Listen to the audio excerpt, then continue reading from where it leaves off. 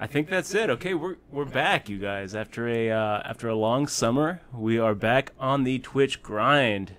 It's great to see all of you guys in the stream. Thank you very much for being with us. Thanks for sticking with us through the last 6 weeks of bracelet hunting. And we just get back to this weird hand. Now we got a guy just betting a pretty big chunk. I don't know. You know what? We've been bluffed off our best hands all summer. I think that we're gonna have to. He's gonna have to show us two pair. I don't really feel like folding. Yeah, two pair. Nice hand there, Sir Wiley. Off to a fun start.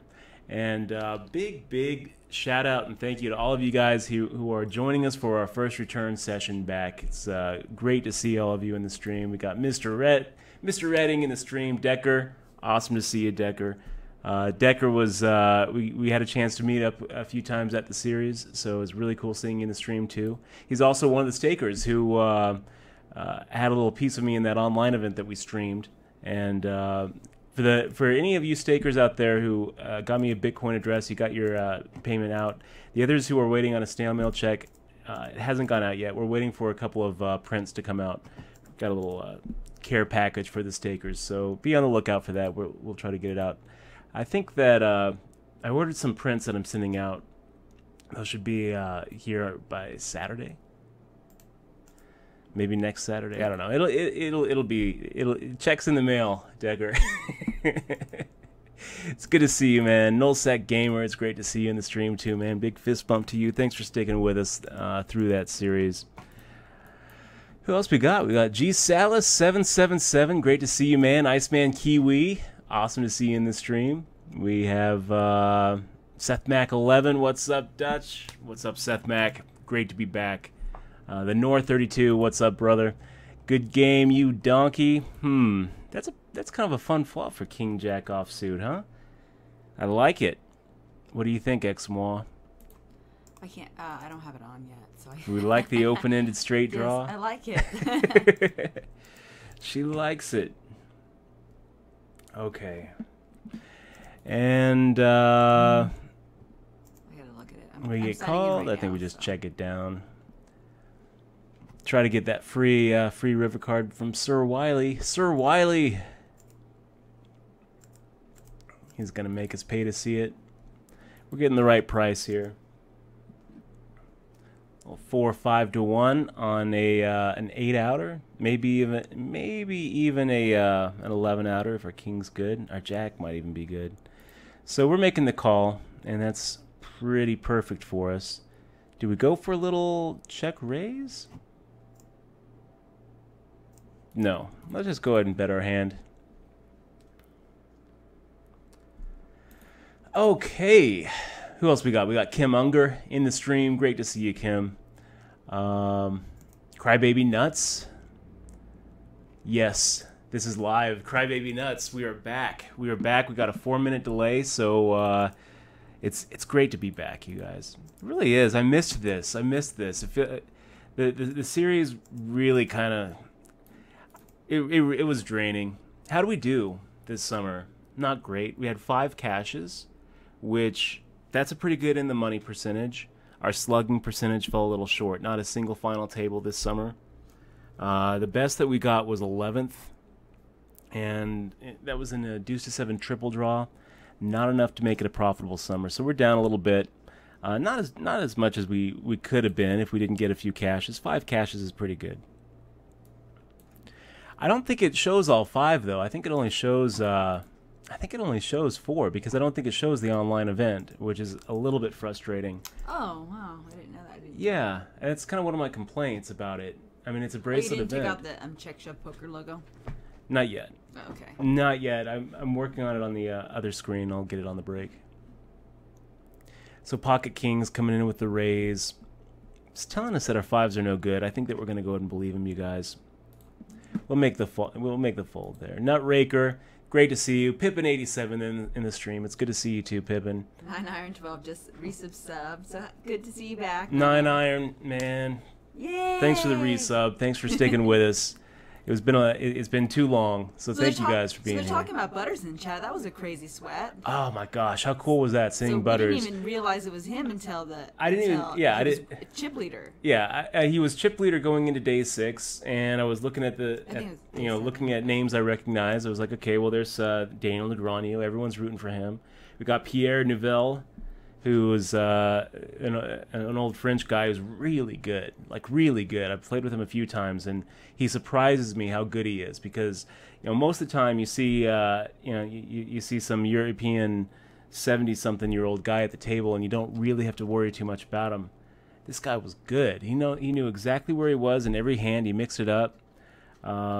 So I was kind of rooting for him, and then I saw Stealth Monk Justin Schwartz. I mean, he's a local Vegas grinder, so I was kind of rooting for him.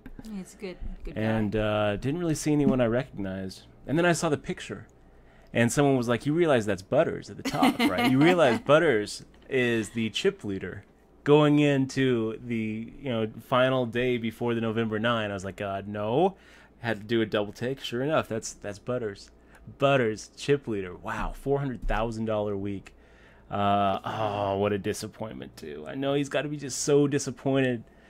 I know how that feels, getting so close to the final table. I mean, I've gotten 12th. He took 14th or 13th. I know. If you saw that picture of Daniel Negreanu when he went out 11th, and he's just laying on the ground with his hand and his hands covering up his face. It's just so tragic. See, Negreanu has dealt with it before. He got 11th back in 2002, so he knows it takes a few days to hit you. It really does. When it happens, everything's happening so fast and it just feels like a dream, and it's like you're kind of in shock. You don't really understand. It hasn't sunk in yet until like a week later. And after about 3 or 4 days removed, it really starts dawning on you just how close you got, and how disappointing how disappointed you are. Oh my gosh, it's crushing. And so to watch all 3 of my best picks when it was down to 27, to get down to that final 2 tables and then miss the November 9 is just so depressing. So depressing. I wanted the final table. I wanted the November 9 to have Pierre Nouvelle, Daniel Negreanu, Justin Schwartz, and Butters. And I would have loved to see Butters, just take it down. I would have loved to see that. A heads-up match between Butters and Negreanu, and Butters takes it all. That would have been great. It would have been great for poker. It would have been great for Twitch. It would have been great for me because it would have gotten a lot more people involved in Twitch, and I would be able to point to all the times when we've just destroyed Butters at these $10. Right. Butters kicking ass on WSOP.com. Oh yeah, he's up like how much? 70,000. And now he's kicking ass. And now he gets another little good for him 6-figure score. $400,000. Which one is this? Is this the rebuy? This is the $10 rebuy, the 2K guaranteed. So yeah, I'll tell you guys, that was a fun sweat, and I was really rooting for him. We should have got our asses up and took some pictures though. Yeah, we should have. We were just sad about the ending of the WSOP, and Dutch was playing what were we playing? Fallout New Vegas for New Vegas, 5 yeah. days straight. Yeah. So that's why we haven't heard from Dutch. Yeah. Is this it? The 2000? I was just trying to forget that. Next year's good still. It just feels like a big missed opportunity every summer. Every summer is like this, though. Every World Series ends on a down note. That's the problem. Okay, what do we do here, guys? You know what? Ace Queen offsuit is a good enough hand that I think I'm just gonna go ahead and pot it up. We could just go ahead and see a flop. But you know what? Pocket King's coming at 2.5x and getting 3 callers. Let's make this a little more expensive. The price has just gone up, boys. The price is going up. That's not really what we want to see. We don't really want to see Pocket Kings re-raising us. Yeah, we'll see a flop with you, Pocket Kings. It's pretty good. Pretty good. Let's go ahead and check. Let him bet his hand, and we will check raise. Well, we don't even have to.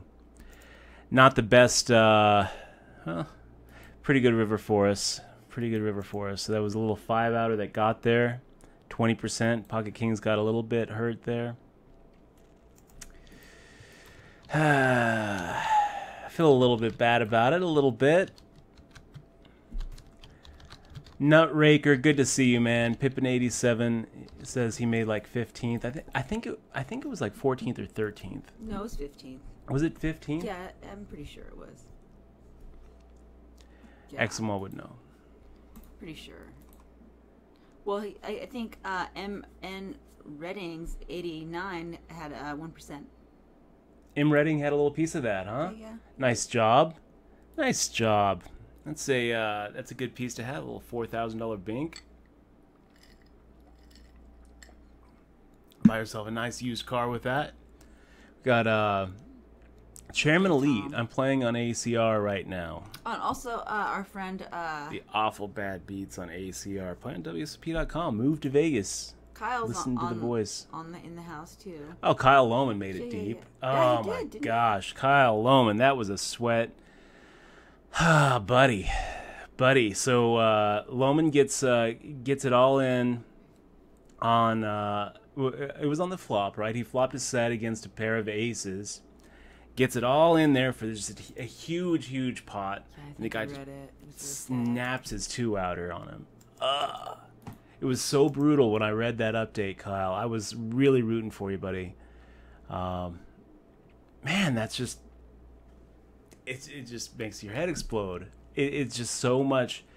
It's such a huge chance. You got so deep. What did Kyle get? Like 50-something? I think so. I think he was in the final 7 tables, and you're looking around, and you can actually see one of these guys is going to walk away with $7 million. I hope it's me.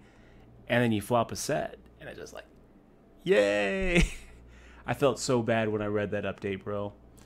Yeah, Kyle Lohman, and another friend of the stream, another fellow Twitch streamer, getting really deep in the main event, and then just getting his dreams crushed with a 2-outer. It was brutal.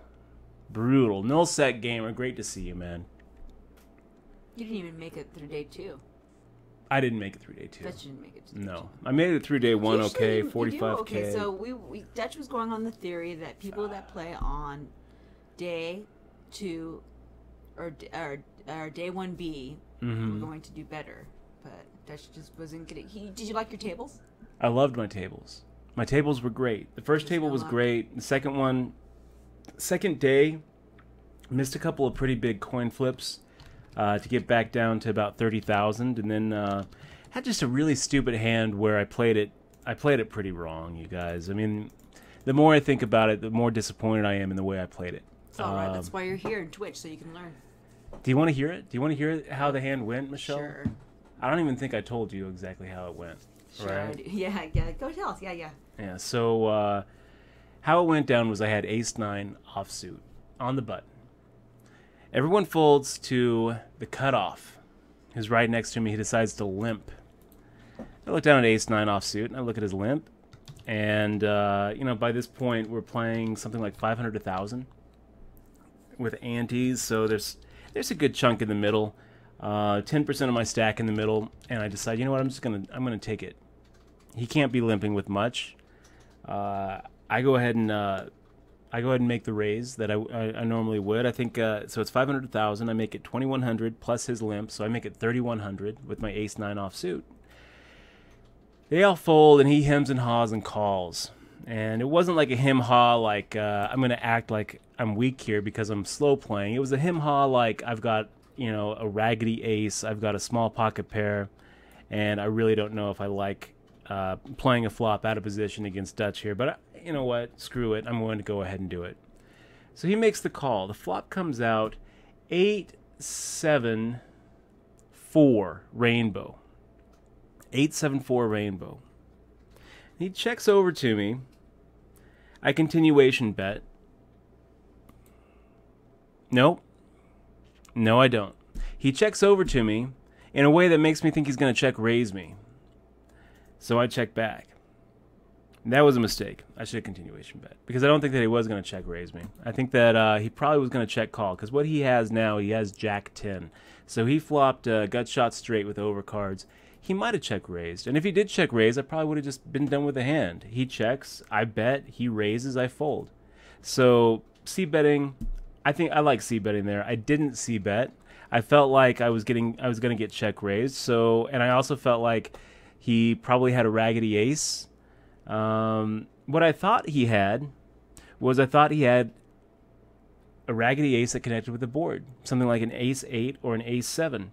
So I actually thought that he was going for a check raise, and I decided to check behind, and I was going to be done with the hand unless I caught a 9. So what happens is a 9 does hit. Now he has Jack 10, so he actually hits his straight. He checks again, and I fire out half pot. He check raises, and this is the time to exit stage left. But instead, my head starts going through his range, and I decide that he's just trying to make a move on me with like an ace 10, or he's now trying to check raise with the raggedy ace. I don't know what I'm thinking, but I decide that my ace 9 is ahead here, and I call. The river comes a third 9, so it's 99874. I've got 3 9s with an ace kicker, and he fires out a real big chunk, like 14,000 now, into a pot that's gotten out of my, gotten a little out of the friendly range. No longer a small pot. Now it's pretty big, and now I'm looking at calling off half my stack with trips and an ace kicker. And I'm looking at it thinking, okay, well, I have no idea what he's got. And it just didn't feel like he would be... It didn't feel like he had a full house. And I didn't put him on Jack 10, so I made the call. I thought he must be putting me on a bigger pocket pair. So maybe he's value betting like a weaker 9, or maybe he's just on a complete bluff and trying to move me off of the hand that he knows he can't beat. He looked like the kind of player who was capable of bluffing. You did tell me this hand. I made the call, left myself pretty low. He turns over the straight, and I felt like just, it was brutal. Do you have the alerts on? I don't think I do. Uh-oh. Shoot, I don't. Do we have a new... Vice Chick. I don't know if Vice Chick's new. Probably. Vice Chick? Yeah. Man, Vice Chick, I'm sorry we don't have the alerts up. Really apologize for that. Big shout out to you. Big fist bump to you. Welcome to the crew. Thank you so much for clicking on that sub button. Really appreciate it. Really appreciate it. You know what we're going to do? We're going to ship you a DRM-free digital version of my book, Poker Tilt. So check your Twitch message box for that. Just our way of saying thank you for clicking on that sub button. It's been a while. It's been a while since we've given the spiel. It's been a while since we've sent any DRM-free ebooks out to our new subs. Big thank you, Vice Chick, for giving that sub button a click. Okay, we're gonna make the call here. So that left me with about 12 big blinds. That put me down. We went on dinner break. I had a nice long dinner to think about how I was going to move 12 big blinds coming back in the small blind. And I was like, okay, well, stick with the plan. Look for a 3-bet spot where maybe you've got some fold equity. The very hand after dinner, I come back, a guy raises. I look down at ace-queen offsuit in the small blind, and I'm like, okay, this is my fold equity here. I think that I can probably move him off. He looks like he's opening pretty wide. The big blind is pretty short and tight. I'm pretty short. He doesn't really have a lot to risk. So I make the shove. The big blind, who had been folding and folding and folding for hours to get himself down to 12 big blinds. He had me covered by maybe 300.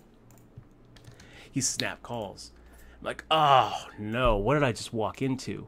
What did I just walk into? I'm done. My tournament's over.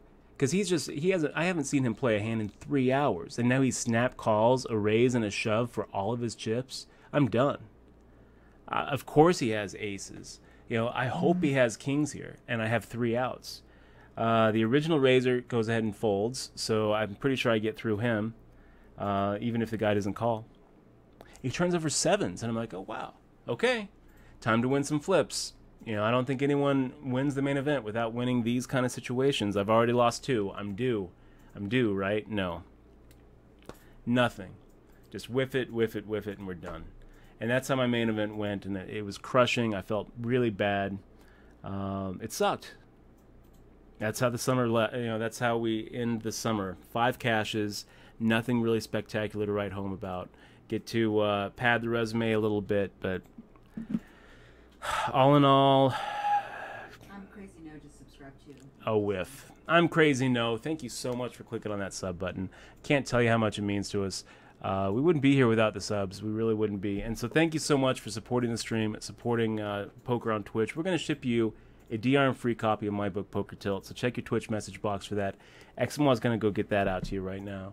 You have the alerts on now, right? Not yet. Let me get these alerts up. He's busy talking, so he forgot the import. Sorry, guys. I'm sorry. Let's take a look You're here. fired. I'm fired. Oh, man. I don't want to be fired. Let's see what we've got going here. Do a little test.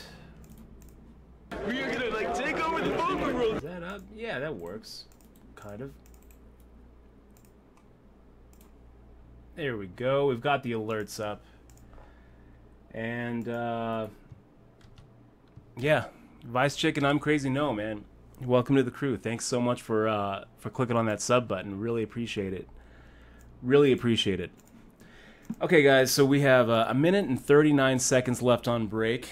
Let me just give some shout-outs again. Really, thank you guys for being here. It's been a long summer with no Twitch, and I missed you guys. I miss hanging out and playing and talking to you guys. Chairman Elite, Sancha Snake, we got Beantown in the house, Beantown Red.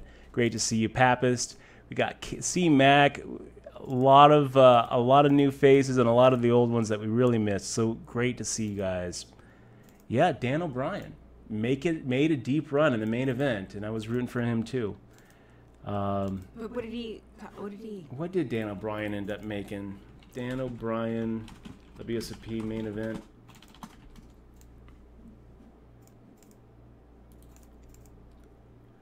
$186.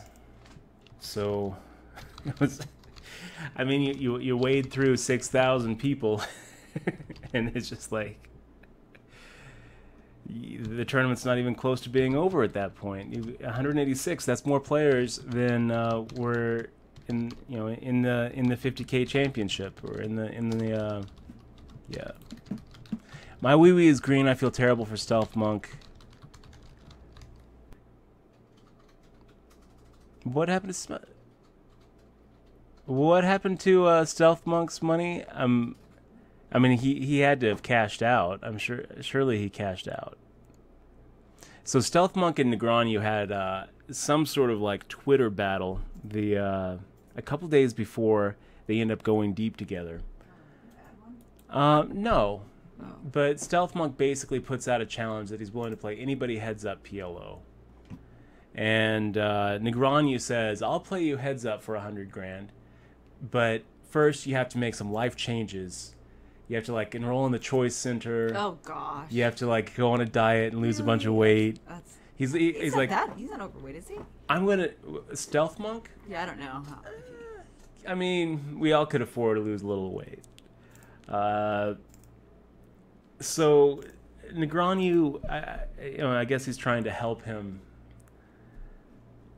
It's kind of like he's taking a little project, right? It's like a bad '80s teen movie where all the popular girls like give a makeover, to the new girl with glasses, and they take off the glasses and put on makeup, and all of a sudden she transforms into another popular girl. Yeah, it was kind of like that. So, Negreanu was looking at like giving Stealth Monk a makeover. They come up with some sort of terms or something where if Stealth Monk loses X amount of weight, they're going to play heads up. And then Daniel Negreanu, if he wins the $100,000, he's going to give it to some charity that they both agree on. And if Stealth Monk wins the $100,000, I think he just keeps it. And Negreanu went on about how like he thought long and hard because Stealth Monk had been really critical of him in the past on Twitter, and Negreanu was like, I thought long and hard about how I can help this guy out, and this is how I'm going to help him out, is I'm going to challenge him to lose a bunch of weight and then take $100,000 from him. Hey, it looks like Nilesley has a sub button now. Oh my gosh, Nilesy! It's good to see you, man. Good to see you. We'll have to subscribe subscribe. Absolutely. I want to see. I wanna see his, I'm gonna have to see his emoticons. Do you see his Niles emoticon? He has a little cat cash. Cat bucks. Oh, Yeah, that's isn't pretty that cool, cute? Nilesy. I like it. How do you? I like it. Okay, the I next forget time, how to use the next these. time Okay. we're not streaming and you are, I'm gonna come Aw, I on love and give that sub button a little trial, Nilesy. It's good to see you in the stream, buddy. And Nilesy, you know what? If I sent you out the stake or payout email, even though you didn't get the $50 in time, we're gonna say that you still get paid out. You got it in. So check your email for that. Hook me up with either a Bitcoin address or a mailing address. I'm gonna send you the little payout package. Good Life 03. Welcome to the crew, man. Good Life 03. Really appreciate you clicking on that subscribe button. And thank you so much for supporting the stream and supporting poker on Twitch. We're gonna ship you my book, Poker Tilt. Coming to you from XMY on your Twitch message box. So check your Twitch message box for that. DRM free. I hope you give it a read, get a chance to give it a look. That's just going to be the very first sub perk we're rolling out for you, Good Life. Really appreciate you being here. Thank you so much. Take over the poker We got world. BM Watts with the resub. BM Watts, man, thank you so much for sticking with us. It really means a lot. You know, we really didn't do a lot of streaming during the series besides that online event. Oh man, that online event. Oh, so close. And then we did the 25-seat scramble, a couple of Hearthstone tilt sessions too. But for the most part, we didn't do a lot of streaming. We are back to a regular schedule though, guys. We're going to be streaming 4 days a week for the foreseeable future. And we're thinking, Unless we go to Europe. we might be going to World Series of Poker Europe But for if you that. go to Europe, you can stream, right? Yeah. It's in Europe. You can do stars, probably, right? Yeah, That's how it works. but I mean, if we go to Berlin, we're bracelet hunting, so it's gonna be like, I mean, it's the World Series of poker. If we go to Berlin, let's see. If we go, We should take bets on whether you're going to take me or not. like you and me betting. It's like that's a good bet. I don't know if we're gonna go or not. We're kind of going back and forth on whether we're going to the bracelet hunt in Europe. I'm leaning for it, but it's also kind of it's a logistical nightmare. We've got a dog. We've got to find something to do with that. It's going to be 3 weeks in Berlin, where we'd probably take a few more days off, just kind of chilling out. Well, I want to go look at stuff. Yeah. So I don't know. I would say I'm on the fence, but I would say that I'm falling towards, not away, and especially, I mean, this summer did leave us kind of unsatisfied, right? I want a fourth bracelet, you guys. Oh, I think Perry Nouvelle is not French. He's Belgium. Yeah, Yeah, he's Belgium. Belgium. Oh, you should tell him this Belgium? about the HPT. Are you not going to reveal that? Well, they want. Well, now I Kinda probably cool. should, I guess. So they're opening up trials for this commentary spot that Maria Ho left. I don't know if you guys saw the news. Maria Ho Well, has. all I wanted you to say is that you're going to go to the trial. I'm going up to You don't have Fargo to do a guest commentary on one of their episodes. So it's going to be really cool. Leaving Sunday or Monday. I'm going to have to look at the flights. If it's Monday, then we're going to be streaming on Sunday. Otherwise, I'm not going to do it. Let me take a look really quick and see when we're going up there. If yeah, so I'm really excited about it. I'm sorry, I'm laughing. 9 or 12. Daniel should have got Stealth Monk to shower every day. I don't know Stealth Monk. I'm sure he's fine though. Stealth Monk's fine. He's a local grinder. He's really put in his time. He played on Steals with Clubs all the time. Oh really? Yeah. Okay. And I mean, I feel like I've met him though. I probably met him. He kind of has this kind of air of being a little depressed, like kind of like a cloud is like following him. Oh really? Yeah. I didn't know that. I think he might be missing I think he might be missing his 2 teeth too, his 2 front teeth. Really? Yeah. I don't know, but someone was saying that. that is an accusation. No. Well, someone was saying that on Twitter, and I was like, I think that might be right. But no, I think that it might be. Anyways, it doesn't matter. Anyway, he's definitely put in his time, and he's he's played very big over the Bellagio. He's a grinder too. He's like the kind of guy who's like sometimes playing 50, 100 PLO, and sometimes playing 2-5 no limit, and sometimes playing multi-tabling 25-cent, 50-cent online. I mean he's the kind of guy who's just like always playing and always putting in the hours.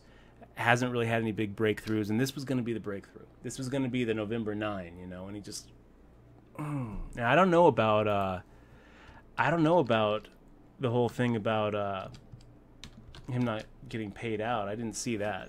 I'm gonna have to look at the Twitter. There's so much drama that goes on to the poker world. Which drama should you follow?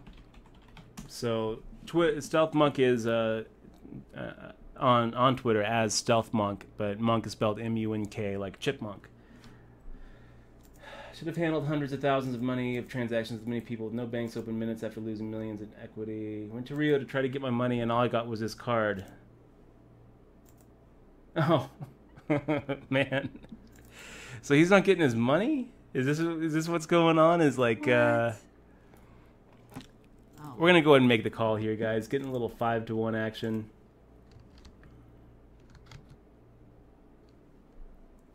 So he waited to get paid out. I can understand that. When you get knocked out, in 14th or 13th place, the first thing that's going through your mind is not, oh, got to run to the cage. The first thing that's going through your mind is, oh my gosh, I got to run to the stratosphere and jump off. That's what's going through your mind. You're not thinking, oh, better go fill out some forms and get a check. You're thinking, I need to rush to the nearest bar and inject myself with a lot of Patron shots. Like, that's what you're thinking. So, let's see. Thought of going to Rio and not getting paid is too tilting. Going to have to wait until 3 or 4 p.m.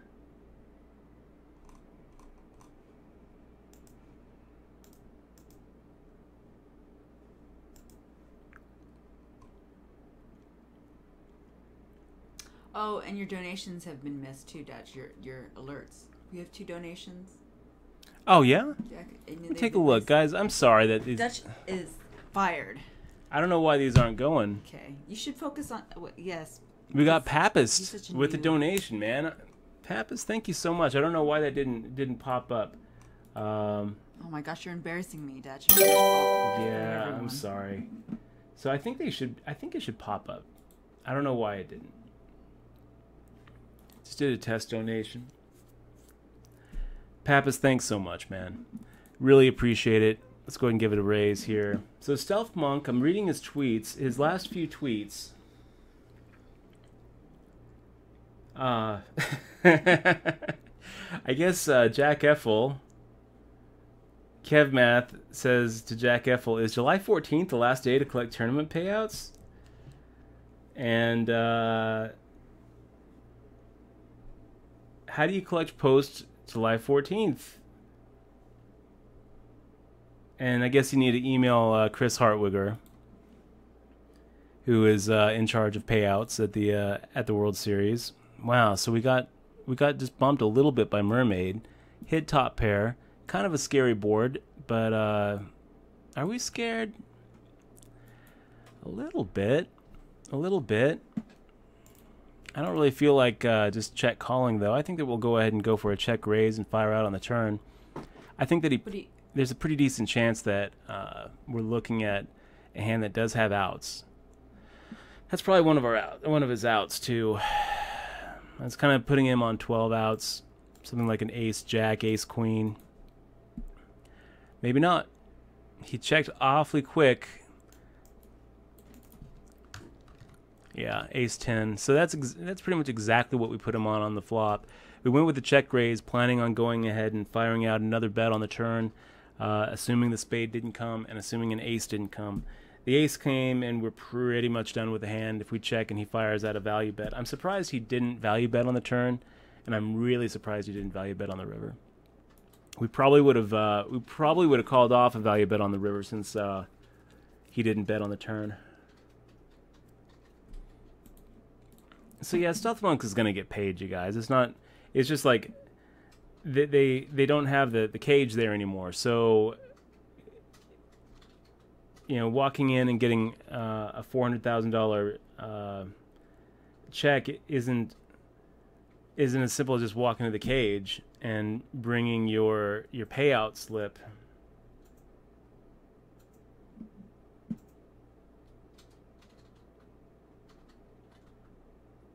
So he'll get paid. He just has to set up. A time where Chris is going to be there at the Rio, I guess.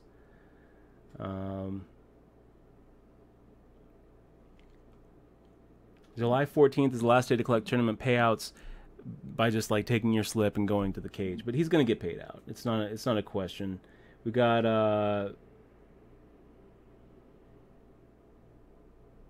let's see what. Yeah, so Stealth Monk also saying he's very unlikely to play D-Negs for 100K in a month. Cash the perfect amount for maximum pain. He says, for the record, we'll obviously play Real Kid Poker Heads Up Pot Limit Omaha for 100,000 any day that ends in Y. Just probably not up for weight loss bet anymore.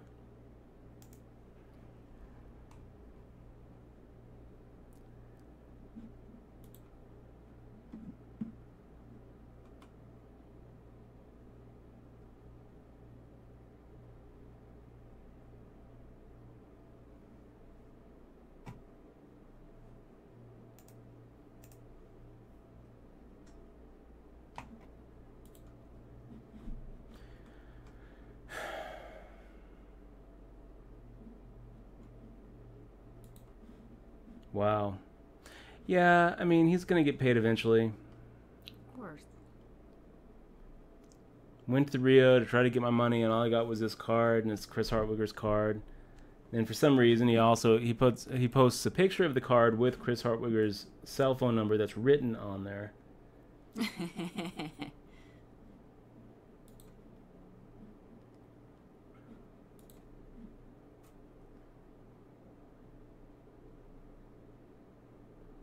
And everyone's saying he should go to the Choice Center.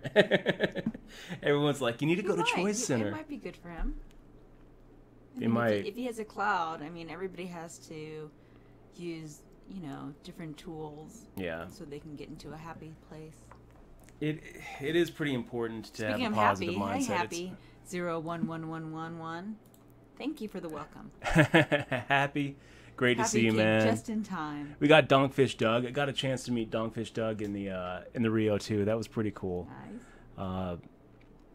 Great to meet you in person. I wish that I wish that we actually spent a little more time together. It was just very, very brief. But you know how it is. He's playing, I'm playing. Anyway.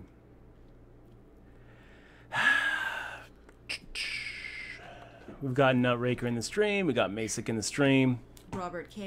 Rob K chilling out in the stream. Got a chance to meet Rob as well, so it's good to see you, man. See you back on the stream. Tim, oh gosh. Tim Crosoft. Good to see you, man. We got Big Dog 2000 in the house. Good to see you, man. Hey, Big Lebowski. And Big Lebowski. Yep. Great to see you too. Big Lebowski 666. Hello, everyone. Hello, Big Lebowski. Good to see you, buddy. Big fist bump to you. Okay. So, what are we looking at here, guys? 10,661. I think that we have add-ons until the next level. Or rebuys until the next level. No, probably even longer than that.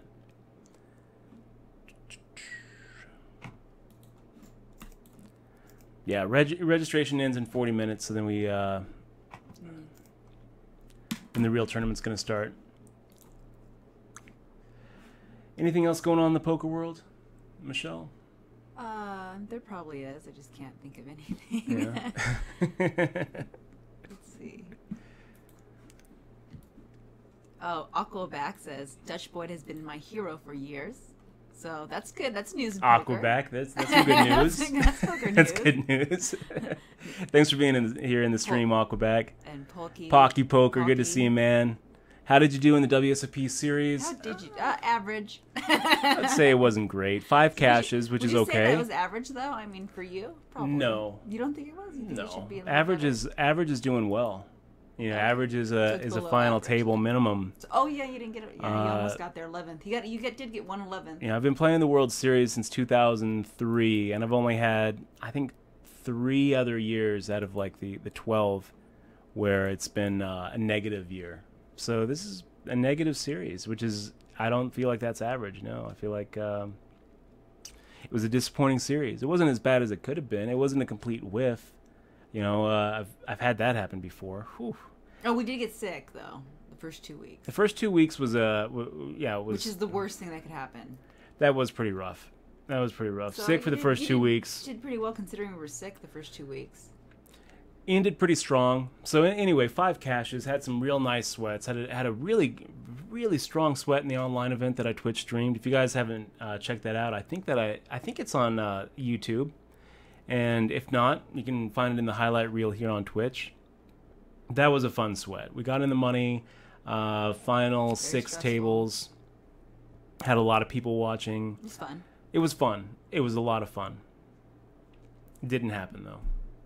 You guys didn't believe hard enough. Yeah. Why didn't you guys believe? No. The fairy dust didn't work. Got to go to Health Choice Center, Dutch. I guess so. Yeah, we'll go to the Choice Center and make the choice to win those flips. Actually, they weren't flips in the online event. If you guys saw how that ended for us. Do you remember the aces, the ace king? So Let's not talk about that. we don't need to talk about running ace king into aces and just sliding through. That's not what I choose. Highlight. I choose to focus on other beats. So the way we ended that event though was pretty depressing. We had a guy named Nuts in Your Face who just loves that name. put 2 back-to-back brutal beats, 10-8 offsuit versus our ace-jack suited, all in pre, and then 3 hands later, he shoves with the jack-6 against our ace-king, all in pre. Both of those went down in flames, and it sucked. So, anyway. Hey, JD Cole, I would say one of the highlights of my summer was hanging out with you and your Pikes Peak gang over at the Hard Rock. Great to see you in the stream. It's good to be back, man. Good to be back. And PLO Junkie. Oh, I have an HPT. Awesome to see you, buddy. Great to see you, man. PLO Junkie was one of the guys who got to enjoy the online sweat with us and got to feel the pain along with us.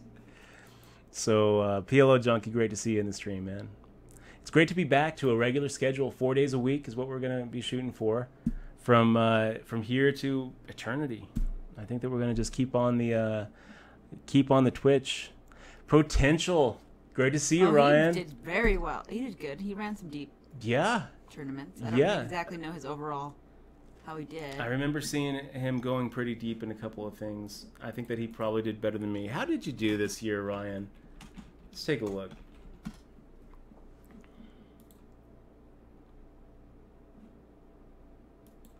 The Colossus was the big sweat. That's a huge one, yeah. That was the big sweat, where he got 29th in the Colossus. Man, I was rooting for you, buddy. Good to be back on Twitch though, and Potential. It's always good to see you in the stream. I love the snowman. It's very cute. So. Now we didn't finish the HPT conversation because you started talking about Stealth Monk. Okay, so I'm going over to. He's going to Fargo. Are you gonna be there for the tournament, or are you just there for the taping? There's no tournament in Fargo. Yeah, it's just taping, right? It's just I'm going to do a guest taping, and what they're doing, as you know, you guys probably heard the news that Maria Ho is no longer with the HPT. She said her goodbyes, and she's starting another project with Todd Anderson and Poker Night. And Todd Anderson was the original. The original HPT guy. He's the one who started the Heartland Poker Tour, and he lost it in a really kind of a sad way with him and his partner Greg selling to the Epic Poker League. Epic Poker League goes bankrupt. They try to get it back, but then Churchill Downs comes in and buys all the assets, so they lose their company. and they kind of go off and do their own separate things. Well, now, fast forward a few years, Todd Anderson starts Poker Night in America. And it's actually kind of interesting. This week they're doing a Poker Night in America Twitch edition that I was hoping to be a part of. Got the invite. I think it's gonna be streamed here on Twitch. You're gonna have Rum Cakes. You're gonna have Elkie, Negron, you're gonna have Dan O'Brien. You're gonna have D Moon Girl. A lot of the staples. A lot of the big Twitch streamers. Who am I missing? Maria Ho's gonna be on it. Everybody, Nanonoko, everybody who, all the top poker Twitch streamers are going to be doing this Poker Night in America here in Vegas. And I wanted to do it, but I'm not going to be able to do it because I have to go out to Fargo, and I'm going to do this guest commentary gig and see where it leads. So I'm looking forward to it. Flying out on Tuesday, coming back on Thursday. So next week, we're not going to be streaming on Thursday. We're going to be doing Friday, Saturday, Sunday, Monday next week. Make the folds here. So what's this? Potential said somebody. Is this got Ben? Do you know? Ben? Yeah, that's the guy I was talking to you about today. Oh, the guy that didn't pay his Kid people. Cardiff. Oh, Kid Cardiff. That's some news. That's some news. Stuff. There's been a couple of. His name is Ben? Yes. Okay. Ben Wellington. Is it Wellington or Warrington? It looks like someone. Warrington. Ben Warrington, according to Z Marco. Potential. So Mark Herm, we got a chance to meet Mark. He's one of those Rosarito guys. Hangs out a lot with Chris Conrad and Ryan Tapin. He was over at Ryan Tapin's birthday. Got a chance to meet him a couple times, but the last time we saw him was at Stoney's for Tapin's birthday. He was one of the backers of Ben Wellington, right? Is it Wellington or Warrington? Doesn't matter. Ben the W. Ben W. Ben Warrington. So he Ben backs the scammer. him. Ben The Welcher. Kid Cardiff. So he backs him. No, it's worse. It's worse. It's worse than welching. In my opinion, it's much worse. It's worse than welching on a prop bet. You're overselling action. Yeah. And so Mark Herm bought him into the Venetian for 2 bullets. Turns out that he only plays 1 bullet, but he doesn't tell Mark that until Mark finds out and realizes, you know what? I want to see both of your receipts. And he's like, oh, I must have left them in my other trousers. So he goes and says, oh, you know what? Actually, I only played 1 bullet. Let me get you your money back. And Mark is like, wait a minute. You just try to rip me off. You just try to rip me off of a full bullet. $1,500. So I'm going to out you. So he outs him, and it turns out that the kid sold 150-160% of his action in this Venetian tournament after the main event, and does a whole bunch of swaps with people in the same event. So tells a bunch of people he's playing for 2 bullets, only plays for 1. Basically rips off his backers. And it was a lot of people. Sheets was one of his backers. A bunch of people got ripped off in this. And he comes up on 2+2 and says, yeah, what can I say, guys? I fucked up.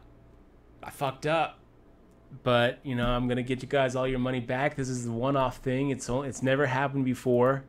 It'll never happen again. And I hope that I'll be able to get through on the other side. And people are just like, wow. I mean, not even, no excuse, nothing. Just, sorry, guys. I took a shot. I tried to rip you guys off. You guys found out. I mean, this is basically what he's saying, I tried to rip you guys off. You guys found out. Sorry about it. Hopefully, hopefully. There'll be forgiveness at the end of the tunnel. We're gonna take over the poker world. PLO junkie, man. Scooby-Doo should be the one that discovers it and says, if it weren't for that dog. If it weren't for those kids and Mark Herm and that peddling dog. Yeah, I mean, that's... PLO junkie, thanks for the resub, buddy. Thanks for sticking with us. It was a very dry summer as far as Twitch goes, so really appreciate you sticking with us. We got Tim Crowsoft with the sub button. Tim, thank you so much. I think that might be a resub, but we're going to check the records. Tim, if you don't already have it, we're shipping you that DRM-free digital version of Poker Tilt. And thank you so much for clicking on that sub button. Really appreciate it. Really appreciate it. Big fist bump. Welcome to the crew, or welcome back to the crew. I can't remember if you were. He said I'm not gonna sub. I'm gonna sub because you said you're gonna stream a lot. Don't fuck me on this, boy. So I won't. I've seen you in the stream a lot. I wasn't sure if you actually had the sub badge before. If not, welcome to the crew, and thank you so much for supporting the stream. I won't fuck you on it, Tim. You have my word. I'm going to be streaming a lot, guys. 4 days a week. I just like to curse. In perpetuity. Until the World Series of Poker 2016. We're counting down the days until the World Series of Poker. It's just right around the corner. 360 days. And the countdown. 340 days until the World Series. Clock. Yeah, we should. Have a clock in the corner. We should. Nutraker, Poker Night in America is CBS. So that's going to be pretty cool. Things we should write. You should write that down as a note. Things to what's the note? Put a WSOP countdown clock. Yeah, it'd be kind of fun. In no time, right? Yeah. So Potential probably knows more about that whole Mark Herm thing than I do, the whole Mark Herm Kid Cardiff thing than I do, because I mean he's got his finger a little more on the pulse of things than I do. I didn't see Sheets actually say anything about it, which kind of surprised me. I didn't ask him. Yeah, I mean, he's pretty private about it. He's pretty private. No one likes hearing. Iceman Kiwi, thanks so much for the resub, man. Thanks for sticking with us. Really appreciate it, buddy. 4 months in a row. 4 months, man. You guys are awesome. Did you meet Goal 34 Ice, too? You did, right? Maybe. I don't know. Okay. Did you? No. He said he was going to be there one weekend, and we were playing, and we might have... I might have, a couple of the usernames started blending, kind of blending a little bit. Weird names. Because the time when I realized that maybe it was time to call it a summer was when I was hanging out with we got Fish and Chips with the resub. Thank you so much, man. Fish and Chips, really appreciate it, buddy. It was when we were hanging out with Garbage all the time, and I called him Yaki Pokey. It's like I'm getting this confused. He's not here today. Nah, but it was cool seeing him. So this is a pretty good flop for us, boys. I think that we're going to go ahead and fire out a half pot size bet and just see what happens. Just see what happens with it. So yeah, it's kind of a big deal, you guys. This whole this whole Ben Warrington, because he's got a pretty high profile in poker. He's one of the Tournament Poker Edge guys. So he's pretty well known. That's probably an out for us. You know what I think? I think that 6 is going to be good. I think that we're probably looking at like a Jack 10. What does he got? Ace King. So the 6 was an out. Maybe we should have just value bet it, but I don't think we're getting called with Ace High there. Maybe.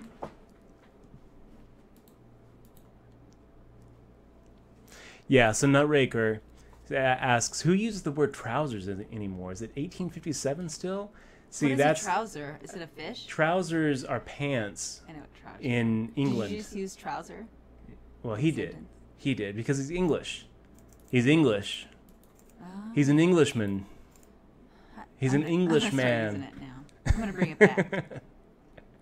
So yeah, I mean, in my opinion, I think that welching on a prop bet's pretty bad.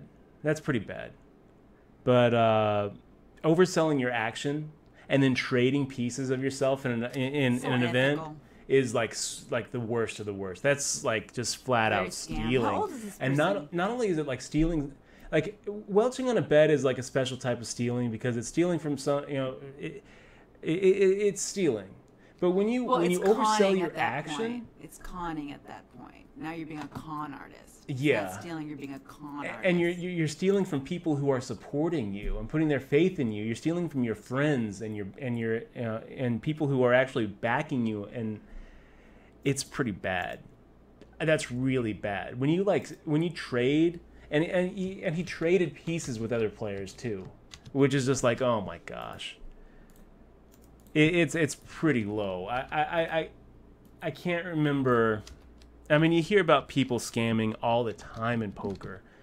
This is a pretty big one. Really big one. And my favorite too is on his 2+2 reply. On his reply, let me just read you the my favorite part of it. Let me see if I can't find it here really quick. Oh, Carlos Jr. is going deep. Carlos, awesome to see you, man. And He's going deep. Oh, he's deep in event 2 now. Where's this at, bro? AC, yeah. Carlos is in AC.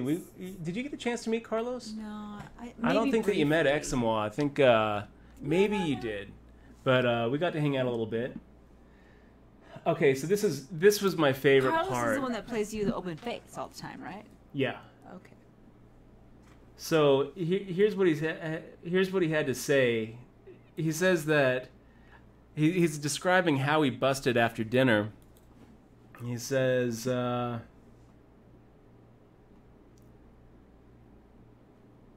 he's talking about how after continuously running bad, I really didn't envisage what could have happened should I have built a stack in the tournament. I did not throw my chips away, while at the same time, in the back of my mind, I was aware I would have serious problems if I went on to cash big. It's all extremely pathetic, I'm well aware. I went down pretty low on chips and managed to build up my stack again and busted after dinner. This is my favorite part of his admission, right? He says, none of the hands I played were anything different to how I would have played in a tournament where I had 100% of my own action. Having said that, if I were to have gone deeper, I would have been in trouble, clearly. So here he is. He sold like 150, 160%, traded off like another 20%. So he's double booked this tournament. He's playing this tournament, and he's trying to tell the world that he played it as well as he could have, even knowing that anything that he cashed he was going to lose. And he's also saying that this is the first time. I'm going to tell you guys, I do not believe that for a second. This is the kind of con where it's just like, it's so bad and so egregious and so blatant. I'm still just at a loss for words. And I'm going to tell you, this is why I think that we need to have a staking platform so this kind of thing doesn't happen. This kind of thing shouldn't happen. You shouldn't have to trust people to play an event that you put them in. You shouldn't have to trust people that they don't have to, that they don't sell action out. They don't swap people action out. People get weird and desperate when it comes to gambling and things like that. So I'm telling you, what is a fluke here? What is a fluke here is that he got caught. Yeah, but it's the thing is, though, he's ruined his reputation so much that nobody's going to back him. So that's good. Right. No one should back him. No one should trade pieces with him. Ross the Boss, 85. Thank you so much for that new sub. Really appreciate it, Ross. We're going to ship you that DRM-free digital version of Poker Tilt. So check your Twitch message box for that. Welcome to the crew, man. You are awesome. All of you subs are so great. What I was saying, Exmoa, and you guys, is this was a fluke that he got caught. It was a fluke. If Mark Herm hadn't asked for the receipt, and if he would have played both bullets but oversold them, if the backers didn't all start comparing notes, I'm going to tell you guys this, I guarantee this happens a lot. I'm sure of it. It has to happen a lot because this guy got caught. For every person who gets caught, there's people who are doing it better than he is. There's people who are out there swapping pieces with swapping 5% pieces with 40 different people. How would you know? Like when you swap pieces in a tournament, it's not like you go and you log it somewhere. You don't keep track of it in any way. So how would you know if someone's swapping a piece with you? How would you know if they're ripping you off or not? You wouldn't. Well, that's why they ask for receipts, right? But like if you're swapping pieces, there's no receipt for that. Pieces, yeah. And I think that when it comes down to it, people like Sheets and the investors, like the Sheets and Baxes of the world, they don't ask themselves that question. They don't ask themselves, how do we know that this player isn't ripping us off? If I can tell you from experience that if they know that someone's ripping us off, they'll cut them and they'll never work with them again. They'll tell people. But I think that when it comes down to it, they're looking at it from an ROI point of view. And at the end of the year, if Ben Warrington has made him money, then it's a good investment. If Ben Warrington ripped him off of a couple of events, Does it matter? Yes, it matters. Yes, it matters. But from an investment point of view, maybe it doesn't. You know, maybe Sheets would look at this and say, look, you made me a lot of money. I'm still going to have you make me more money in the future. I wouldn't. I think that there's no way that I would ever support this guy. There's no way I would ever trade with him. A lot of people are giving him advice just to quit poker. I think it's good advice, probably. That he should quit because he can't control himself? Yeah. Yeah. It should, because people are not going to shun him. And he's going to be a scumbag, and people are going to yell at him. Yeah. Just like some other people that get yelled at. And, you know, he's... Oh, I have some news that reminds me. That has nothing to do with this, by the way. It's scamming. But you saw MyCon. MyCon's back. MyCon's back. MyCon's back. Welcome back to Vegas, MyCon. I have a picture of them shaking I forgot. hands. And That's some big news. That is a big How much news. Prison time is he going to have to do? I don't know yet. 0. Is that right? They said 0? 0. Did they say 0? He's going to get off with a slap on the wrist. He's getting off with I think a $25K fee. Let me see really quick. We're going to take over the poker world. Texas to Nevada, man. Thanks so much for the resub and sticking with us. It's great to see you on the stream. Thank you so much for being here, man. Great to be back on Twitch. I missed it. I missed you guys, and I missed you, Texas to Nevada. Texas to Nevada has been doing a little bit of Twitch streaming as well, so it's great to see you on the stream. Look, we got Skelly Factor on our table too. Nice. So great to play with you, Skelly. Back to real life. So let me see if I can look at the like any news stories for Brian MyCon. But the last I heard was his lawyers were able to plead out. Because when I saw you, I didn't really ask you what you talked about when you did see him for that brief moment. Well, we didn't really talk about his deal. I you just welcomed him back and told him that I was really happy to see him back in Vegas. I'm really glad that he's back in Vegas. So 2 hours ago, this is from the Las Vegas Sun, 2 hours ago. Wait, is it? No, this is from July 6th. The Las Vegas man tied to Bitcoin poker site pleads guilty. And the plea will let him avoid jail time. He's going to enter a guilty plea to 1 felony count of operating an unlicensed interactive gaming system. If he successfully completes probation, he can instead plead to 1 gross misdemeanor count. He's going to pay a $25,000 fine and surrender property seized during the case, including $900 in cash and 3.0996 Bitcoin. What? That's how much Bitcoin was seized in the raid. Much Bitcoin? 3 Bitcoin. Oh.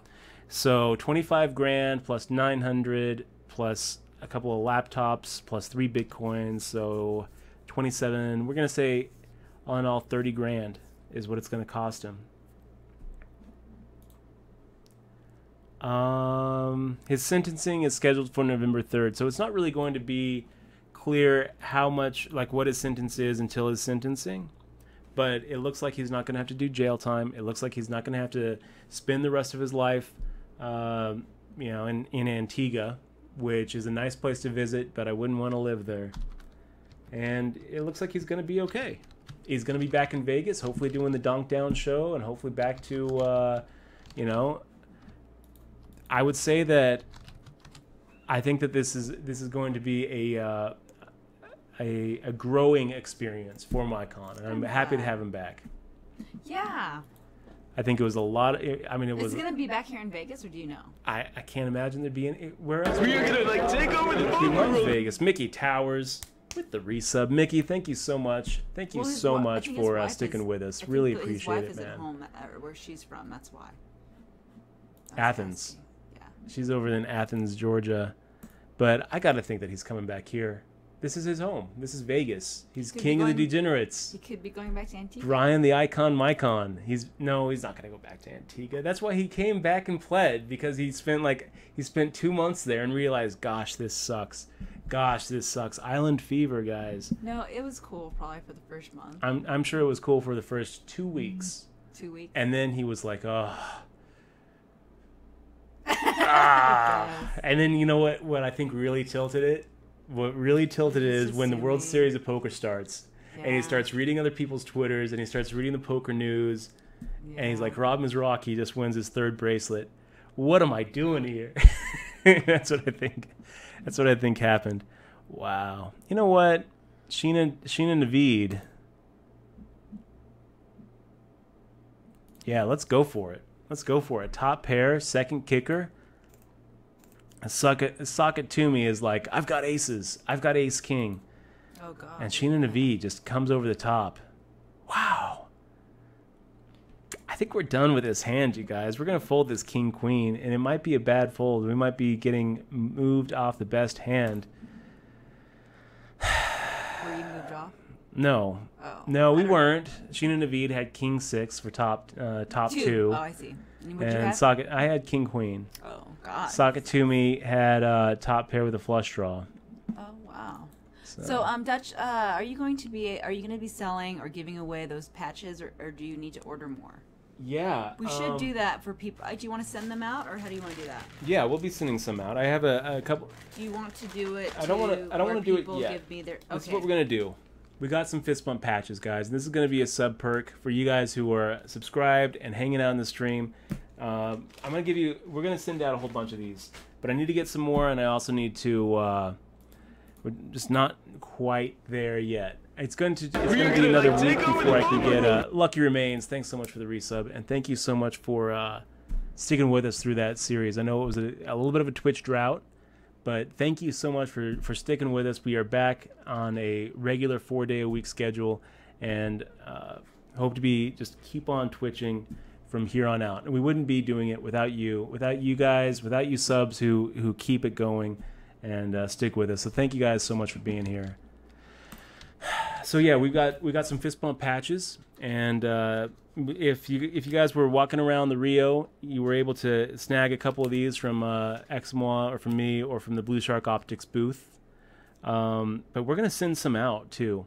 So not just yet. I got to. I'm gonna start sending these out after I get back from Fargo. So I'll start giving you guys instructions for how to get on the fist bump patch list in about a week and a half. I also have some photos that are coming through. So I'm getting the staking packages together first.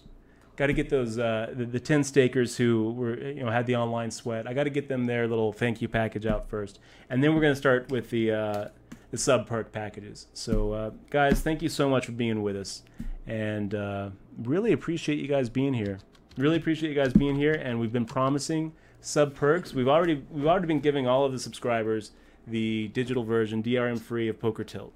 But we've been promising since the beginning that we're going to have other sub perks. That's a good question. Okay, Gold 86. Is he still running his Seals with Clubs? Or Seals with EU or Seals EU? I think Seals, officially or I he think must it's- not, right? I think it's swcpoker.eu. SWC. But it looks like it's still there. It looks like it's still here, and it says Return of the Krill Rolls, Krill Week, July 1st to July 7th. I mean, it looks like it's still running. So if it's not MyCon, who's doing it? You know? Why? Why did you just pinch me? Why? a secret. Oh my gosh. Okay, guys. I don't feel like making this call. Bastar raising and Sheena Naveed making the min re-raise. We've got Joe Kozlowski in the stream, and Joe, thank you also for the Twitter love, and thank you for sticking with us through the summer drought. 5 cashes. Was it a flop of a summer? No, but it wasn't really what we were hoping for. We might get another chance in October. We might. We have to get our passports first. Exilist, great to see you, man. Great to see you. Big fist bump to you. What do we have? Ace Jack versus King Queen. So Bastar raising with the Ace Jack, and Sheena Naveed deciding to get a little crazy with that 40k stack. There's 2 types of tilt, you guys. There's tilt as a loser and tilt as a winner. Sometimes when you build too big of a stack, you end up playing, pretty loose and wild. I would say that 3-bet with the King Queen, a little bit on the aggro side, and then willing to get it all in there on the was it on the turn? Wow, no. So best, it was on the river, wasn't it? It was just a big river bet. Nope, turn. So getting it all in on the turn with, that's not so bad, right? It's figuring 8 outs plus the overcards for 14 outs, 28%, getting 3-1. It's not really a call. It's not really a call because you can't really plan on having as many outs as all that too. Door handle, great to see you in the stream. We've been missing you too. So, J Jones 6770 in the stream. Awesome to see you. We've got That was a good fold that they're in there last fold. the King Queen. Yeah. Yeah. So G diminished. So yeah, Mycon didn't completely miss the series. He was playing in the 50-50. He played in the 50-50. 50-50. Was it a 50-50? Yeah. The fantasy draft one, yeah. Yeah, because I was at the same table with Jonathan Aguiar. And I saw him, and I was like, there's Mycon. Go say hi. And yeah, Cash De Niro, we'll put you on the list to get a patch. Yeah, let's go ahead and raise this, you guys. Let's go ahead and raise it. Ace 9 offsuit, my favorite hand from the World Series of Poker main event. When we've got an open limper and a call of that open limp, I think it's okay to go ahead and fire out. And pretty good. I think that we were supposed to be firing out the same amount. Pretty good turn. This hand just keeps on getting better and better. So we'll fire out a half pot.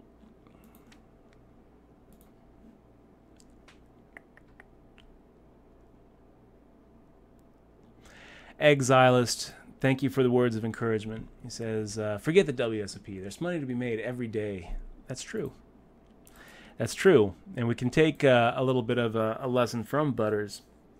You know, just grinding. We already have 3 bracelets. Is another bracelet really going to change that much? Yes, I wanted. That's what I wanted this summer. I really wanted to. I wanted that 4th bracelet. And maybe we'll get it in October. We're thinking about maybe going out to Berlin, World Series of Poker Europe. Until then, though, we're getting back on the Twitch train. We're going to just stream 4 days a week. I'm also going to be working on that staking platform. You know, that whole Ben Warrington thing really does just like drill home the point. There's so much scamming and poker going on, and some things need to change.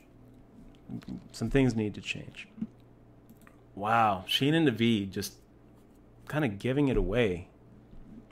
I mean, what's going on here? 1,260 in the pot, and somehow this pot just explodes. She gets check raised and then puts the rest of it in with ace queen. It's like it's winner's tilt, you guys. This is what happens anytime you deviate from the right move. You're on tilt. Sheena Naveed it's so weird. You look at the stack sizes. Sheena Naveed has more than anybody at the table, but I guarantee you she feels like she's sinking. This is the drowning stack right here, going from 40K to 20K in like 2 hands, both times with like no pair. Anyway, Safari Joe, awesome to see you. Got a chance to hang out with a little bit with Joe's son, right? Yeah. Didn't Yeah, actually his get son. to meet Safari I had- Joe, but we met his son. Yeah. Oh, you know what? Is Safari Joe on? And yeah, I want he's to in the link him stream. the Instagram picture. Yeah, we got a cool picture actually. Find it that. was a pretty good picture.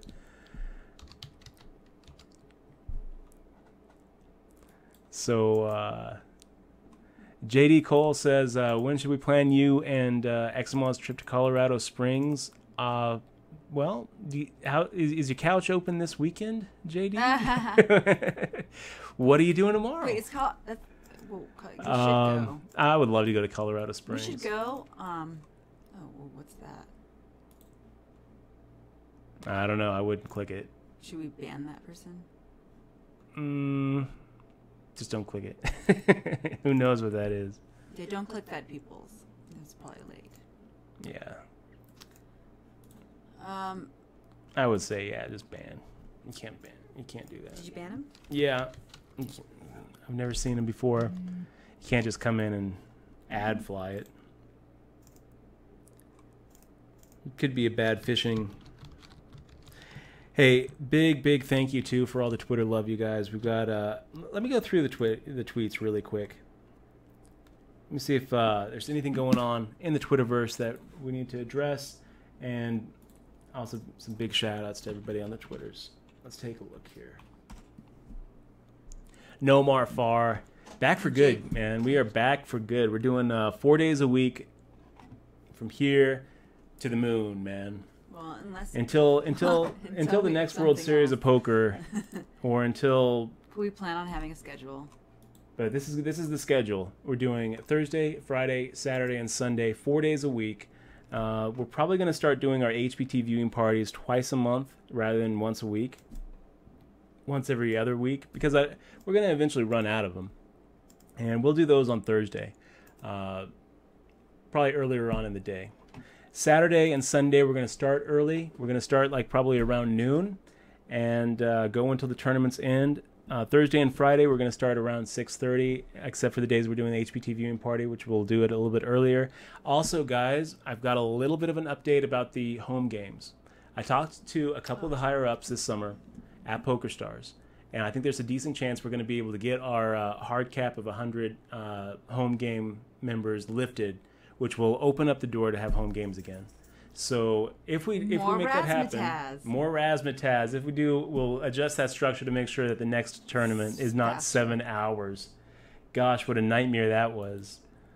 Zack Attack was the reigning champion. Zack Attack, that's right. Won the sword of truth. So did I meet Butters? No. I didn't meet Butters in real life, but I wonder what he's gonna do. I wonder what his plan is. Let's plan on seeing a flop here. I want to see a flop with our 4-3 offsuit. I have a good feeling about this hand. So the flop comes out Ace King Jack. My feeling is not so good anymore. I should stop listening to those good feelings. Yeah, I know. There's this... Why am I listening to a good feeling? No, you're in the big blind with offsuit connectors. Go ahead and peel a flop. Why not? Okay, guys, I want to give a couple of shout outs here. We've got some retweets. Can I see your patch? The fist bump patch? Yeah. Yep. I want to see it in comparison to the one by my head. Can you see? Okay, which way is my head? Is this my head? Is this the way? Yeah. Can you see them both? Yeah, you can see them both. It came out pretty good. Yeah, I think it looks good. Right there. Am I doing the right direction? Yep. That's the fist bump, and I thought that's he meant to say. I thought he said put it on my head. Is that right? Beautiful. A fist is coming right out of your brain. This is how I play good poker. Yeah. I think Papaya makes a little c-bet here if he connected with anything there. So our A6 is going to be good. I think it's still good. Let's let him bluff with like an ace queen, ace jack, king queen. Wow, look at that, you guys. Just firing out 1560. Okay, hold on for a second. It's really hard to put him on a 7 or a queen jack, which is basically what he's saying he's got. But it's just such an overbet of the pot. And he could be looking at it thinking, well, this is the only thing that's going to work. He's right. Because if he was bluffing and he makes it like a half pot or even 2/3 pot, I'm making the call. If he's trying to get that much value out of me with a queen jack or a 7, well, I hate to tell you this, buddy, but I'm not that confident in my hand. I'm going to make that fold. And Joe Kozlowski inviting us to Boston. I want to hear some stand-up from Joe in a Boston comedy club. I think that'd be a pretty cool way to spend an evening, Joe. I'm saying, And you know, I do love Copley Square. I'm a big fan of Boston. I don't think Eskimo's ever been out there today. Mythin, I've never been anywhere, but with the resub, man. Thank you so much for sticking with us. What we should do is, Really appreciate it, man. on our days off, maybe we should fly to a random city in the U.S. to visit people. And then crash on their play couch. Poker. Mythin, thanks so much for sticking with us through that summer, staying with us for the with the resubs, sticking with us on that subscribe. We're going to go ahead and we're going to roll out some really cool subscriber perks. I promise you guys, it's going to happen. Besides just the DRM free Poker Tilt book and the home games, and looking back using the emoticons, being able to look at the old broadcasts. We're gonna try to roll out some real solid some new content perks. too. For we're gonna Yeah. And then Dutch is gonna write his book. Working on Poker Tells this year. So it's back to work. Back to work. No more Fallout. That's right. No, he can play Fallout one day a week. One day a week, huh? Pick the day that you want to play. Every day that ends in Y. So Frodo Baggins today. is here. I choose today. That's funny. Frodo Baggins, great to see you, man. We've got a PokerStars home game Nutraker is when we all get together and we play poker together. Is basically what happens. Yeah, and it's like it's free. Play money. So yeah. Thank you guys so much for the Twitter. We got Justin West giving us a Twitter shout out. I got a chance to real briefly see Justin, and I wanted to hang out with him a lot more. Didn't work out. I think we were both in. What was it that we were playing, Justin? I think we were playing the 50-50. No, it was the 7-7-7. But I would have liked to hang out a little bit more. I wish that we could have grabbed some dinner. It's just, there's only 6 weeks of the year that I'm really committed time-wise. And that's the World Series. Every other week is, pretty open, except, when we're doing the Twitch. I just feel like I missed out not getting to hang out with my buddies. Anyway, guys, thanks so much for being here. I'm gonna make a little coffee. I think we're gonna be right back. I'm laughing at We're gonna be right back.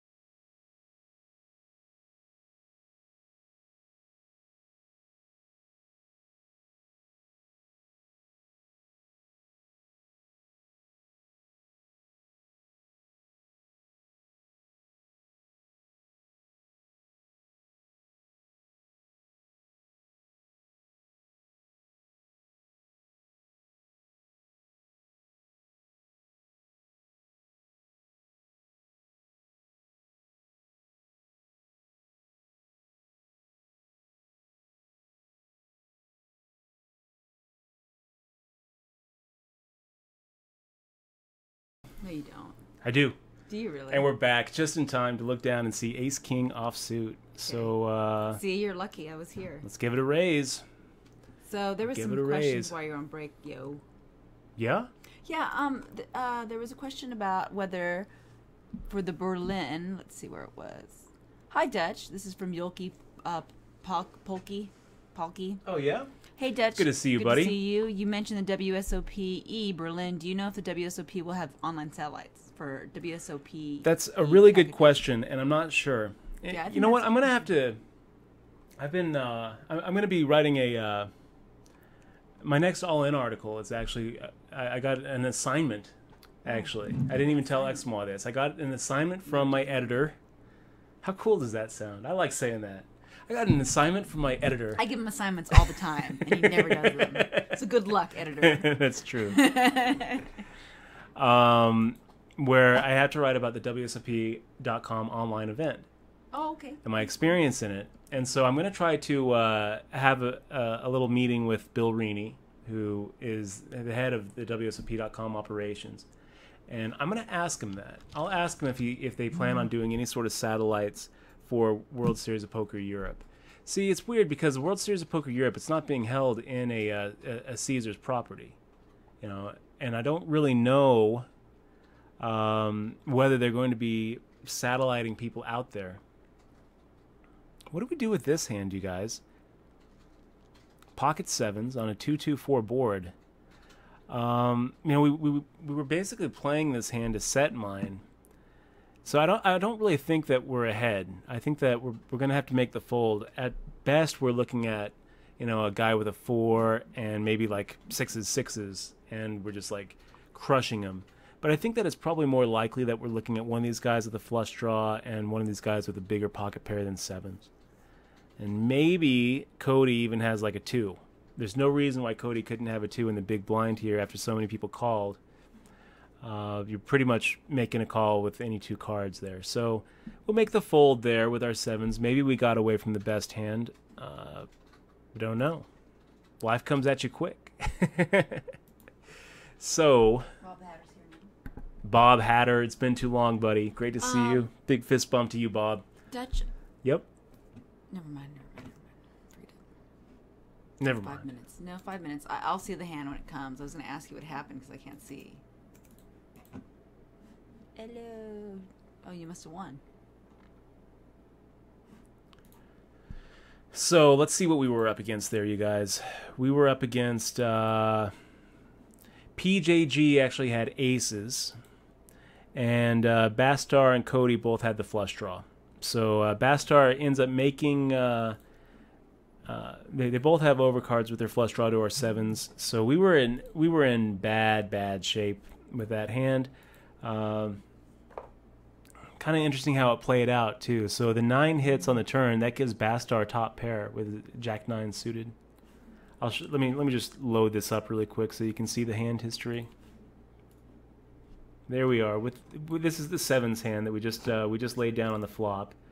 We had PJG making the min raise, getting called in a couple spots. We made the call, doing a little set mining with our 7s, and then the flop came out 2-2-4, and Cody fired out a pretty big pot. A pretty big bet. Anyway, we ended up making the right fold, feeling good about that. Let's go ahead and let's just make the call here, you guys. I kind of want to induce a couple of these other players to come in with weaker kings, weaker queens, and weaker flush draws. And I definitely don't want to get bet off the hand pre-flop. This is the kind of hand that plays really well multi-way. Keep the pot small, see a flop, and crush a flop. If we hit a king or a queen, we kind of have to tread a little carefully, but a lot of times we're going to know exactly where we're at. Right here. Take over the We're behind. RT Kabuto with the resub. RT Kabuto, thank you so much, man. Really appreciate you being here and sticking with us through the World Series. Can't tell you how much it means to me. You're awesome. You and all of you other subs who have stuck with us for the last 6 weeks when we really weren't Twitch streaming that much. Thank you so much, because you're the reason we're back here. And if it wasn't for you sticking with us and being here with us, we wouldn't be doing this. So thank you so much, RTK, for supporting our stream and for supporting poker on Twitch. You're awesome. Okay, do we go for a little 4-outer, an 8%er? Nah, we'll just get rid of it.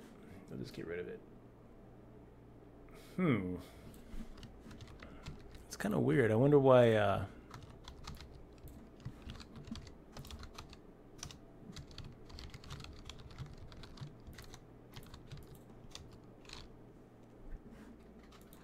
not gonna worry about it.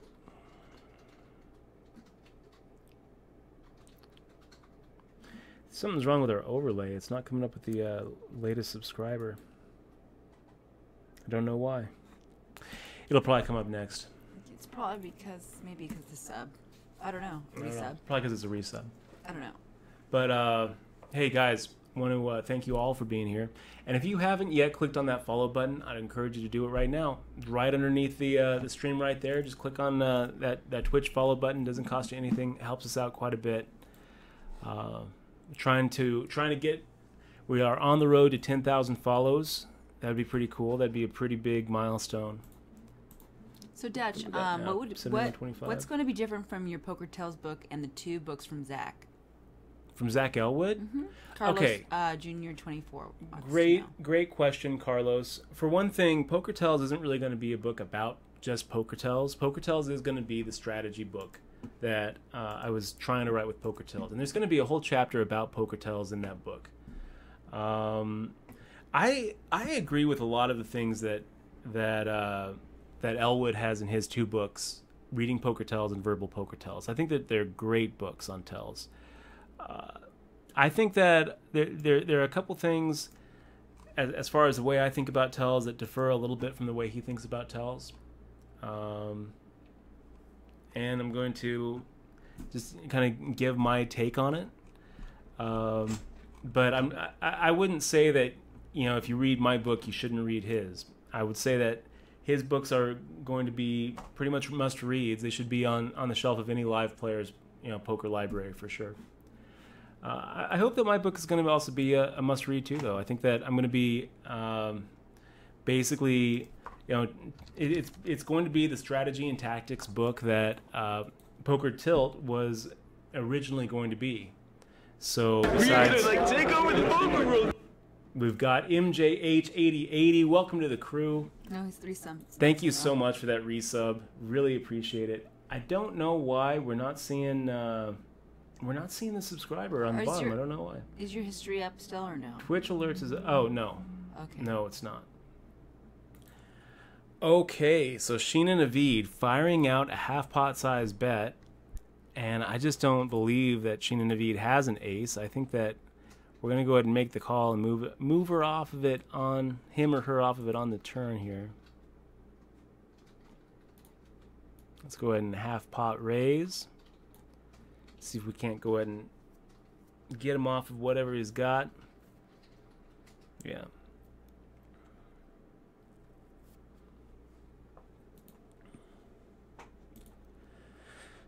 Sheena Naveed on reverse tilt. So, yeah, so Poker Tales, we're going to be talking about the psychology of poker. We're going to be talking about the math of poker. We're going to be talking about how to improve at poker. It's going to be, 250, 300 pages of solid strategy and tactics at the table. And it's not all going to be about Poker Tales, but there's going to be a big chunk about Poker Tales on there. Yeah, let's go ahead and see a flop. 7-8 offsuit. Not the flop we're looking for, but you know what? We were getting just incredible odds there with 4 other people in the pot. We're in the big blind. It was pretty close to a min raise. So sometimes we just hit it out of the park there. Sometimes we just hit it out of the park.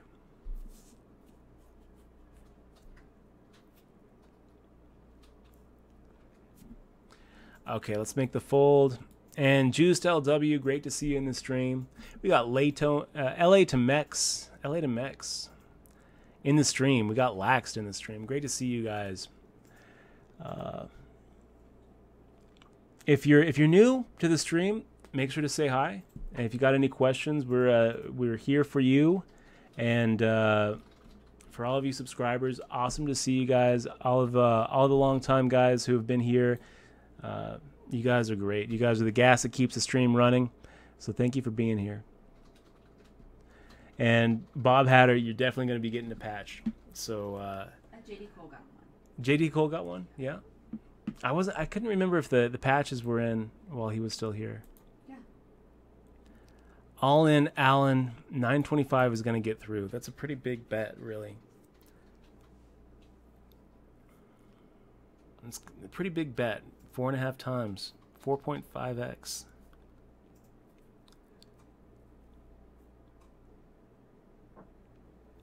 Poogster asking, do you play any mid-stakes cash? Yeah, you got it. I do. Such good. Why does he play $10 buy-ins? This is a $2,000 guarantee, man. We're in Vegas. There's just not a lot of options. If we get knocked out of this, we'll jump into a $30 rebuy. We can still late reg into that $30 rebuy but there's just not a lot of options when you're playing in Las Vegas trying to play legal regulated online poker. So we got the 2K guaranteed at 6:30. We got the 3K guaranteed at 7, and a couple of other $10 and $30 tournaments leading up to the Midnight Mayhem $20 tournament. So you really only have about 5-6 tournaments a day that we can really play in Twitch. We pretty much stay away from Bovada and ACR, so we're really kind of limited to what we can play on WSOP.com until you get off your ass and get your legislator to legalize it in your area. Why do you say ass like that? So that we can... I'm just asking a question. Yeah, you say, why do you play so small?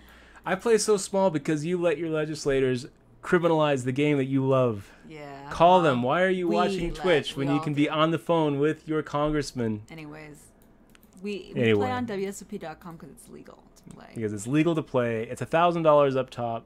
$1,000 is still, I'll take it. It's a good chunk of money, and feels good to win, whether you're playing $10 or playing $10,000.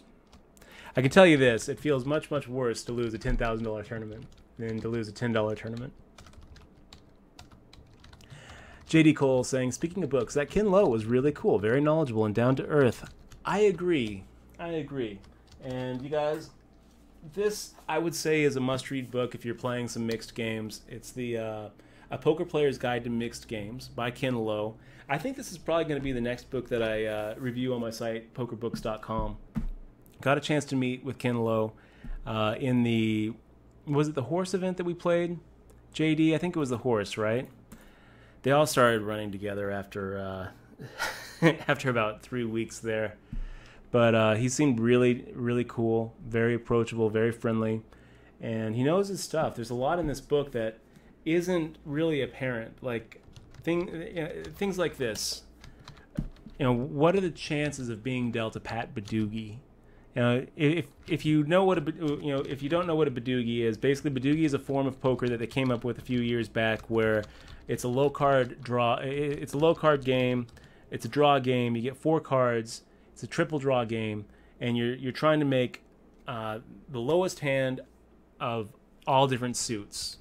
So Badoogie, the perfect Badoogie is an ace, deuce, 3, 4 of all different suits. An ace of spades, a deuce of clubs, a 3 of hearts, a 4 of diamonds, right?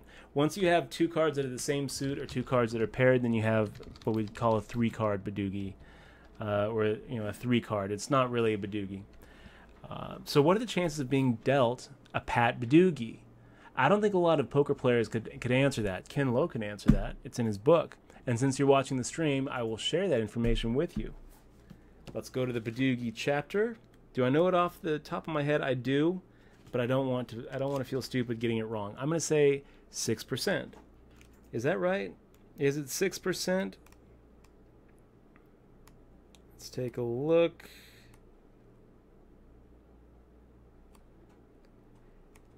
He's got the he's got it right here.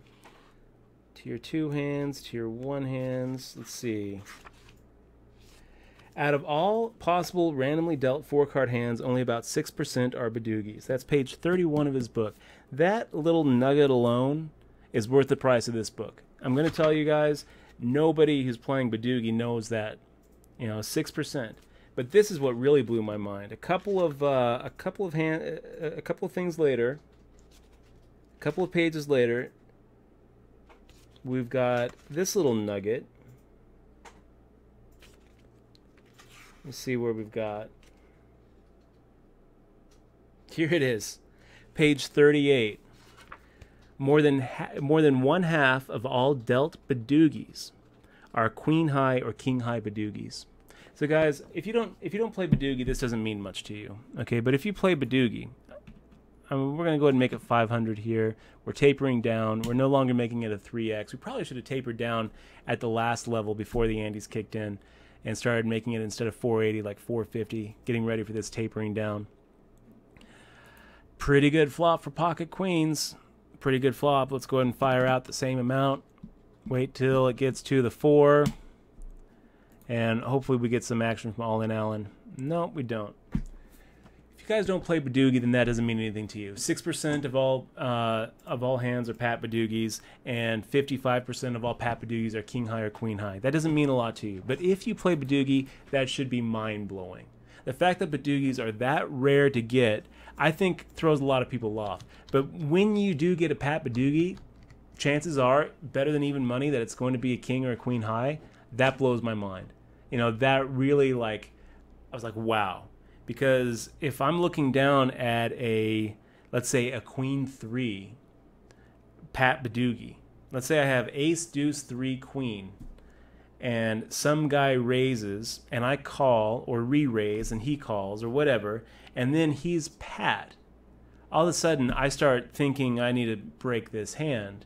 But it turns out, 50% of the time, he's got a king or a queen himself. Well, probably not if I have a queen. It's probably a little bit lower. But let's say that I have like a jack 6.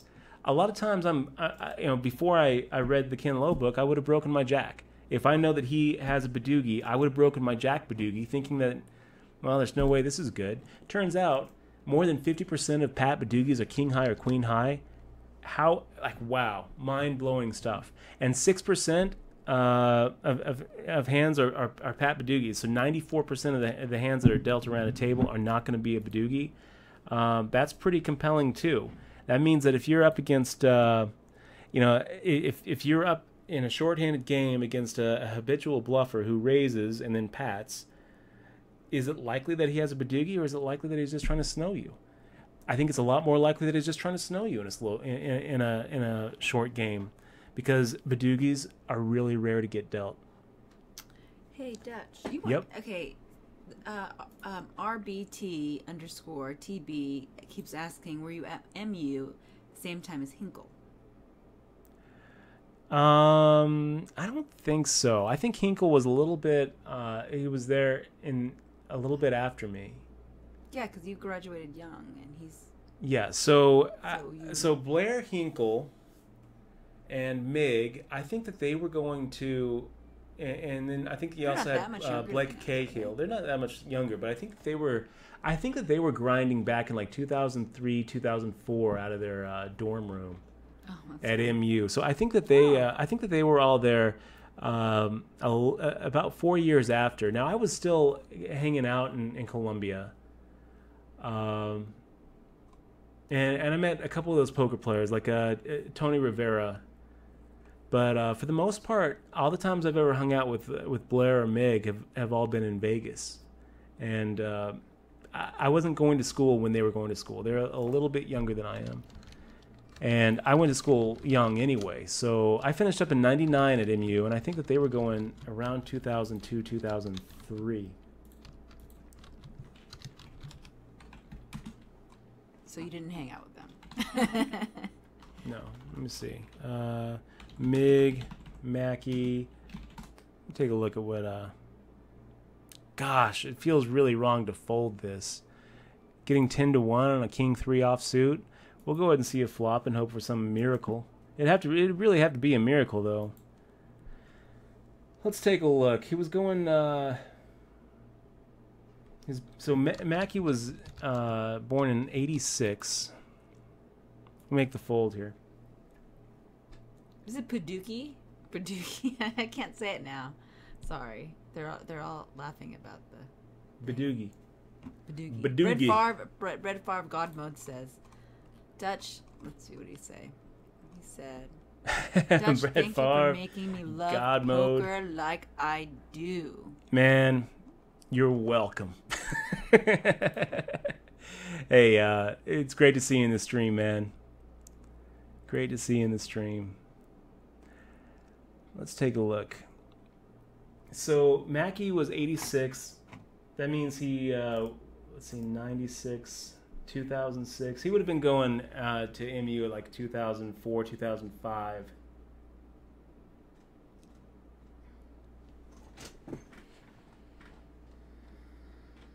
So he was 21 in 2007. So yeah, I think that he was at MU 2006, 2007. 2005, 2006, 2007 is when all those guys were going to MU. So yeah, they even later than I thought. What do we do here, you guys? We got Castor, who's sitting here with 8, 9 bigs. It feels wrong to just make a normal raise. 9 big blinds. We're risking 2,000. You know what? We're gonna make the fold here. We're gonna take it a little bit easy on his blind. I think that Castor's the kind of guy who is going to be calling pretty light there. He's going to know that we really should be stealing pretty light. We can't really make a normal raise like we usually would because it just kind of opens the door for him to shove and puts us in this real awkward spot. So we're going to make the fold there with our 6-3 offsuit. It's not, it doesn't really feel right to fold that hand, to tell you the truth, but it feels worse to shove all in for 9 big blinds against a guy who I feel like his back is against the wall. The Real Homeless says. The Real Homeless, Sam. Good to see you, man. No, The Real Homelessness. That's The Real Homeless. Do you know that guy? That's my buddy. Yeah. Oh, is it really Sam? Okay. He Homeless. Said, what up? The real Dutch boy. When you come to Miami. Oh, so you know that guy? Yeah, he came up with the Mizrakis and all those Hollywood, Florida guys. He's pretty cool. That's funny. I haven't seen him for a while. Oh, is that where he's from? Is Miami? Yeah. Yeah. So I'm not really sure. I don't think that we're gonna go for that. Mara Dave asks, waves and asks, "Is it still an honor? Is it still an honor just to compete?" Yes. It is. It's an honor just to compete. Yeah. It's pretty funny.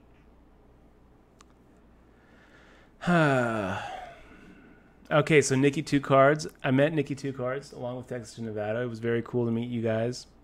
And we got Nutraker saying that Tex and Nick are on hiatus. I know that they've been doing a little bit of Twitch streaming. Oh, cool. Which is really cool. I checked out some of their streams. I'm a little bit of a lurker on some of your guys' streams.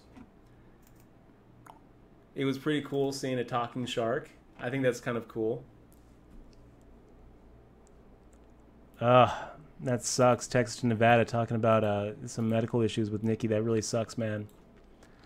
Nikki, sorry to hear it. If you're watching or if you're not, sorry to hear that you're having some issues. Yeah, let's go ahead and raise it up here. 680. We are tapering down. Is that the right tapering amount though? 680? I don't think so. It's been too long. I think we're supposed to be making this 600, right? 2.5x. Yeah, I think that it's been so long. It's been way too long. I think that our tapering amount at the 122.40, we should have planned this out a little bit better. Is supposed to be 2.5x, and then we're going to take it down to 680 at the next level. Oh well. Okay, so we got a little king 7 off. We flop our top pair. Scary board. But we're going to go ahead and claim whatever equity we have in the case that we're looking at like...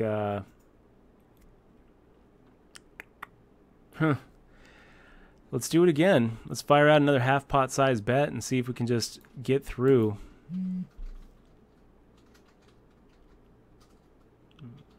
It's not a bluff because we're ahead. what we're doing here is we don't really want to get called because we figure what Cody and Castro are coming to the party with, probably GED, something. right? What's that? GED. I'm sorry. What's the question? Did you get your GED or diploma? I just went straight to. College. I just went straight to college. Oh, so you didn't. So no, never got never got the high school diploma. I think I got a letter from the high school, but got an associate's degree, so that serves as an. That's weird. That served as the high school equivalent, and then I got the bachelor's, and I got the JD. So you got an equivalent. But it actually kind of messed me up a few years ago.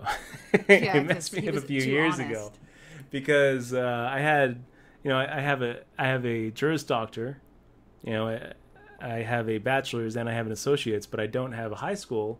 And I was trying to get a little temporary job in Washington, and when they're like, oh well, if you don't have a high school diploma, you can't get your job here. Well, like, you but should have just lied, and it's not I like they guess checked that so. shit out. I guess so. Yeah, I should have. I should have said yes, I do. Of course I do. Of course do I I look do. mad? Now you have to be 16, or you had to be 16 to get a GED. You weren't 16 yet? I wasn't 16. Yeah. One of those things that maybe I'll go back. Maybe I'll go back and get my GED. Okay, so I guess we don't really have to raise here, guys. Let's just go ahead and make the fold. Under the gun +1. We can let that one go. King Jack offsuit. Aqua back. When Moneymaker made that call, what did you think?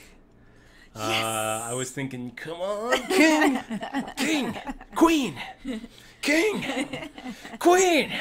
That's what I was thinking. That's all I was thinking. God damn it, son of a... I saw Moneymaker in the halls. Yeah? Yeah. How's he doing? I didn't say hi to him. I just said because hi it to was, him. Actually, I saw him in the halls too, and I said hi. It was. I saw him during like the Colossus, so it was like everyone in the halls. It Yeah, was just I think that's shoulder when to I saw him. shoulder. I just said hi during break as Yeah. I was walking.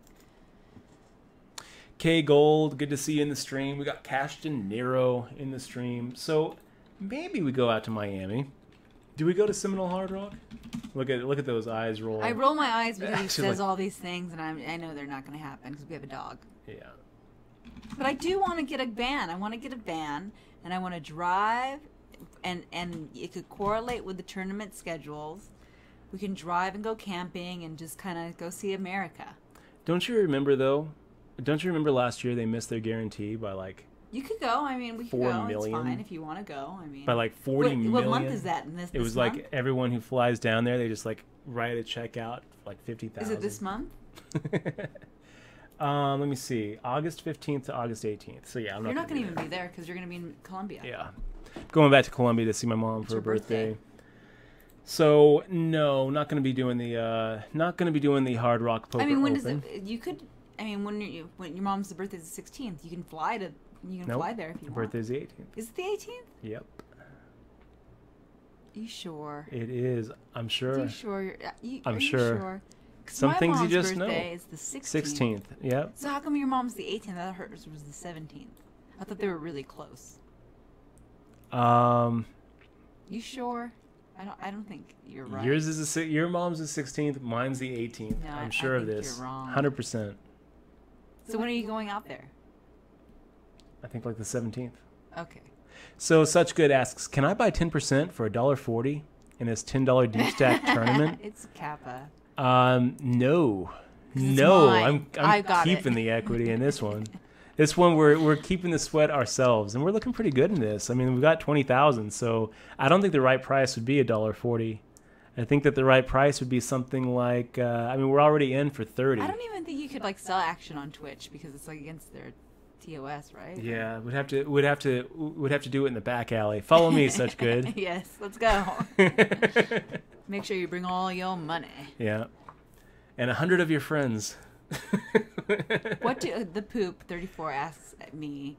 What do I think of the many of the trends of so many players with huge bushy beards at the WSOP this year? You know, I like the look. I just don't like the feel.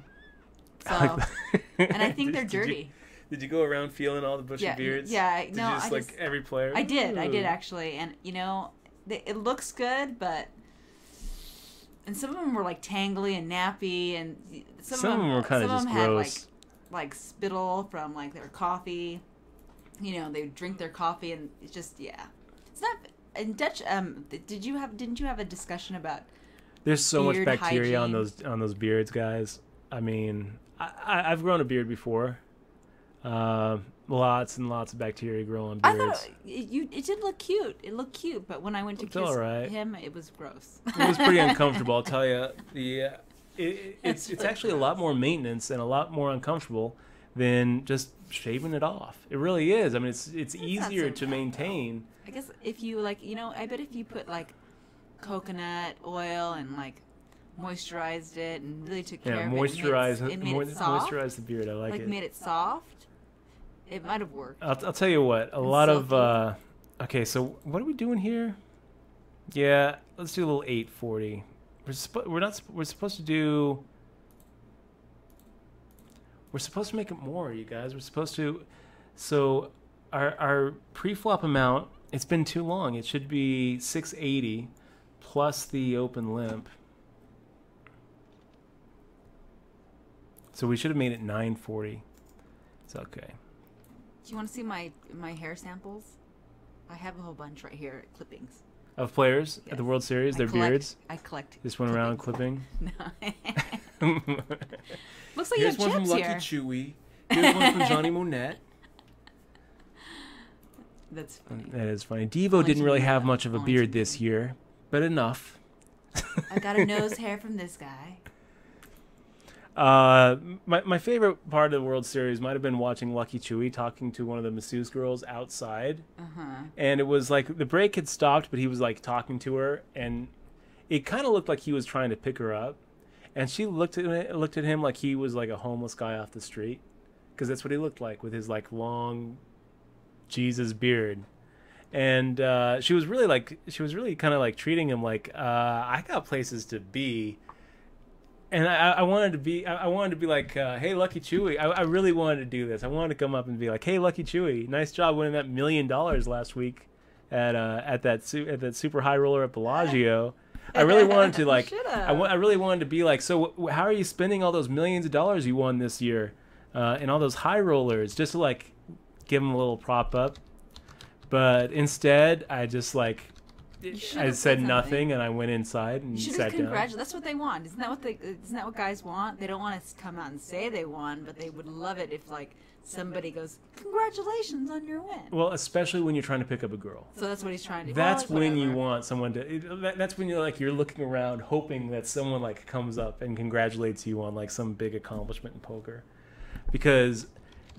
Let's face it, the guy looks like he's been riding the rails for like the last 6 months. The guy looks like he, is living in the tunnels here in Las Vegas. And he gets up, he sits down at poker, and this girl was treating him like he, like he was homeless, because he looks homeless. But he's not. He probably smells. Because he's like very... No, it doesn't matter if you have Let me money. tell you something. If you smell... He's won so much money at the table that he can afford a lot of cologne. A lot of cologne. But, Someone told you. no. You're not going to tell him that? No. I'm not gonna say that. Got a chance to play with Lucky Chewy this summer. Yeah, I met him because one of our subs pointed him out, and I'm like, I don't know. I took pictures of him. It's like, Rex Mundy, great so to it was see you, really man. funny. Big fist bump. It was really funny because our sub was like, oh yeah, it starts talking to him, and the guy Chewy looks at him and goes, do I know you? Or something. It was really funny. Man, I was a little disappointed playing with Chewy though, because he was rude. two to my right, and he started having this conversation with the guy between us Talking about shit. That's how we do here.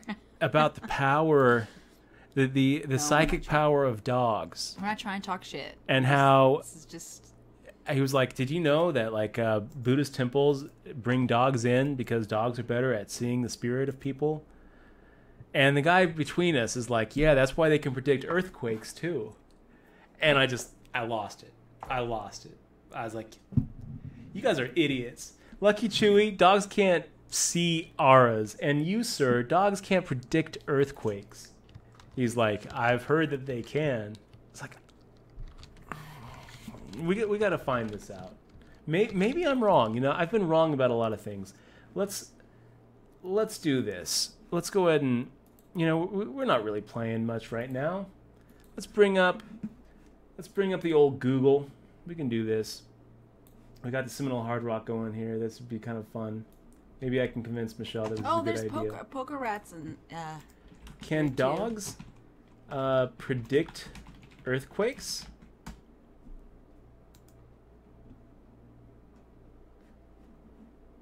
Psychology Today.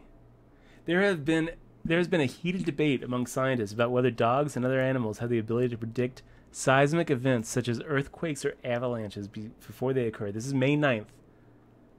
Is that true? So, I don't think so. Here's Gizmodo saying how your dog knows an earthquake is coming way before you do. Oh my gosh, it's true. June. Is it true? June. Did I just did I just make a fool out of myself in front of Lucky Chewy and a random? There's enough anecdotal evidence of creatures freaking out. No. Oh my God, Rush, you're wrong. I just don't believe it. We need to go to a reputable source. We need to go to notrover.com. My dog sensed an earthquake. Can animals sense earthquakes? National Geographic. Here's a National Geographic. Do we trust National Geographic? I do. I trust them. I trust National Geographic. Dun, dun, dun, dun, dun, dun, dun, dun, dun. Erratic behavior in dogs. Man, dogs just behave erratically anyway. Reporting strange behavior. Dogs know everything. June, what does Dutch have? So that doesn't say anything. Let's try Snopes. No, dogs can't. No, they can't sense it. They've been trying to sense earthquakes and plate tectonic movement for years, so they can like save people. So it's been around a long time. The Greeks back in 300. Listen to this from Psychology Today. The suggestion that animals can sense earthquakes before they occur was first recorded in Greece. Oh, look at this. We've got a resub. We've got a Sooner Chris Poker with the resub, man. Thank you so much for sticking with us. Really appreciate it, Sooner Chris. I had my Psychology Today above the alert, so I had to take it off. But back in Greece, they thought that dogs howled and many rats, weasels, and snakes and centipedes would move to safety before an earthquake. We've had earthquakes here in Vegas. And every time it's happened, I look over at June, and she's like asleep, and then she looks up. She feels the earthquake, but she doesn't feel it coming. Maybe she smells it. And then this Psychology Today article. Okay, let's go ahead and raise this up to... We're supposed to make it 940. Let's do it. This guy says, I must admit that I was skeptical about many of these reports. However, a series of chance events and circumstances gave me the opportunity to personally explore the ability of dogs to predict earthquakes. I don't want chance and personal circumstance. I want a scientific study. Witness. That's a witness. Let's see. If according to Snopes, he says false. Earthquakes are among the most fearsome natural disasters known to the planet. Wait a minute. Can they predict? Who knows? If anybody knows whether it's true or not, if anyone can point to a study that's been said that says yes. But more importantly, yes, I would like to see it. If scientists use dogs in predicting earthquakes, like do they have a kennel? I just don't think of dogs. They do. Dog scientists. I don't think there's just like a seismologist out there that like has a bunch of dogs. That'd be a really cute cartoon, though. Can you picture it? Like dog scientist. A dog earthquake scientist. They're like with their clipboard and their lab coat with that glasses. That would be awesome. And they're like, oh yes, and they're wagging tail. Let out the alarm. And they're like, there is an earthquake coming. And then they call the cats, warn the cats. Yeah, I think that would be pretty funny. Or I guess dogs and cats sense earthquake. I don't know. We have no idea. We are not veterinarians, so we cannot. Oh, do they? Now they have a high frequency sound. I have no idea. Yeah, I'm looking at. I'm doing a search for dog seismologist. I don't see it. When I was growing up, my mom would always tell us that dogs had the power of discernment, and that they could see a person's. I watched this really good documentary. Well, anyways, keep going. They can see the a person's aura, spirit and sense whether they're evil or not. Okay. And that's why good people, dogs loved them, and bad people, dogs hated. And she stuck with that line until there was a dog that hated her. And then she was like, well, maybe they don't.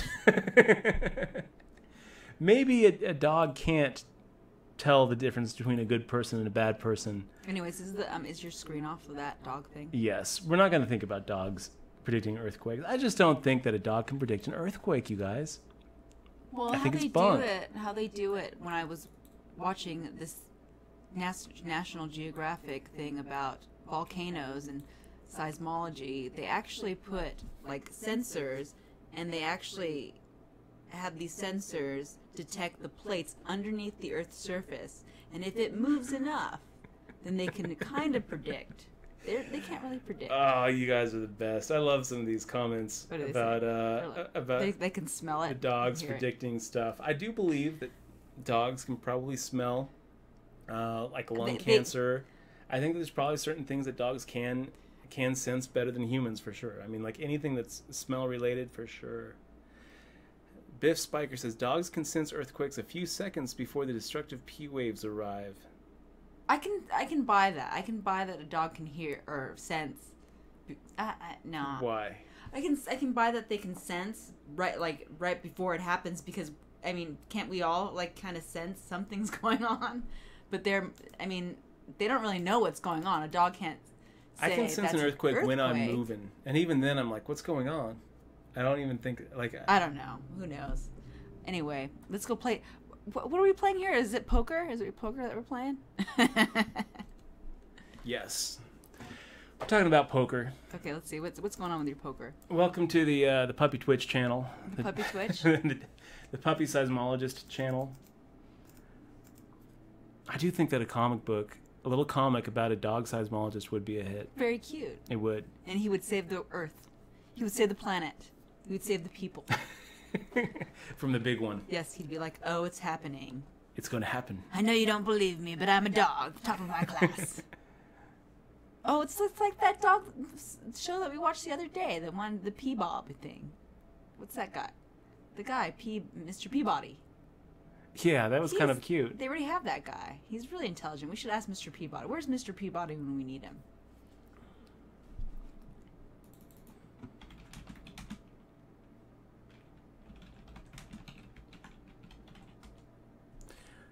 I gotta say, I'm a little bit disappointed in Psychology Today and National Geographic for not just giving us the answer. Instead, they talk about the history of the belief. And then Psychology Today is like, I have some personal evidence. Isn't Psychology Today supposed to be like a scientific magazine? Isn't it like...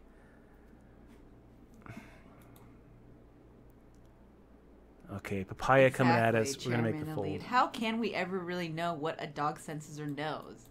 That's what I'm saying. Well, I mean, we can communicate with dogs a little bit. You know, we can ask a dog if but a dog might not they need to know go what's out, going on. I mean, or when, they want to when like. June hears the door, I mean that's an occurrence, you know. And she lets, yeah, I mean, like she's like, if she oh hears, shit, something's going on. and she lets us know that like someone oh my God, rings it's the the bell. door. You know, if someone like rings the doorbell, but she might think June that's an lets us know. earthquake. You know, I think that there would have to be ways to study this. There would have to be a way to actually figure it out. Ask the dog whisperer. That's a good one.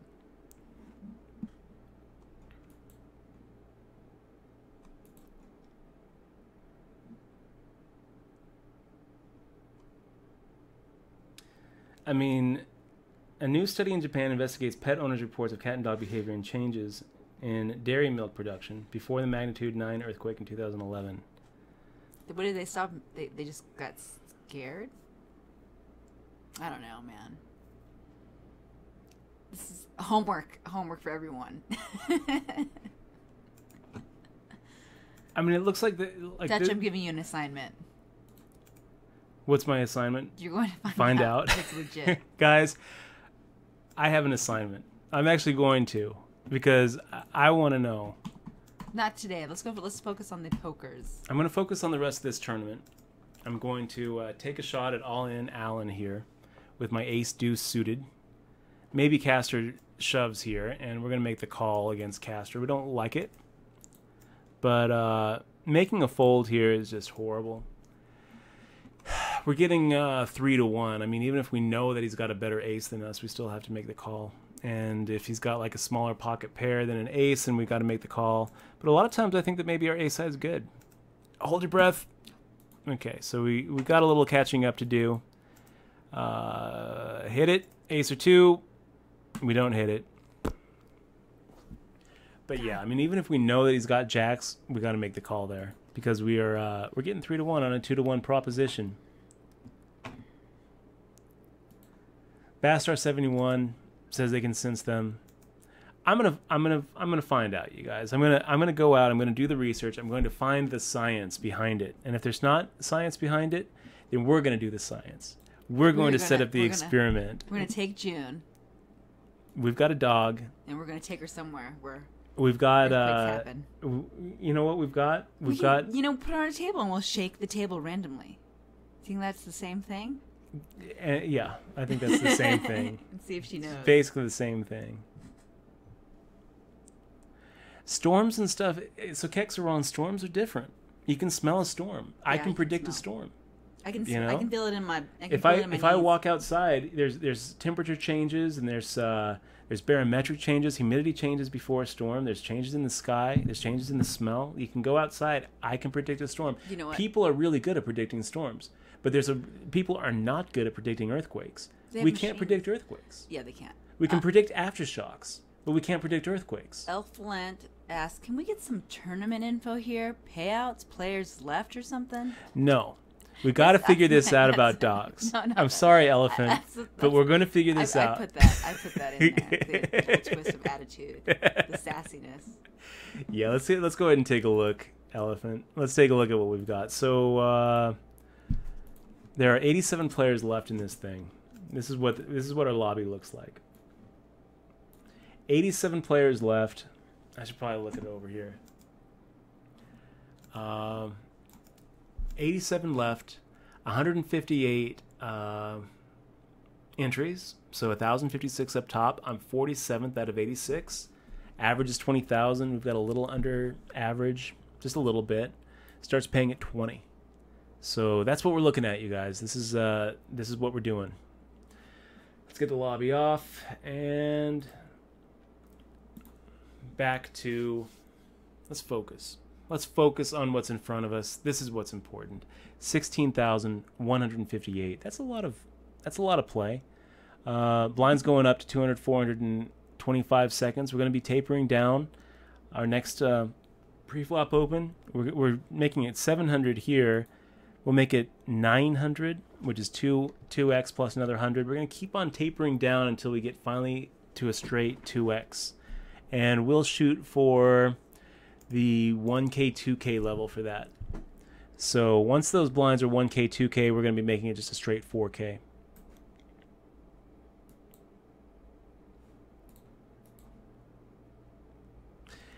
Here's what I think, you guys. And this is the last thing I'm going to say about the issue tonight. Okay? Tonight. But then I'm going to research it. I'm going to find out. Okay? If there was some scientific study that proved that they could, which suggested that they could. If there was some science to back it up, then I think that all of these articles would have a different spin.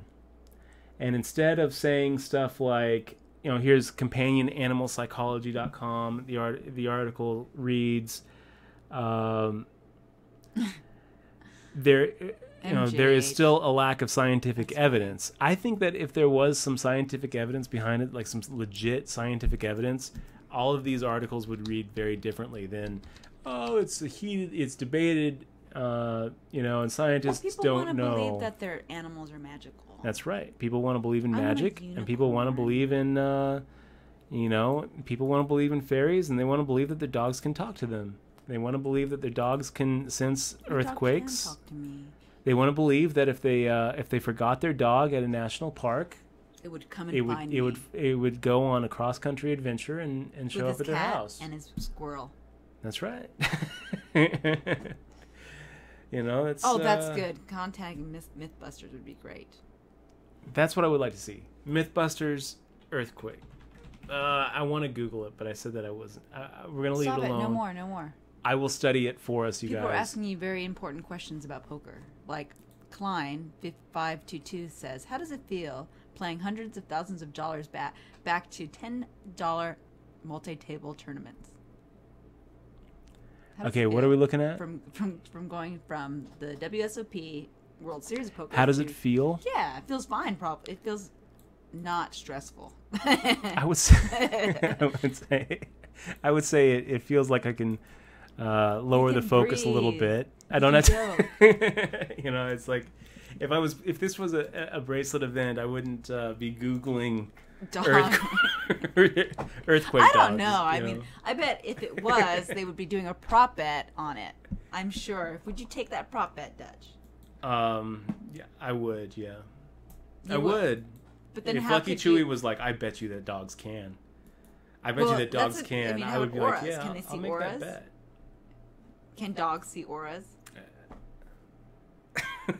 Dogs can smell cancer, though. That's kind of cool to know. Yeah. So that's cool. That's something that they can do. I think that's pretty well scientifically established. Yes. I don't think it's just like, They- oh, well, my dogs, They're very, very, very my good. dog smelled my Aunt Mary's breath, and then she came down with lung cancer. So I have some personal experiences. It's not like that. Yeah, it's actual science. There's actually some scientific stuff. Yeah. See, J.D. Cole, And they can that say- pretty much can sums they- it up, right? Pretty Can much they- sums it up. Oh, man. I'm not even going to repeat that. Love stars. He says, no, don't bring up the lobby. It'll be 15 minutes before the table Did comes you take back. it down? Did you take it down? I took the lobby Oh, down just gosh, for you, good. Love Stars. Just now. What about the lizards, says Tim Crowsoft. What about the toads? What about the lizard people? What about the size... No, yeah. What about the lizard people? That's more important, guys. Potential. Wake What up, did you sheeple. miss? Not too much. We're sitting here in the same tournament. We've got just under 40 big blinds. The small blind and the big blind just passed us. We just got moved to a new table, like just now. So we know nothing about all these people, except it's a pretty stacked table as far as chips go. We're gonna kind of lay back a little bit. We're gonna be playing pretty aggro, but I don't really want to be looking down at like a Jack 6 offsuit and feel like this is our spot. Is Potential still in Vegas right now? They're leaving town in 12 hours. 12 hours? Yeah, leaving Vegas. I wish we went on a little vacation, a playcation. Yeah. Yeah, I wanted to take Dutch hiking, but he wanted to play Fallout. Yeah, I went on a vacation. I went to Prim He went to Prim. in the post-apocalyptic Aww. post-apocalyptic Prim. Yeah, it was So cool. We potential saved some- MN doing Toronto for 3 months. I guess you're going up there to grind the stars tournaments. Is that probably about right? We'll miss you, buddy. Okay, guys, I'm gonna go get some coffee. We will be back in 4 minutes and 30 seconds, and when we get back, we'll talk about whether dropping a penny from the stratosphere can really do some permanent damage to somebody. Be right back.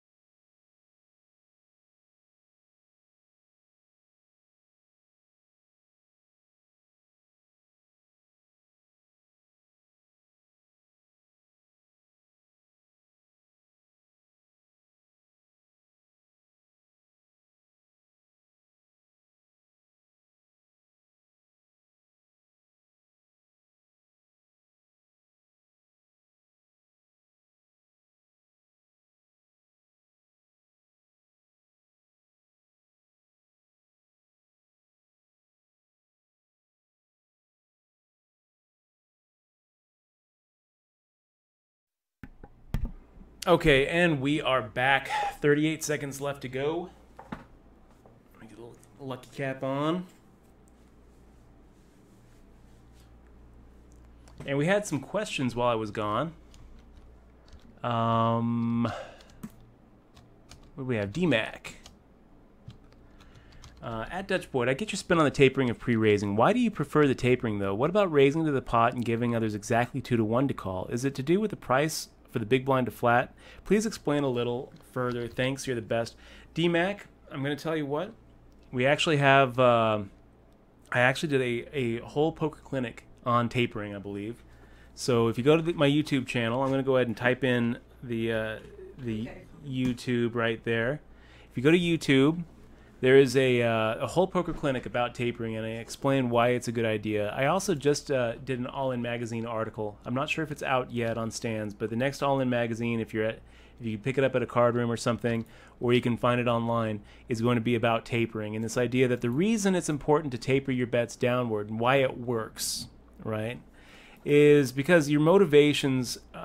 A couple of reasons, but the main reason has to do with effective stack sizes as the tournament goes on. Once, as the blinds and antes increase, the average stack at the table is going to be a smaller percentage of big blinds. So when you make a 3x big blind raise early on, when everyone's 100 big blinds deep, you're making someone risk 3% of their stack. Later on, when you make a 3 times big blind stack, I mean here 3 times would be 1,500, and the average is 21,000. So you're looking at like. A 3x is making someone risk like 8% of their stack. What you're trying to do is, basically smaller gets the job done. As the effective stacks go down relative to the big blind, and everyone's looking at 30 big blinds in front of them or 20 big blinds in front of them, they aren't just auto calling, and so you are risking less to achieve the same goal. That's pretty much why tapering works and why it's done. I think that if you look at how the game has evolved, and there's a little bit of a natural selection to poker strategy where it used to be pre-flop raises were all over, but generally the people who would make it 5 times the big blind pre-flop or 6 times the big blind pre-flop, they got weeded out. People who don't see bet a high percentage of the time, they got weeded out. People who see bet, but when they see bet, they're betting. We've all played with these maniacs who, they'll make it 4 times the big blind pre-flop, and then you call, and then you check to them, and they make it 2 times the pot. Those guys get weeded out. How many times do you see a final table at the World Series of Poker, with really solid competition, where anyone's making it 4 times the big blind pre-flop, or anybody's actually making pot-sized bets post-flop? It just, you don't really see it all that often because of the natural selection process that has happened with poker, where the strategies that work end up getting there and sticking around, and that's how the game evolves. So I think that if you look at how the game has evolved in the last 10 years, one of the big drastic changes that you see is this idea of tapering.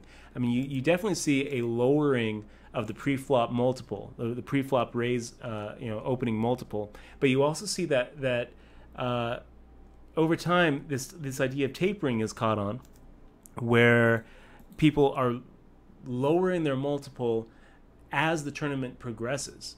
So, if you want to hear more about it, I did a whole poker clinic on the idea of tapering, and my next All In magazine article is about tapering. But that's the 5-minute primer. And why do I do it?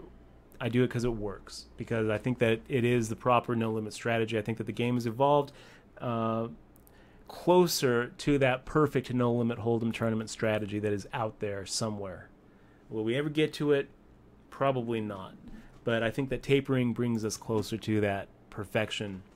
So, that's what we try to do. And I'll tell you, it's been too long where I forget what we're tapering, what our standard pre-flop opening raises are supposed to be here. But So right now we're going to be making it 900 if we open, and in 1 minute and 13 seconds when it goes up to 250-500, we'll be making it 1100. So we'll be going from a 2.25 multiple to a 2.2 multiple. Then when it's 300-600, we're going to be going to we'll be making it 1300.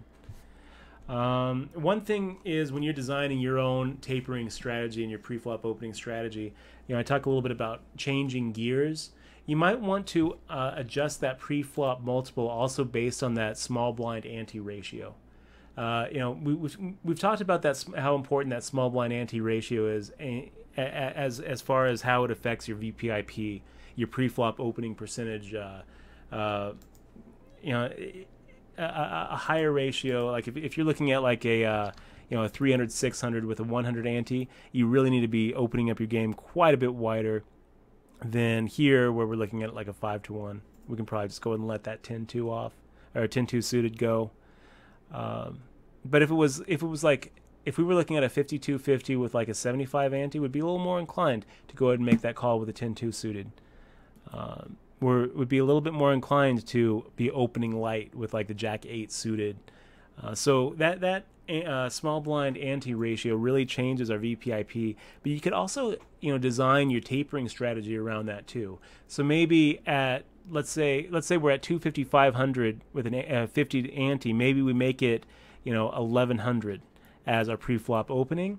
Well, if it goes to 300-600 with an ante of 100 now, and we have a 3-to-1 ratio of small blind to ante, then maybe instead of going from a 2.2 multiple, maybe we actually kick it back up to like a 2.3, where we'd be making it 1400 instead of 1300 here. Maybe we even make it 1500 if it's a 3-to-1 ratio. So this is something that I would suggest that you try if you want to try to kind of experiment with this whole idea of tapering. Is go ahead and taper down as the tournament progresses, but there might be some ante levels and some levels where the small blind and the ante is a higher ratio, where you might want to kick it just up a little bit. So instead of making it 1300 here, which is what we not 1300 at the 300-600 level, instead of making it 1300, which is what I'm kind of inclined to do. Maybe if the ante is 100, maybe I'm making it 1500 instead. Maybe just going back to like a 2.5x. So hills and valleys as that tapering progresses. Pappas also has a question about thinking about playing some live free rolls that do have small cash prizes. Been doing really well online since I started. Do you think live free rolls would be silly like online free rolls? I haven't played any live games apart from a couple of local cash games, one of which I won. Interested in hearing your thoughts. Okay, hold on for 1 second. This is going to be kind of a crazy hand. What did happen to Poker Clinic? Why isn't Poker Clinic going anywhere? It looks like it's just down because of your host, Yo. Is your main site working? I'm not sure.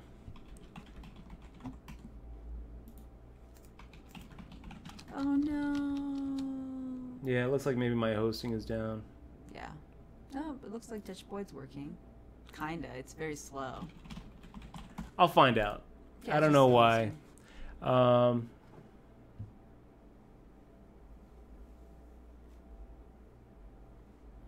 No need to stress on it. I don't need to worry about it right now. But I am crazy. No, I'll find out, and I'll try to get Poker Clinic up in the next couple of days. At least. If you need to get a hold of Dutch, just email him at dutch@dutchboyd.com. Or is that your email? Dutch at Dutch? Yeah, dutch@dutchboyd.com is in fact my email. Yes, if any of you guys need to get in touch with me, that is how to do it.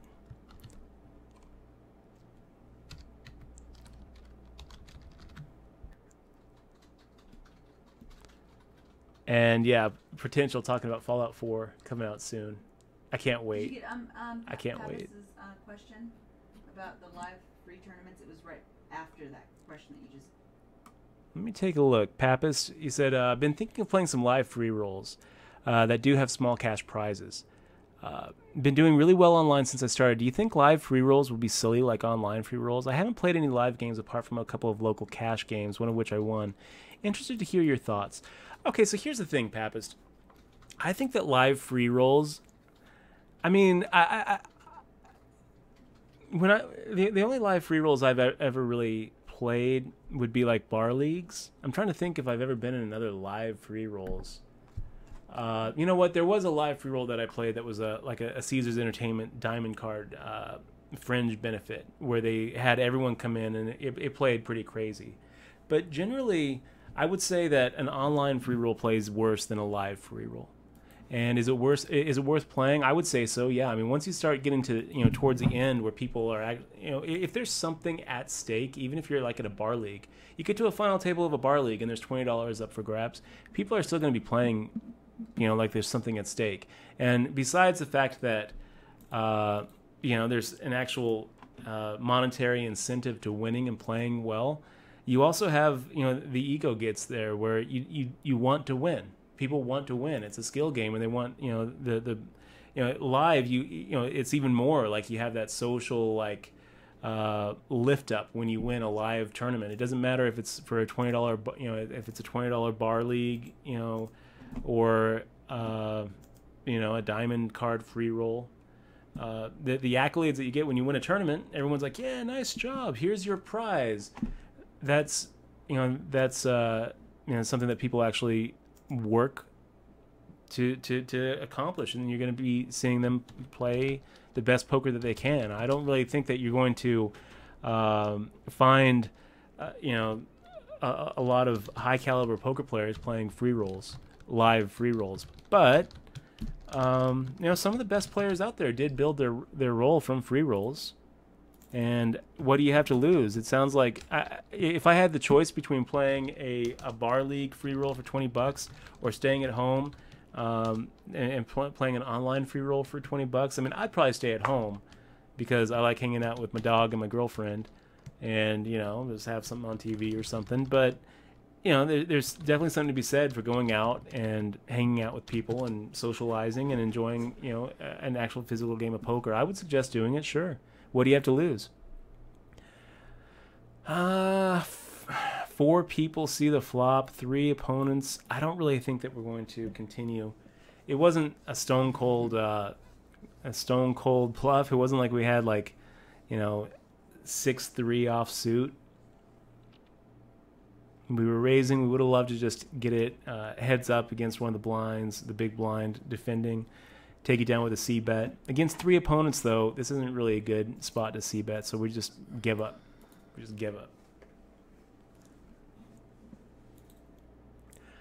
Bonyfish says... Yeah, I was going to ask you that same question. Did you get any reports from other crew members about some good results at the WSOP? Nope. Can't say we did. We saw Brett. Yeah. Brett Youngblood looks great, by the way. He lost all sorts of weight. Yeah, he looks like a different man. I don't know if anyone see the pictures that I put up. He lost 100 pounds, you guys. Yeah. I mean... 100 pounds. 100. That's a lot. Let's see if I should. I'll link the picture. But it was good seeing Brett. He just played. He was here for EDC, and he played. I only seen him play 2 tournaments, maybe. He didn't play 3. That many. He played a couple though. Did he? And he got 68th in an event. Jeff won. 49. Jeff Madsen won a bracelet. That was pretty cool. Yeah. That was really cool. He doesn't watch our Twitch, but he's awesome. Just cause it's Jeff. He'd be more awesome though. If I'm gonna try to get Jeff Madsen on the stream. Actually, I think he might have won an HPT a while back. You should. And so that would be a fun one to have an HPT viewing party with Jeff Madsen. I'm gonna try to get him on the stream for it. We should stream it over at his house one day. Yeah, we could do that. We should ask. He would probably. I'm sure he would. Enjoy it. I'll bake him a cake. He had his birthday during the series. We went over, gave him a werewolf game. Yeah, we only stopped by for a brief moment because we didn't want to get all high, or drunk and anything. But maybe we should have. Maybe you would have done better. No, I'm just talking. Hard to do worse. I'm just talking smack. Yeah, we didn't really do much werewolf or anything this visit. We probably should have actually. But maybe next year we'll make more time to socialize.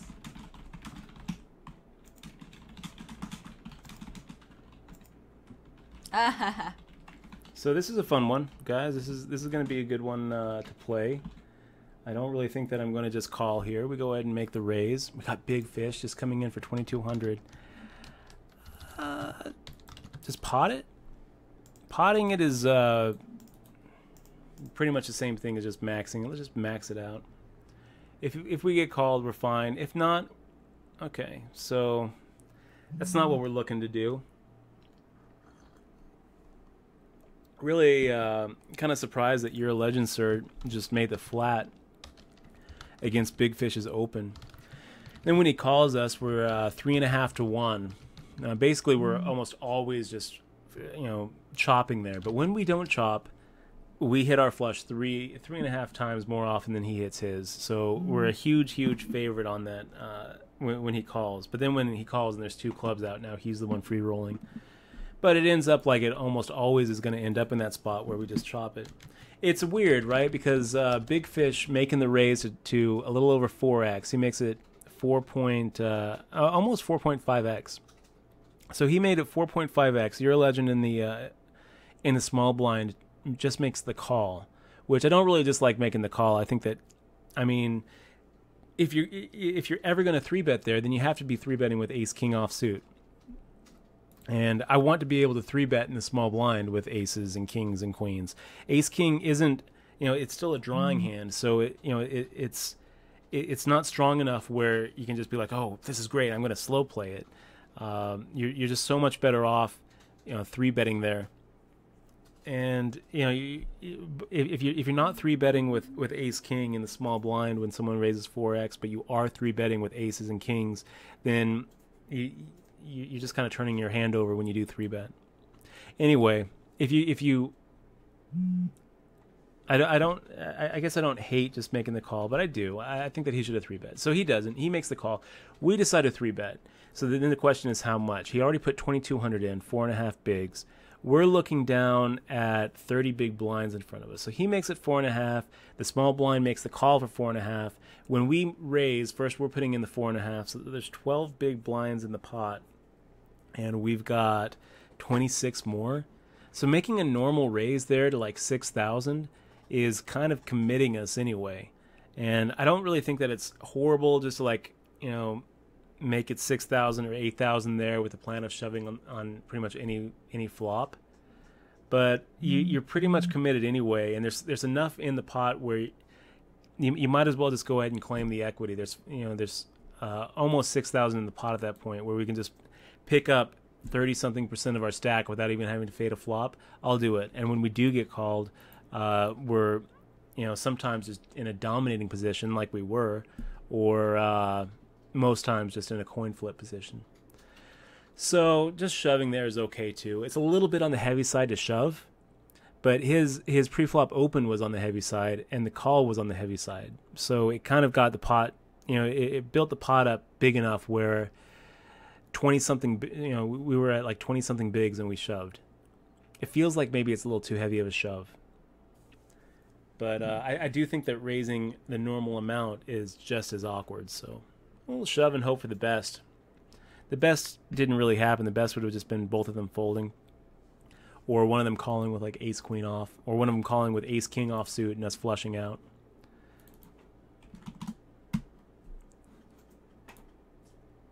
Runner, please. Great to see you, man. Great to see you in the stream. And it was great meeting you too, man. Okay, let's do this. We will fire out our C bet of 1,300. We get the call. The flop comes a queen. He checks awfully quick. Checks awfully quick. Let's go ahead and check behind too, just in case he does have that 3. And if he doesn't, we're inducing a bluff here. We are gonna take over the poker room. So he wasn't actually bluffing there. He was value betting. Nikki 2 cards with the resub. Nikki 2 cards, man. Thank you so much for sticking with us. You're awesome. It was awesome meeting you this summer. It was awesome following your stream every once in a while. It's great to see you here. It's great to be back, man. I feel like we missed out on all the cool werewolf games, though. Protentious said they've been missing us at werewolf. Yeah. Well, the next one we'll definitely have to go. Yeah, but everybody's out now. Look, so next year we'll there's have 6 to go weeks and out of make- the year. 6 weeks out of the year where we have to just put everything I know. on hold and focus on one thing, and that's poker. I know. I say it now, but we were really tired. And, yeah. Also, did you know that the Fallout 4 has there's a special edition of the Fallout 4 game, and you can get a Pip-Boy? Yeah. That's what I wanted to get you for Christmas. But is it something that you get? So I was asking. It's something you wear, baby. Yeah, you wear It's something it. that I thought, so you I'll play tell you a what, game on Michelle. it? I'll tell you what. If you get me that, then I will wear it everywhere we go. Okay. Everywhere. You swear? I'll be wearing my Pip-Boy. You swear? It's gonna embarrass the shit out of you. No, it's not. So I'm just Jeez. warning you. If you get me that, I will wear it. it's not gonna be something that I'm gonna enjoy. I'm gonna look at it and be like, just the game would have been great. I'll already have the game by Christmas, by the way. I'm getting that. Are you gonna get it? I'm Then you getting should that then you should get release the day. collector edition or whatever, the Pip-Boy edition. I mean, I'm it not can't be getting that the much. Pip-Boy edition. Yes, you are. I'm forcing you to. I don't want a Pip-Boy. I want the Pip-Boy. Let's see. Hold on, Fallout. Come on, they're you know what? Fallout's doing some really cool things. So wonder- potential, we're probably going to be doing WCoop. We're probably going to be streaming WCoop from somewhere, but we're One probably day. going to be doing it from Someday. Rosarito. Whoa, it's huge. Sorry, I just. I Googled know this. it's like It's so bulky, huge. and you just like wear it on your arm everywhere you Is go. it gonna be heavy? Oh wow! There's a cute little mini game. Oh yeah. Like it looks like a Donkey Kong type game. Well, if you get that for me, then I will wear it everywhere we go. Oh my gosh, that's awesome. I'll wear it to weddings. I'll wear it to funerals. Let's see how much it's gonna cost. I'll wear it us. to every restaurant. I'll wear it everywhere we go. Just be walking around with a Pip-Boy. It's not like we go anywhere anyway. It's not like anything. You know what? I'm gonna remind you to put it on too. Hey, you want to make that Don't deal? forget your Pip-Boy. You want to make that deal? What are you doing? Put your Pip-Boy on. That's pretty Aren't funny. you forgetting something, Aren't you forgetting Dutch? something? That's really funny. Okay, so he comes over the top of us for 8 bigs. Was it all I sold hate out? making the call here, you guys, but making the fold is even worse. Okay, so this is good. This is like one of those spots where we make the call, he turns over his hand, You only and get we were one right to make the platform. call. You only can. I'm sorry, I'm still on this Pip-Boy. Just You only on can the make Pip-Boy. one per platform, one per customer. So I guess you can get one for me too.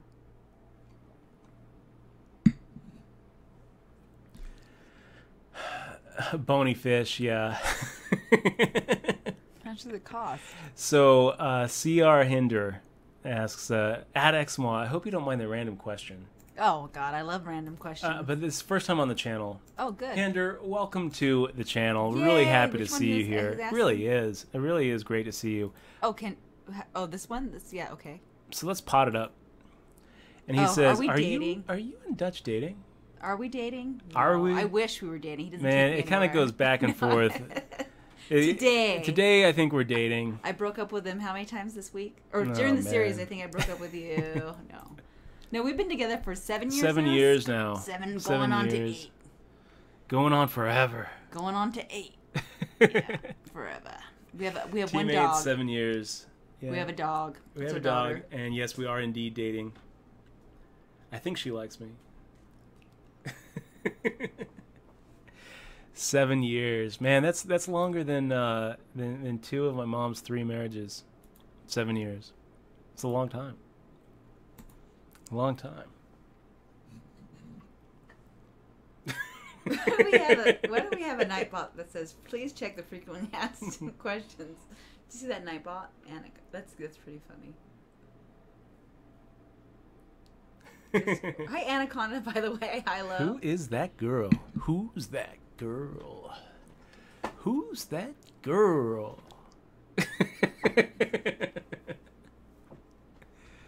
Okay. I like your patches. She's all patched up. Oh, yeah, I I have don't know all if the you guys patches. noticed. She has her HPT patch. She's got the fist bump patch. She's got the Blue Shark Optics patch. You look great. I wanna X-Mo. pretend. You look like a pro. See, if you Wow. you fake it until you make it. And look at Pardonarino. Pardonarino just all over the place with the pre-flop opens. First he opened limps Wow. and decides to call my pot size raise from the big blind. just to fold to a continuation bet. And then the next hand, he comes over with, what did he do last hand? He came over with, I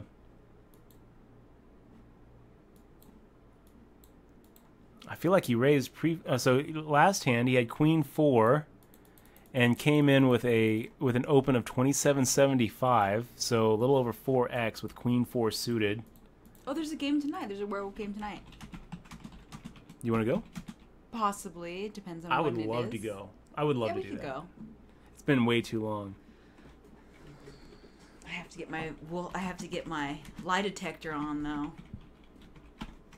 So he comes in, he open limps. The next hand he raises with the Queen 4 suited, and then gets it gets a lot of chips in when it comes Ace 8-7, and now he's open limping again. But the hand after that he just shoves for, what was that, 22, 23 bigs? What's he doing, you guys? He's just all over the place. Actually, that's going to be enough for us to go ahead and give the very first bony fish of the session, of the return, goes to Pardnerino. We're well past the point where I feel like it's okay for a middle position player to just open limp. And raising 4.x to with the Queen 4 suited, it's too much. Too much, partner. Too much. Potential him in. Talking about Rosarito versus Toronto. Yeah, I don't know what we're gonna do, but I really want to do the W Coupe. I want to stream the first W thing Coupe. we need to do I is think get that our passports, dear. do you we need a can do passport for Mexico? Yeah, you need a passport. I'm not sure. You do. I think that it might have changed. Well, it doesn't matter if you need a passport or not. You should always have a passport. Oh, look. And Protenda says that the weather is bad, the internet was bad, and it wasn't enjoyable. I'm going to believe him. I think you do need a passport. That's what they say. Yeah. Mexico says They might keep me in Mexico. Jesus. It's true. I didn't even think about that. Yeah. I don't know how to speak Spanish. Maybe you need a passport. You need a passport. I'm practicing. La leche. Taz, Zuko. Oh my gosh, you guys, this is really Tazuko cool. Is enjoying the stream. Can Dutch Boyd see this? Can you see this, Boyd? I Complex can. Koala. Complex Koala, Can you see I this? can see it. What are you doing? I can't. I can see it What are you in the doing? future. Yeah, there's a 4-minute delay. Oh, Seattle Pro. Hey, I'm talking to you, Complex, from the past. I have a message from 4 minutes ago. It's weird thinking about like if there was like an earthquake and We are gonna like take over the poker world. you guys would feel it and then you'd see it. Anaconda with the resub. One of our fearless mods, Anaconda, you are awesome. Thanks so much for sticking with us. And Anaconda, I missed you this summer because the very few times I streamed, besides the online event and besides the 25-seat scramble, I was doing some Hearthstone. And I did 3 12-win arena runs this summer. I think 2 of them actually were here on Twitch, I think. So it was really cool. All my gold's gone though. I blew all my gold. Blew all my gold. Wow, look at playing God sitting here with the 6-2 suited, loves it, and hits it. So that's going to do it for our friend there. We are 30 out of 56, getting down to the wire.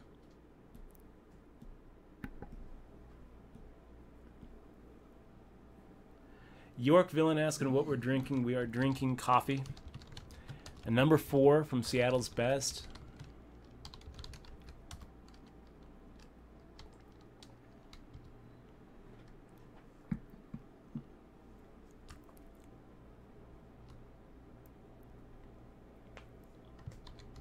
Wow. And I looked away for 1 second.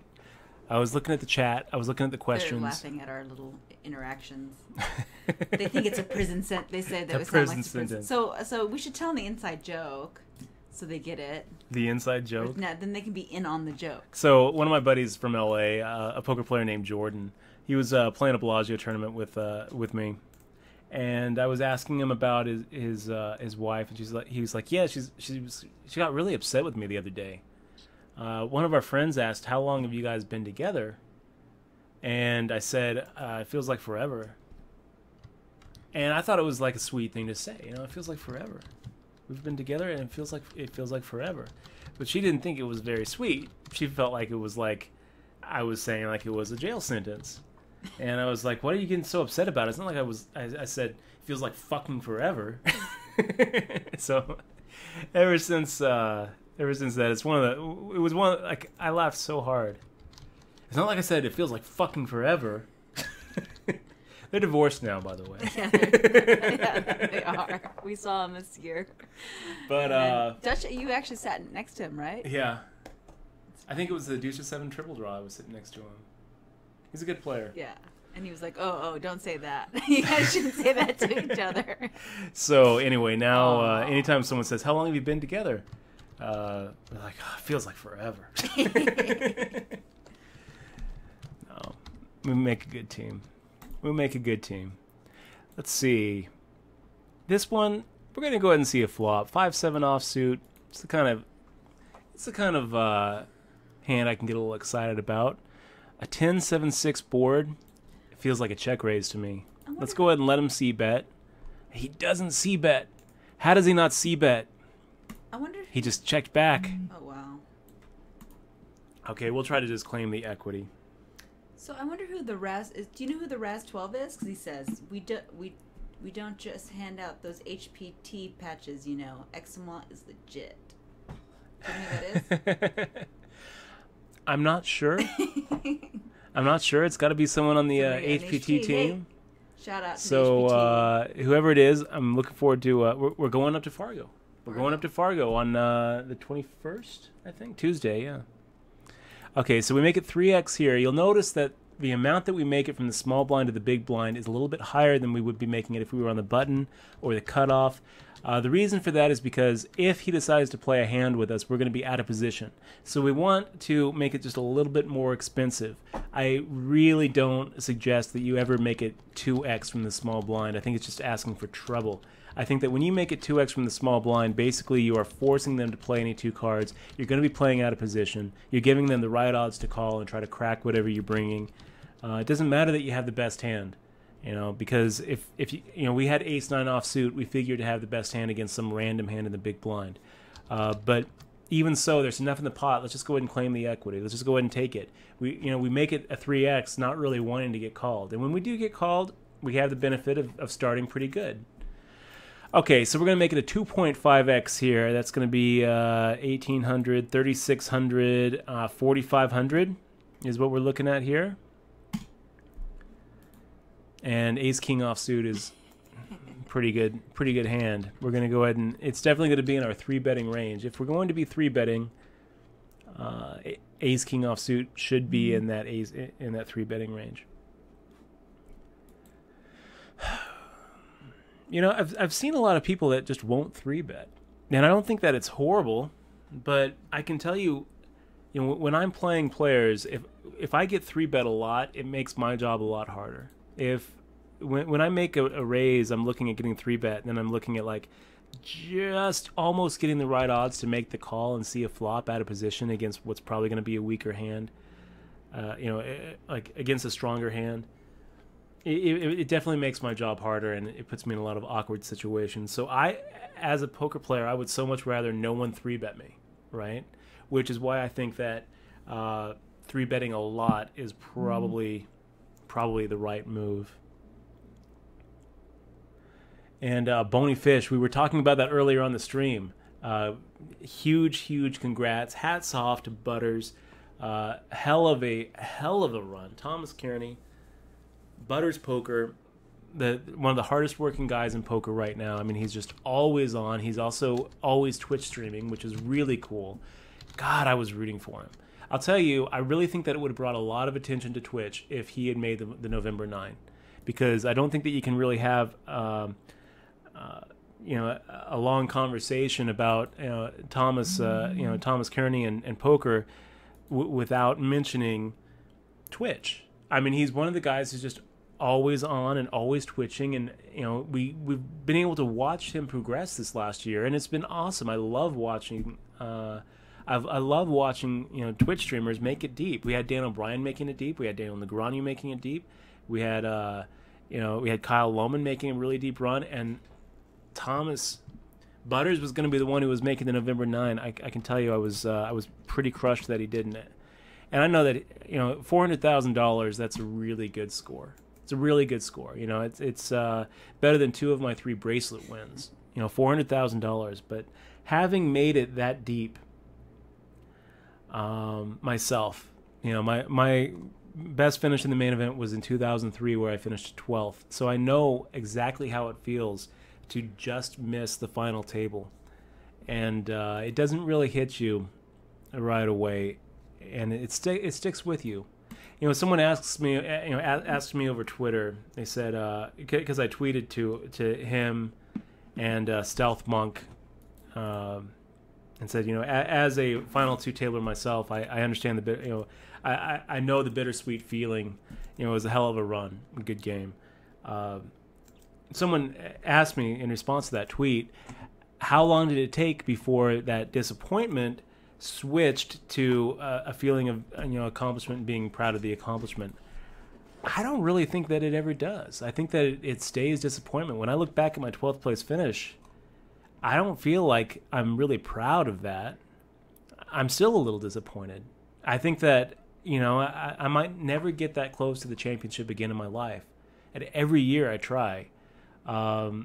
Man, I can only imagine how it must have been for Negreanu to come in 11th after getting 11th in 2002, after knowing that feeling, and hoping that he gets another chance to make it, and then he gets so close just to get 11th again.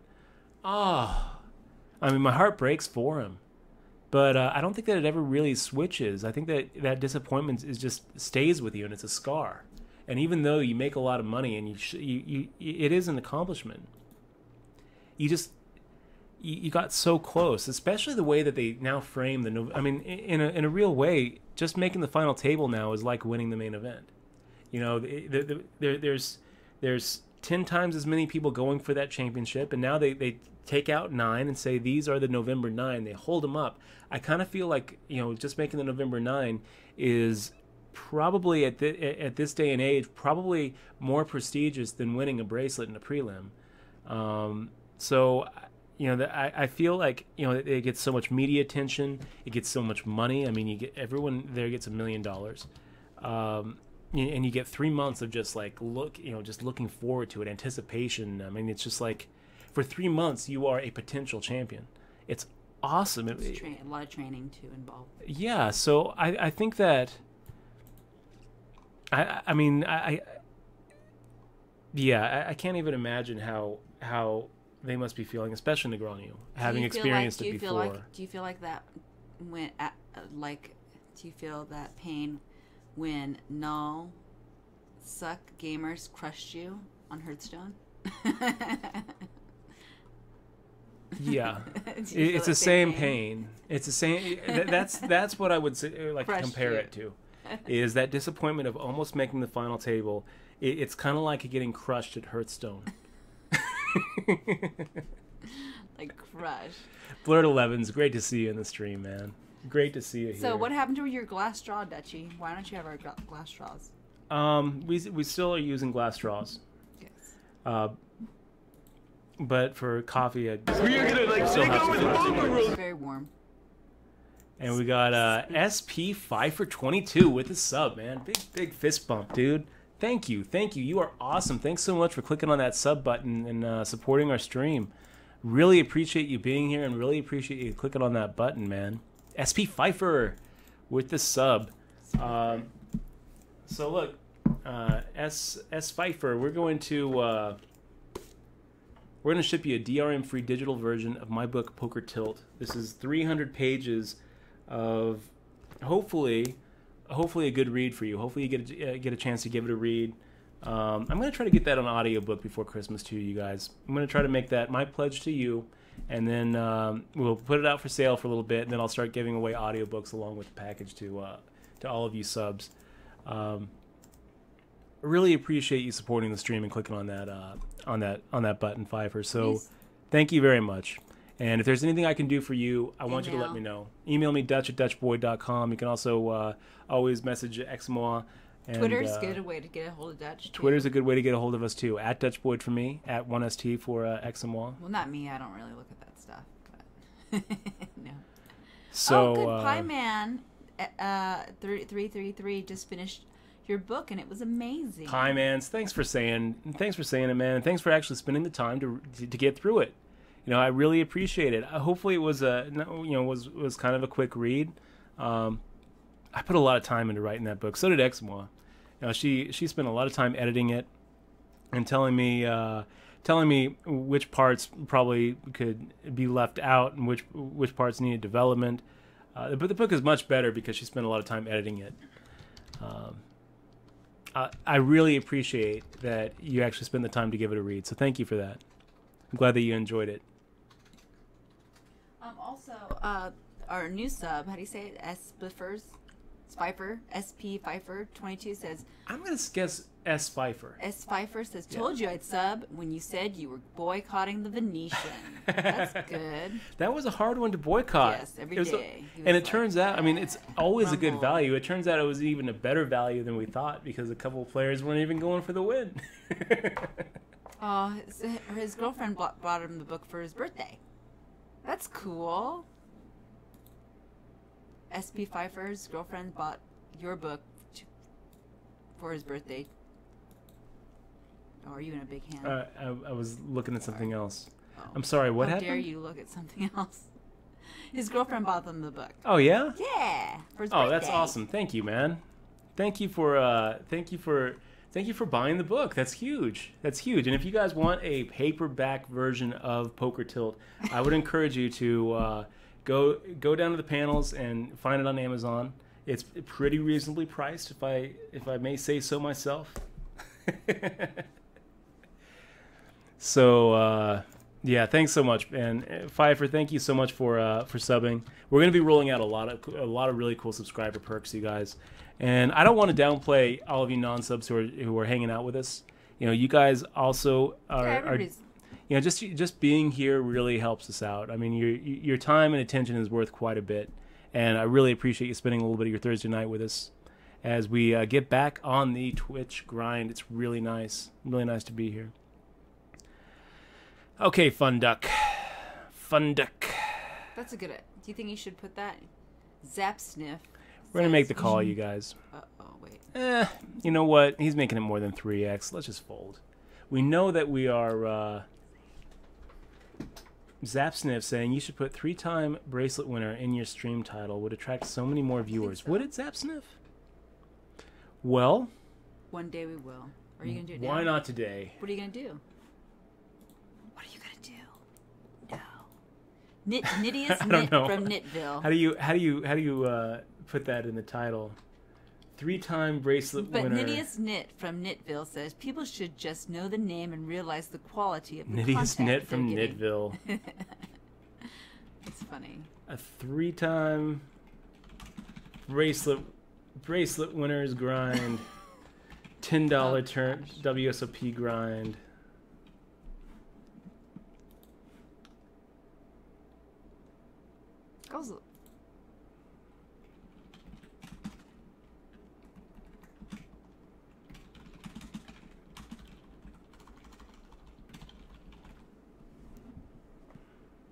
Okay, well, we were going to try it out. Zap Sniff, we just changed the title just for you. I'm going to make it 2100. Tapering still. Might work. Maybe. If we just get a rush of viewers now because of the updated title, we're never then changing it. That's going to be the title from here on out. Wow, look at Papaya.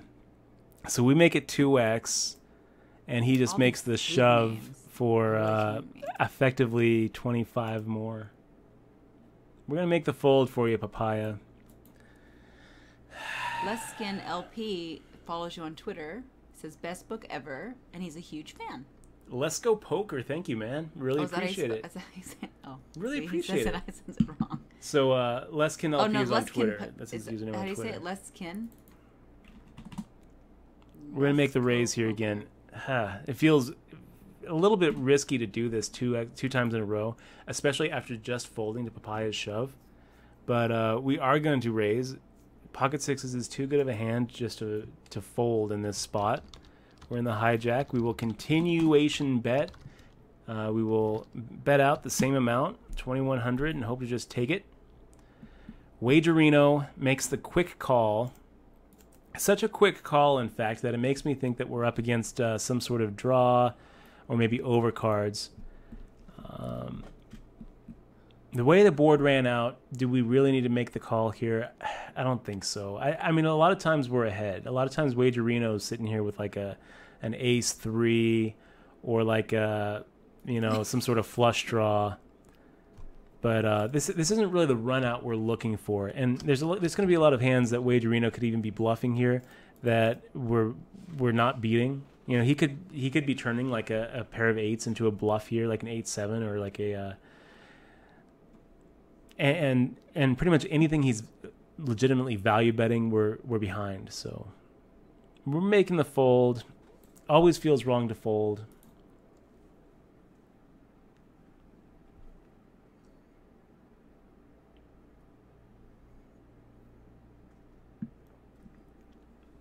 Okay, we're going to make the fold here. Fortune Dio, just making the shove for 16 bigs, gets snap called by Papaya with jacks. I have no idea when you will find the time to make a audiobook. You're supposed to make the audiobook. Well, we're scaling back. We're only doing 4 days a week now. You know, before the World Series started, we were doing 6 days a week. Did you say you were going to do the audiobook? I was going to try to do it before the World Series. But now I'm going to do. I will do an audiobook in the next couple of months. It will happen. You guys better Twitter him that. When's the audiobook coming? Because I nag him and he's like, "You're nagging me." I make you a vow, a solemn promise. He swears. I swear. Okay. And Papaya just really abusing me here. Oh my gosh, Papaya. And we've seen what Papaya does with wow, jacks Papaya before. has a lot of chips. He just made this shove before with jacks, and now he's making a 3-bet here. We've got king queen off. If his 3-bet was less, would probably make the call. But I think that he's making enough of a 3x that his 3-bet is more than 3 times our raise, so we can go ahead and get away from it. We're going to go ahead and give him credit for a better hand than king queen off. Maybe he has a smaller pocket pair. Maybe he's got some sort of ace. A lot of times we're going to be looking at like an ace queen, and we're going to be in a load of hurt. Yeah, we'll just make that fold. I don't feel good about making the fold. I do think that it's a little too nitty not to open there with king queen off. We're in middle position, king queen off suit. It's a strong enough hand where it's a legitimate, semi-bluff opportunity to go ahead and pick up the pot pre-flop. Keep in mind that pretty much every single time you raise pre-flop, it's pretty much a semi-bluff, right? Even when you have a monster hand, there's just not that many situations where you're going to take over the poker room. Look at this. We've got Panic. Panic With the sub. Panic. Big fist bump to you. Welcome to the crew. You are awesome, my friend. Thank you so much for supporting the stream, clicking on that sub button. Really appreciate it. Right. Man, I don't know why Twitch Alerts isn't working here. We've got it just doesn't have the latest subscriber up. And I don't know why, you guys. I don't know why. Well, sometimes Twitch Alerts don't work though, Dutch. Yeah. Really not sure what's going on with it, but I'll find out. Wow, look at this. We've got 10,000 to 1,300. Yeah, let's go ahead and hope for some sort of magic. I mean, it's a little bit optimistic of a call here, because what are we really looking for? We're not looking just to pair an 8 or to pair a king. We're looking, for a little bit more magic, trips or 2 pair. But, getting 7, 8 to 1 to make the call plus implied odds, we'll take it. I mean, if we can just do a little reversal. We were putting in one big blind to potentially win, 30 bigs. So, getting the right odds here. And wow, if that was a flop, King 10-8, I would have loved it. That would have been great. So, Panic, thank you very much for clicking on that sub button. We're going to go ahead and ship you that DRM-free digital version of my book, Poker Tilt, as our way of saying thank you for clicking on that sub and for being a supporter of the stream. Wow, look at that. Look at that. So we would have ended up... the Pocket Sevens just makes the shove there. Wagerino calls, and Papaya just decides... There's so much that I would like to say about how that hand went down. I really don't like the way it went down, guys. I really don't. We got Papaya opening with King Jack, and then the flop comes out with a Queen 10, and she doesn't go for the C-bet. I feel like that's a pretty good opportunity to go ahead and C-bet. NL Doc sitting here with 10 bigs. We got 9-4 off. I'm going to just let it slide. We don't really need to make a stab at it.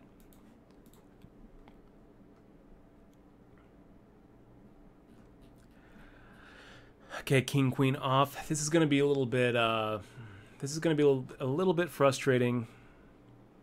If everyone folds to us and we just make a normal raise, I feel like Papaya making the shove puts us in a real awkward spot. Yeah, so we're at that point where we're just going to make the shove ourselves. Open shipping for 11.5 bigs seems like the thing to do there with the King Queen off. I think that we're going to have to adjust our open shipping. I mean, we talked about the tween stack, which is really kind of where we were at there with 11.5 big blinds, where a normal raise just feels awkward, and shipping for your whole stack feels awkward. We call that the tween stack. And everything feels wrong.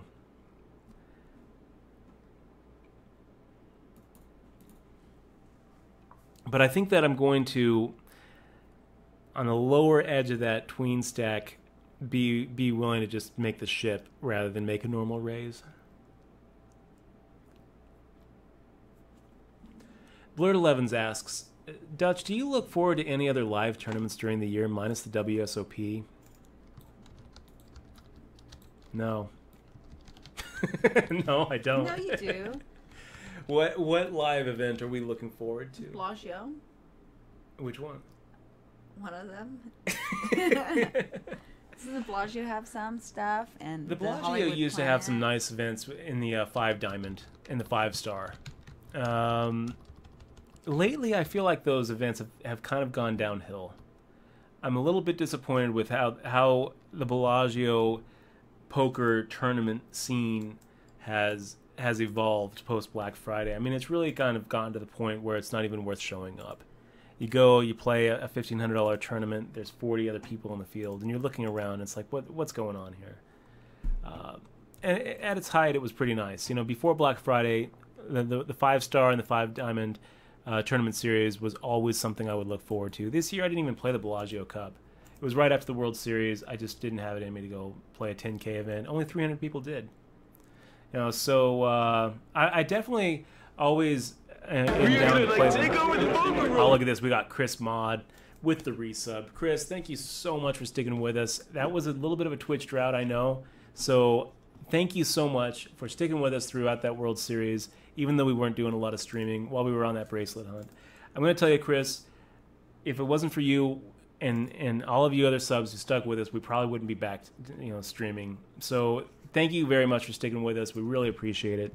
And if there's anything I can do for you, I'm here for you. Let me know, Dutch@DutchBoard.com. And we're going to try to come up with a lot of really cool sub perks besides just the book that you already have, including those fist bump patches. Can we get Xmall to model the fist bump patch one more time? Right on the head. That's where they go. So we're going to send you that fist bump patch. You can stick it on your head, and it's going to be awesome. I'm also going to try to start releasing some of the PokerTales chapters this year to the subs and sub Get your home feedback. games. You guys can give your feedback and tell us what we need to change. Yeah, and we'll probably look into how we can legally do giveaways too. I want to see about maybe doing some giveaways for subs. There's a lot of red tape that we have to follow with the Twitch terms of service, but there has to be a way to do it. We've seen Jonathan Little do it. I know that I can do it too. We can figure out a way. I want to. I want to start. I want to give. Oh, look at Exmal. She's like, no. I said I don't know. No I didn't say promises, no. but I don't know. I do promise you this. We're going to try to pull out It's all my a lot stuff. of really Stop good taking sub my perks stuff. for you guys. So thank you so much for sticking with us. I'm going to try to make it just so much worth your while. I want to make it more than just the cool little emotes that you guys have. Seattle Pro asks, do you want to get that question? Seattle Pro asks, with your stack size, I wonder if your 6/6 and King Queen hands could be played differently, like limp calling arrays from someone with a wide range. Yeah, Seattle Pro, I just hate limp calling, in especially at this stage of a tournament. I think it's one of the biggest mistakes you can make in a tournament. There's so much equity to be picked up without having to fade a flop. Sixes, King Queen, with the stack size that we had, I think that we had a little bit more with the sixes than we did with the King Queen hand, where a normal raise with the sixes, right? Let's see. I'm going to go back to our hand history here. So with the sixes, we had 22,000. So yeah, we had a little bit more with the sixes, where a normal raise is the right amount. We had 22 big blinds. You don't want to be shipping for 22 big blinds, just open shipping. It's too much. But then you fast forward to the King Queen, and you're pretty much looking at the same thing. And then when we're on the button with King Queen and we have 11.5 big blinds, now it's just open ship or fold. Yeah, I don't like limping. I think that there's enough equity to just go ahead and try to claim it with a pre-flop open. If you see me open limp, usually, I mean, it's just going to be because it's a misclick. And I've seen other players say, well, I think it's important to have a limping range, and I just don't.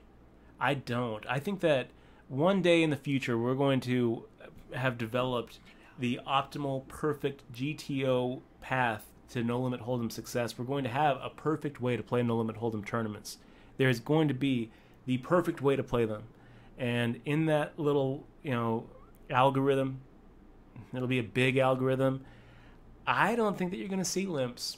I don't think that they're going to be there. I think that you're going to not see the perfect player open limp. But if they do, it's going to be such a small percentage of the time, and their range is going to be all randomized, and I can't do that. So for me, I think it's better just to go with a fallback position of, if you're going to play a hand at this stage of the tournament, you better be raising with it. Hey, Dutch. Yeah. We have a new viewer that came from the poker forum on Facebook, XParrot 1967. He's from Belgium, so shout out. X-Parrot, how are you doing, man? Welcome to the stream, and I'm really glad that you found us. I think it was Exmal, right, who posted on that poker forum? Posted it, yeah. So I don't really post there, but I guess I should. Yeah, we probably should get a little bit more involved in some of those forum. We are gonna take over the poker room. We got Coco Butta 32 with the resub. Coco Butta, great to see you in the stream. It's been too long. Thank you so much for sticking with us as we had that little World Series of Poker drought. We weren't doing a lot of streaming during the World Series, so thanks for sticking with us while we get back on a regular schedule. And now here we are. We're back 4 times a week until forever. It's going to be awesome, and it's great to be back here with you guys. Look at this. We got Jonathan Love. Jonathan Love, big fist bump to you. Welcome to the crew. Thank you for clicking on that subscribe button. We're going to ship you that DRM-free digital version of my book, Poker Tilt. So check your Twitch message box for that. And if there's anything I can do for you, any of you subs, I'm here for you guys. Dutch at DutchBoy.com. You click that sub button, you pretty much have a 3-time World Series of Poker bracelet winner in your pocket. Anything I can do for you, I want you to let me know. And now that the World Series is over, I'm going to be a lot better at answering questions, going over hand reviews, pretty much anything I can do for you. I want you to email me, and I'm going to do my best to help you get to where you want to be at poker. So, you guys, I'm going to take a real quick break. We're going to be back in 1 minute and 47 seconds. I got to get a little bit more coffee. Okay.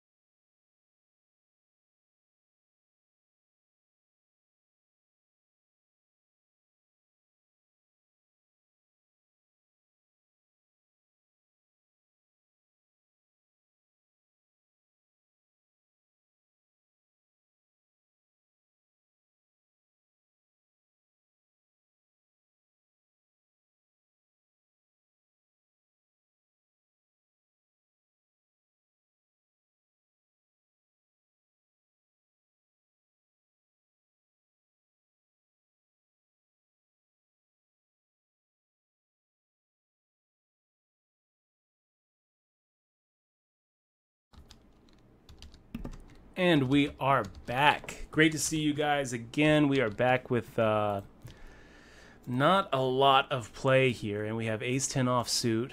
What are we going to do with it? I don't know what we're going to do with it, you guys. This is nerve-wracking. We got an open limp. Diane with the open limp. What it looks like we're going to do is we're going to make the shove here. We're going to shove it. Oh, no. We are going to shove with the ace-10 off. Oh, God. We're going to hope to pick up the 5,000 in the middle without having to see a flop. If we do have to see a flop, we probably have the best hand. We are gonna like take over the poker room. Well, we'll find out. Kings, okay. So we got to get a little lucky here. Wow. And we do. Yay, luck. And we do. Thank you, luck. Yay, luck. Good trap there, Diane. Yes. Good trap. But we trapped you instead. So we just got a sub, too. So Yeah. what luck. Look at this. And we've got our latest subscriber working. Oh, good. Liz Hinra. Lizinra? Lizinra? I think it's Lizinra. What do you think that is? I think it is. Let's see. How do you say your username? Lizinra, big fist bump. Yeah, that's probably right. Lizinra. Lizinra.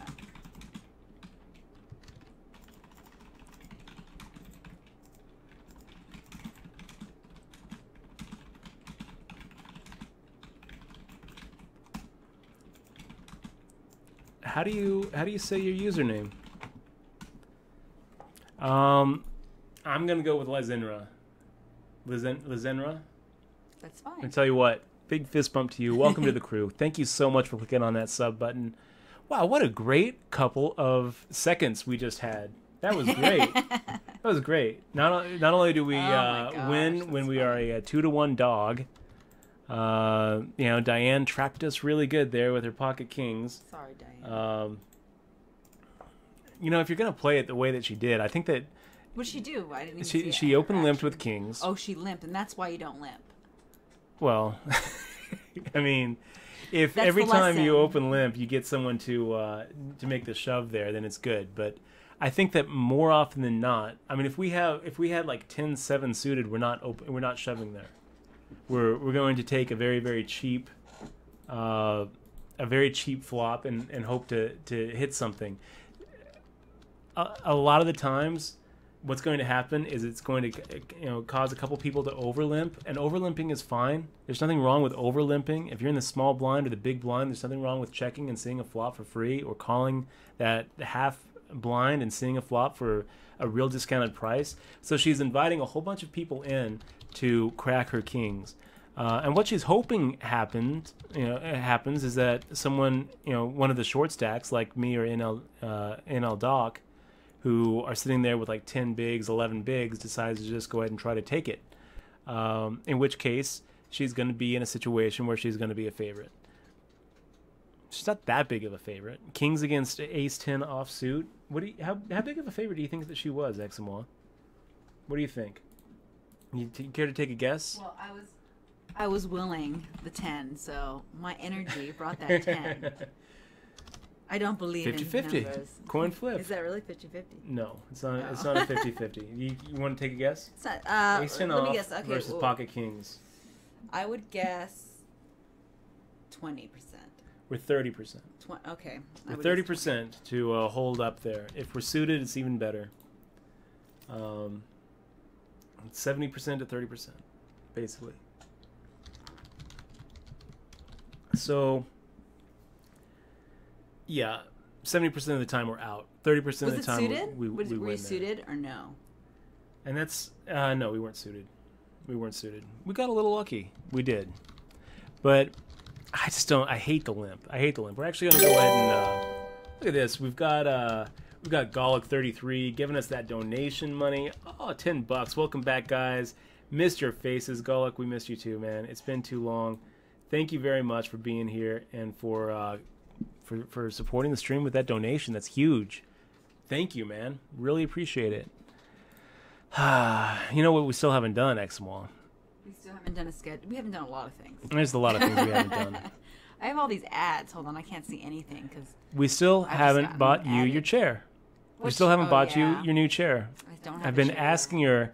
Well, we you know were what? going to buy a chair yesterday during the biggest Prime Day. Prime That would have been the Day. perfect time to do it. It would have been the There good was time to nothing do there. You didn't see anything. Did you see anything? it. No, there was nothing good. It was like a bunch of junk. It was like you can go to TJ They said it was Maxx going to be and better see than the Black same stuff. Friday.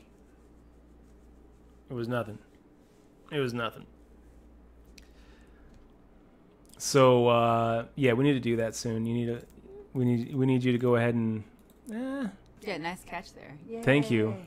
Nice limp. That's what he said. Living Kings didn't work for Diane. It didn't work.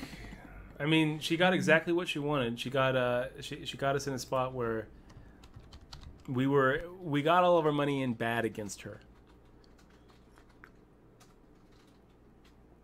I wonder if we can get Fun Duck to just fold here. And he does. We pick it up. And he showed weakness on the flop. We decided that, I mean, hell, Queen High might have actually even been the best hand there. We are gonna like take over the poker Irish room. 320. Welcome to the crew, buddy. Thank you so much for clicking on that sub button. Really appreciate you being here and supporting the stream. Irish, the new sub. We're going to go ahead and ship you that DRM-free digital version of my book, Poker Tilt. So hopefully you get a chance to give it a read. Wow. Diane coming in here now with... that's a pretty big raise. She's just all over the place. Let's go ahead and give her the bony fish. We'll make the fold. Irish, you're getting a book. Thank you so much for clicking on that sub button and supporting our stream. Really appreciate it. And if there's anything I can do for you, I want you, don't be shy. I want you to let me know. My email is dutch@dutchboy.com. Really easy to get in touch with. And now that the series is over, I'm going to have a lot more time to focus on building the stream and answering your guys' questions and trying to help you guys get everything you want out of poker. How did the series go? It didn't go that well. Five cashes. That's pretty good. Cashing 5 times in the World Series of Poker is pretty good. Did you have any chili dogs? I did, and that was pretty good. Did that help you? It did, yeah. It did. So, in that respect, the fact that we had some chili dogs and we cashed 5 times, it was a really good series. We don't be in The fact though that food. Overall, all of our cashes were of the minimum variety and the non-final table variety. That's not good. That's not so good. Oh, look at that. That's such a roller coaster right there. You flop the flush draw with overcards. You get it in against the pocket kings. You're like, oh no, got to hit. You do hit. Then you're like, yes, hold. And then, wow, what a roller coaster ride for those kings. That's like the best feeling in poker when you're sitting there with the kings, where you get to feel really good about it pre-flop. You get to feel really good about it on the flop. And then he turns it over and you're like, oh no, hold. Oh, shit. Yes. It's just like those extreme emotions, man, ending with the positive. Richie G says you should make a note on that king limping. Yeah. Did you make that note? I did. I put the bony fish. Oh. Limped with king. Then a few hands later, shove, big raise. Okay, so ace 10 suited. Yeah, let's do it. Let's do a 7,200, 9,000. No, is that right? 672, 8,000. Let's do a little 8K 3-bet. See what Turn the Nuts does with that. It's 2.5x, right? 72. No, it wasn't. We're supposed to make that 9K, not 8K. I'm going for a 2.5. Actually, you know what? We should probably go a little bit lower. Not a min raise, but like a 2.25 would probably do the trick. So let's let that be our 3-bet multiple from at this point. The same way that we're tapering our pre-flop opening, we should probably taper those 3 bets as well. Okay, did you sweat Negreanu's main event run? Cocoa Butter, I was.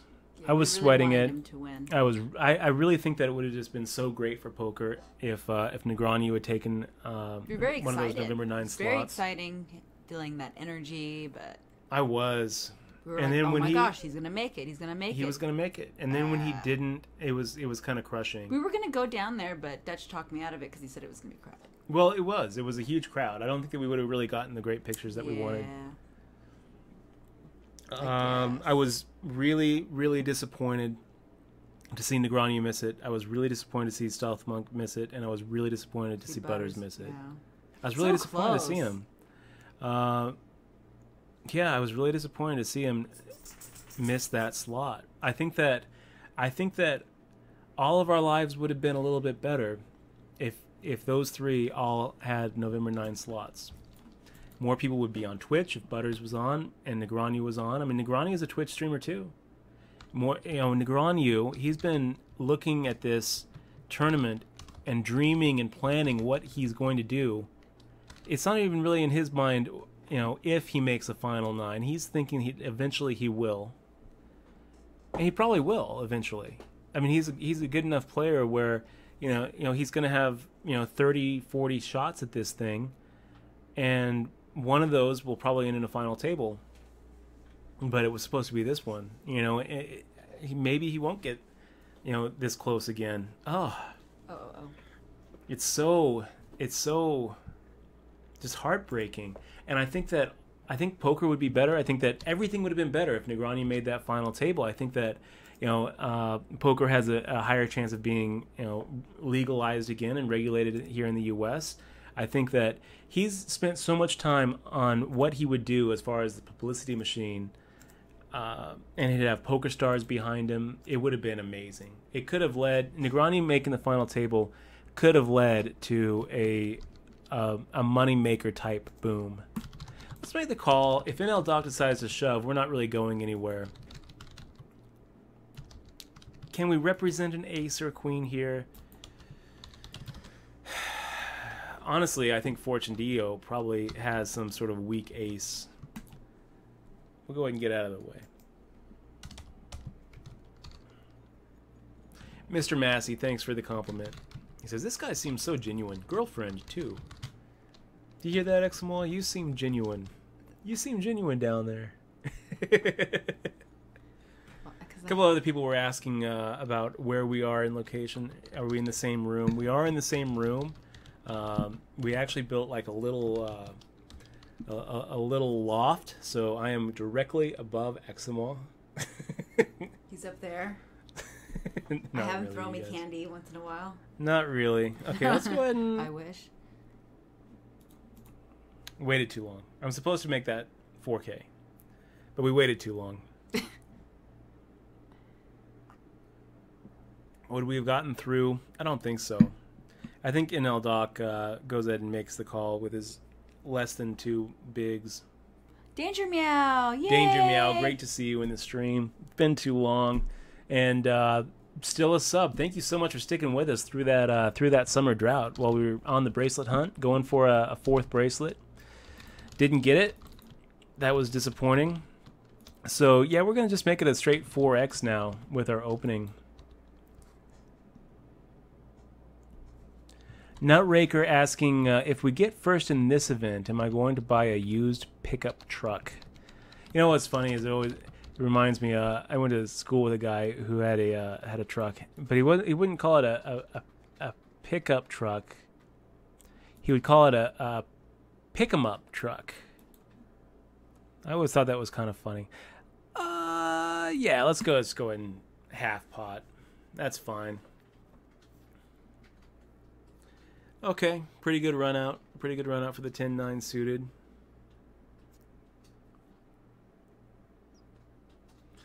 Part of me kind of feels like maybe making it a little bit less than half pot.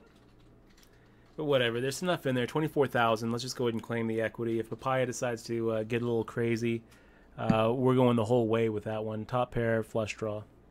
Danger Meow. It's, I gotta say, I was really looking forward to this to the series and the World Series starting. I mean, you remember we were counting down the hours. I was so looking forward to it. About halfway through, though, I started really just kind of, missing normal life and missing the stream. And maybe it was because the series didn't go that well. 5 cashes is okay, but it still wasn't that great. Okay, let's go ahead and make the min raise now. Ace-8 offsuit in the hijack. It's worth taking a shot at. Hey, Dutch. Yep. Gordon, Jingo, Jico? Gordon Gecko. Gecko says he wants to know how you liked the hand for hand play and how it went through so slow. Or Daniel's, I guess, went. Wait, Daniel's table played over 20 more hands than the other. I thought he was saying a hand for hand. Yeah. So what happened is when they got at the end down to 2 tables, one of the tables was playing considerably slower. What did I think about that? Yeah. Oh, I thought he meant the whole hand for hand in general, because I was going to have you mention the 50-50 story about the guy. I think that when you have 2 tables left at the main event, it's probably a good time to maybe go hand for hand. For everybody? Yeah. Yeah. Okay. Gosh, this is tough. But I was talking. Are you on a? Yeah. Let's fold it. You're sitting out now. So Dutchie, I don't know how we lost our time bank there. I was referring to. Do you remember in the 50-50 the guy that wanted to cash out and he would just wait after every hand that you had to, that you called the clock? Called the clock on him every single hand. And then what happens when that happens, when somebody has to be called the clock? Back up just a little bit 'cause you're really My forehead? Yeah, you're really close. Well, I gotta go in a minute. So. Yeah, in the 50-50, when we started getting close to the money, there was a guy who took 30 seconds every single decision, every single pre-flop decision, every single hand he was taking 30 seconds, and it was I started calling the clock every single hand. And he eventually got a warning from the floor that said if he did it again, he was going to get a 1-round penalty. So stalling is definitely a big thing. It's a hot topic right now in poker. You know, they're playing for a lot of money. There's a lot of prestige to make that final table. And when there's 13 players left, you know, your chances do go up. Your equity does rise when you're playing fewer hands, as opposed, you know, assuming that your stack size is, you know, average or lower, than another table that's playing like, you know, twice as many hands as you. It's going to get bloody over there, and it's going to, you know, basically stay the same with you. So, oh, Jesus, what am I doing here? I was thinking about life. I was thinking about stalling. I was thinking about what we were talking about, and I just gave a horrible free card to these guys. And now I have no idea what to do. I think we're going to go ahead and make a call here and get it in on the turn.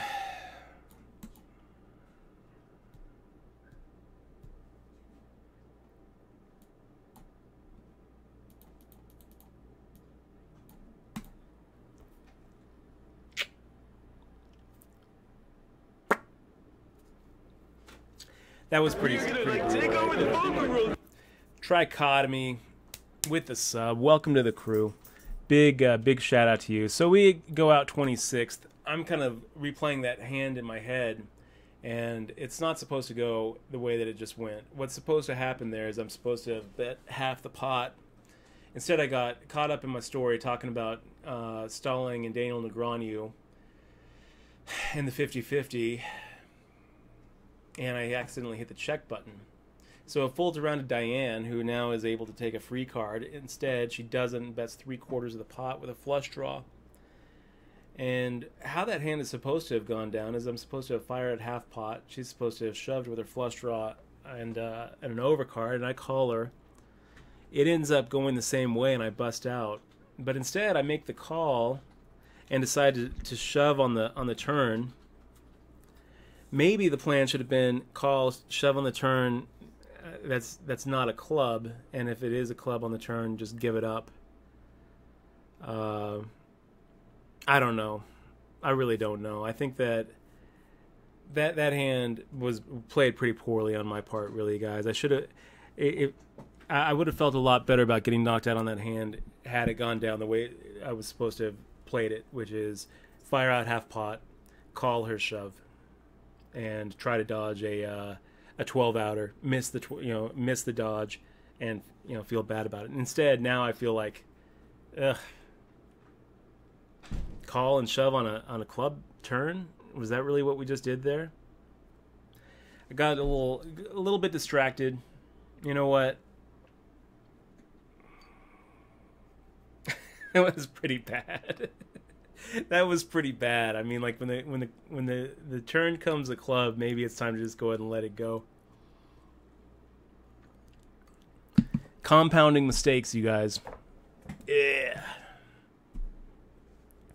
And Nutraker, I noticed that. I actually just restarted the Twitch alerts, and it fixed itself. So trichotomy, I got a little bit distracted after that bust out. Didn't give you the real warm welcome. Welcome to the crew. Thank you so much for clicking on that sub button and supporting the stream. We're going to ship you that DRM-free digital version of Poker Tilt, my book, as our way of saying thank you for supporting the stream and for being here. And hopefully you get a chance to give it a read. If there's anything I can do for you, I want you to let me know. Dutch@DutchBoyd.com. Let's get into something else, you guys. That was a bust. 26th out of whatever. End up missing the money. End up playing a hand really, really poorly. Kind of disgusted with myself, but it's okay. We've got some more shots here. There's a turbo that I want to play. Let's do this one. It's a $10 rebuy and add-on turbo. And then is there another? There's no other $30. There's a $20, but it's a bounty tournament, and I feel like, you know, normally I think that late regging is just fine, but with bounty tournaments, a lot of the prize pool is already going to be gone and awarded, and you're going to be starting short stacked, which means that your chance of getting bounties is lower. So I don't really think that a bounty tournament is a good one to late reg. So let's get into this one. We've got Festus. Go Ducks. We got RJ for you. What did we just get? Hold on for a second. York Villain. York Villain with a sub, man. York Villain. Gosh, big fist bump to you. they're all talking about waffles and chocolate and beer in our chat and making me hungry. But welcome to the crew. Yeah, welcome to the crew. My wee wee is green. I think that, you know, he's talking about the 8-high flush fold, and I think that you definitely have a decent argument that folding that was really bad. If I had, you know, another 7-8 seconds to think about it, I think that maybe I find a call there. But it just didn't feel like we were ahead. The way that the action went down, he check called on the flop king 9.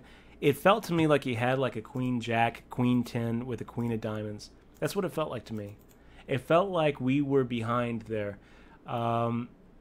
He easily could have just bluffed us off the best hand, and maybe we were supposed to call there. This is the problem with not having a time bank, and I think that if I had a little bit more time, I think that I would probably agree that I think I find a call. Anyway. My fault, buddy. Aw, nobody's fault. Whose fault? Who are we going to blame it on? Gordon. Oh, Gordon Gecko. No, it's not your fault. It's my fault. It's my fault. It's my fault. I wasn't there. So I screwed it up.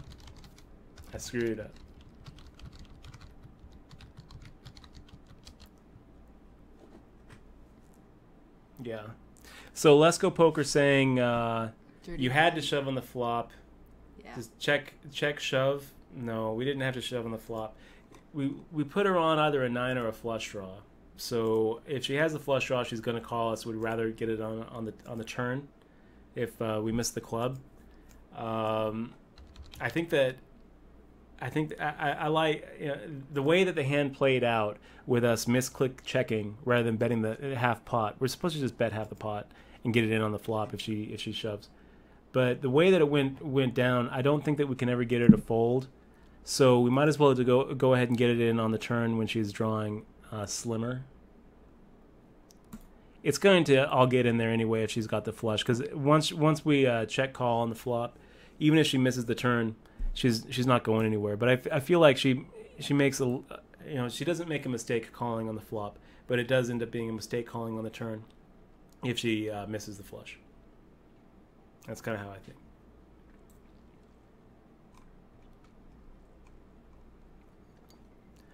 But anyway, when the club does come on the turn, now that plan goes out the window. So that was a big mistake. Big mistake. I'm going to go ahead and put it behind me because I feel just kind of disgusted about how I played that. What are you playing next? We're playing a $10 Turbo. Turbo. We're going to keep on playing tonight until we the should midnight. play the midnight. Yeah. No? Yeah. That'll be the last one that we play. Okay, the midnight. We're going to keep on going until the midnight. Nikki Two Card says, "Well played up to that point, sir." I know, man. It was bad. It was bad. That was just like mind-blowingly. It was just really bad. It was really bad. The way that we played it, it's okay to check call. Okay, we shouldn't have checked. We should have been firing out because we've got the overpair and we don't want to be giving free cards to these random king queens and king jacks and to the flush draws. She goes ahead and gives us an opportunity to get those hands out. But when she makes that bet, now she's just announcing her hand flush draw. So shoving there, check shoving on the flop, we don't really want to get it in against a 12-outer on the flop there. We'd rather go ahead and wait for her to miss on the turn and make a mistake of calling on with the 12-outer on the turn. It's not even really a mistake for her to call though. She'd probably still be getting 3-1 on her call. But at least we get it in a little bit better on the turn. I don't think that check shoving the flop is the right move. Betting the flop is the right move. When we misclick, now we have to play. Now what do we do? She fires out. I think calling and firing out on the turn when the club doesn't come is the right move. And if a club does come, she announced her hand. When the club can't come, I'm sitting here, I'm looking at it, I'm thinking, okay, we have no time bank. I'm going to go ahead and shove here. Even if a club comes, that's what our plan was? No, our plan was to shove if a club didn't come. And to check if a club comes and see what she does. And I think if she checks behind and then, the river comes another club and we check and she checks behind, then we win the pot. Or if the river comes, a non-club and we check and she checks behind, then we win the pot because she has a 9. If we check on the turn and she fires out again, I think that we can probably fold the 10s. I don't know. I feel pretty sick about the way I played that hand, you guys. I'm not going to try to defend it. I will say this. I don't think that check calling is bad as opposed to check raising, because I don't think check raising is good there. Because if we know what she has, check raising is kind of a mistake. You'd rather get the money in on the turn when it's not just a pure flip. Anyway, I don't want to think about it because the way that we played it was horrendous.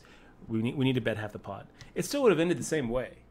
So I'm kind of beating myself up over a result that was kind of inevitable, because if we fire out half the pot, it's not like that. It's not like that player is just going to make the call on that board. They're going to come over the top of us, looking at a nut flush draw and thinking, okay, well, I've got 12 outs twice. Let's go ahead and get it in now. Maybe get a little bit of maybe get a fold. If not, we'll hit. I'm sure that's how it would have happened, because that's how players play. That's how I would have played it in her spot. So I think that's how she plays it. Okay, Festus, we will raise here. We're starting at the 3x, so we'll make it 3x plus the open limp with our ace-jack off. So anyway, I'm beating myself up over a result that was kind of inevitable, because if we had played it the way that we should have played it, it still ends the same. 58 Chevy just making the shove here. Yeah, okay.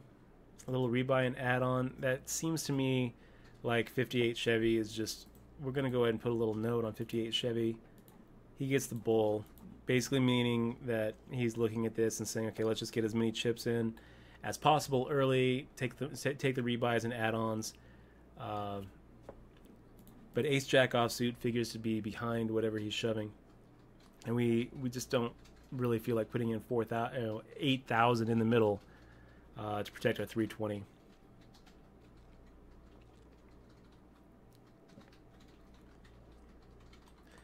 Anyway, yeah, I'm gonna forget about it. A big part of poker is being able to put the bad hands and the bad plays behind you. Let them go. Good to see you. 44 says, "Who's the girl?" That is Exmois, Michelle J. Cosper, my girlfriend of 7 years, and partner in life, teammate, and the official photographer of my own camera. Of the team. Of my camera. So. Okay, so putting it behind me. I'm not going to think about it. Thank you very much, Nikki Two Cards, for saying well played up to that point. Yeah. So what happened? I left to take June out, and then What happened was I was talking about stalling.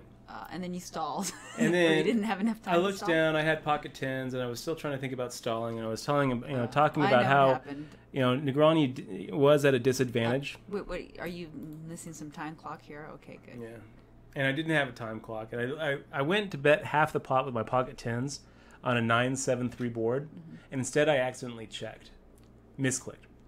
You I didn't- went for half the pot and instead clicked check, and so it folded around. The button went ahead and fired 3/4 of the pot with an ace high flush draw, and it folds around to me with my pocket tens and overpair, and I decide, well, I'll just go ahead and get it in on the turn because I think that she has a flush draw. I'll just wait until the turn comes because the turns most of the time is going to come a non-club, and I'll wait for it to come a non-club and shove. But the turn came a club, and for some reason I stuck with the plan but modified it to include all turns instead of just non-club turns. Shoved smack into the nut flush with drawing to 0 outs, and it was just a mistake right after a mistake, and I just felt like a kind of an idiot. Poker donkey right there. Anyway, They want us to know if they should post it in their poker forum. which one? The one, the Facebook one. I mean, you can. You can. The thing is, I'm going to say it What again. not to do. The result of that hand is supposed to be the same. The result of that hand is we get, we make the half pot bet, and then we have to call off on the flop. That's how that was supposed to happen. And if we make the half pot bet and we get called in one spot, and the turn comes out a club, I don't think that we're just giving up. I think that we're firing out the rest of it. But the way that the hand played out, I'm not really happy. You're I'm not really satisfied happy with with how, it. yeah. Very unsatisfied with it. Okay. Very unsatisfied with it. Donkey Bait says, I feel like the flush draw makes up a small portion of her range. I mean, I think you're right. I think that she also has smaller pocket pairs. I think she has nines in the range. I think she has jack tens in the Ooh, range. Look at this. Oh, wow. Sometimes she just has absolute air in her range. Oh, wow. Look at what just happened.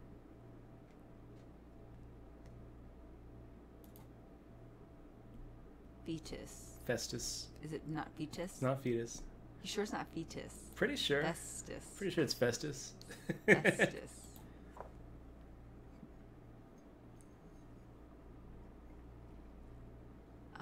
Boosh Squad. Yeah, Marsupial's absolutely right. It's okay if you're confused. Result was supposed to be about the same. Yeah. Do you need a hug? No. Because I need $20. No. Inside joke. Okay, I was. I only laughed You need a at that hug one. because I need $20. That's pretty funny. Yeah, you didn't get it though. So you're so caught up and you didn't even I'm get still my living in the joke. past. I'm living Live in the now, I'm living man. like 6 You're- hands ago. You're missing your time clock. You're making your time clock go away. This is a turbo. Yeah, you're right.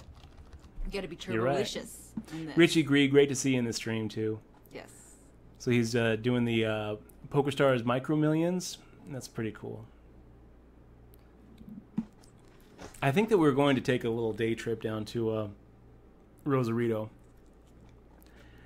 in the near We future, should have a bet. and we're going to be streaming should some. bet it. Because I want a massage. Bet what? A massage that we won't go. Okay, I'll No, bet I that we will shouldn't. go down to I Rosarito and shouldn't stream. say that because then Of course, it's we kind will. of against our thing. We have our PokerStars back. I want to stream some W Coops. Yeah, you but know? if I'm going to get a massage out of it, I'm going to make sure we don't go. So it doesn't really make sense, does it? To make that bet. Wow. I would bet that I am going to Rosarito. Without a Oh passport? man. Wow, look, it's Megan. Just got a bunch of chippies. So how many people? It's me again. It's Megan. It's me again, 86. It's Megan. Look, it's Megan. It's Megan, says Michelle. X Remix says, do you think natural instinct has a lot to do with good poker player, to being a good poker player? Can anyone learn to be a pro? It's a good question, Remix. Can anyone learn to be a professional poker player? I mean, I don't think that I think that I would be misstating it if I said yes, anybody can learn to be a professional poker player. Professional poker is hard. Poker is a tough game, and it's negative sum to begin with. A very small percentage of players actually end up winning, and an even smaller percentage of those winners could actually do it as a pro, could actually do it as a living, could actually make their life revolve around. That's how they earn their money. It's not for everybody. But that being said, it is a skill that you learn. No one is born a great poker player, and there are those players who pick it up really, really quickly. Can anyone pick up the game? I would say the majority of people, if they approached it correctly, could learn to beat poker. The majority of them. I think that you, Remix, could easily be a poker pro. Not easily. But if you approach the game in the right way and approached it as, okay, this is a skill that I have to work at, to learn and get better at, you examine your play, you try to improve. Yeah, it's something that you can get better at, and then a big part of it is going to be recognizing your spots. That's really you get to a certain point in poker where now the trick is just to go where you can earn money and recognize where those spots are. So yeah, I would say that the majority of people do. Do natural instincts have a lot to do with it? I would say sure, but I don't really think that it's natural instinct. I would say more situational awareness, and a lot of times that situational awareness is drilled into you after being confronted with the same situations over and over and over. To the point where you can look down and say, oh, ace king offsuit, what do I do here? You don't really have to think about it as much because you've seen this situation so often. Oh, you've got ace king suited early on in a tournament and someone 3-bet and 2 people called. What do you do here? Well, it's suited. You can make the call there and see a flop. You don't have to 3-bet. You can 3-bet. Do you? It depends on the situation, and the more hands you have under your belt, the more experience you have with those different, decision trees and how they end up. I would say that has a big part of it. Experience plays a big part of it.